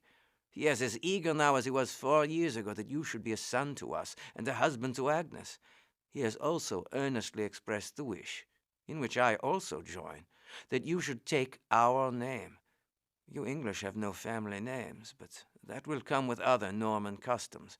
and marrying a de Burgh, it would seem natural you should yourself become Wulf de Burgh. I should feel it a high honor. There is no more noble name in Normandy, and I trust I may prove worthy of bearing it. That I have no fear of, Wulf. I will bring my wife and Guy in. I have offered you the hand of Agnes, but it is right that you should ask her mother's consent, although beforehand assured of it." He left the room and soon returned with Lady de Burgh and Guy. "My lord has told me," she said before Wulf could speak, "that you would ask my consent to your marriage with Agnes. I give it to you unasked, freely, and gladly. I thank you most deeply, Lady de Burgh, for the confidence which you show in entrusting your daughter's happiness to me. I swear that with all my might and power, I will strive to make her happy." Guy came forward now and grasped Wulf's hand. "How I have longed for this time, my brother! How I have hoped I might live long enough to know that the dearest wish of my heart would be gratified. I can go now right willingly when God calls me, knowing that my father and mother have another son to fill my place, and that the happiness of my sister is secure.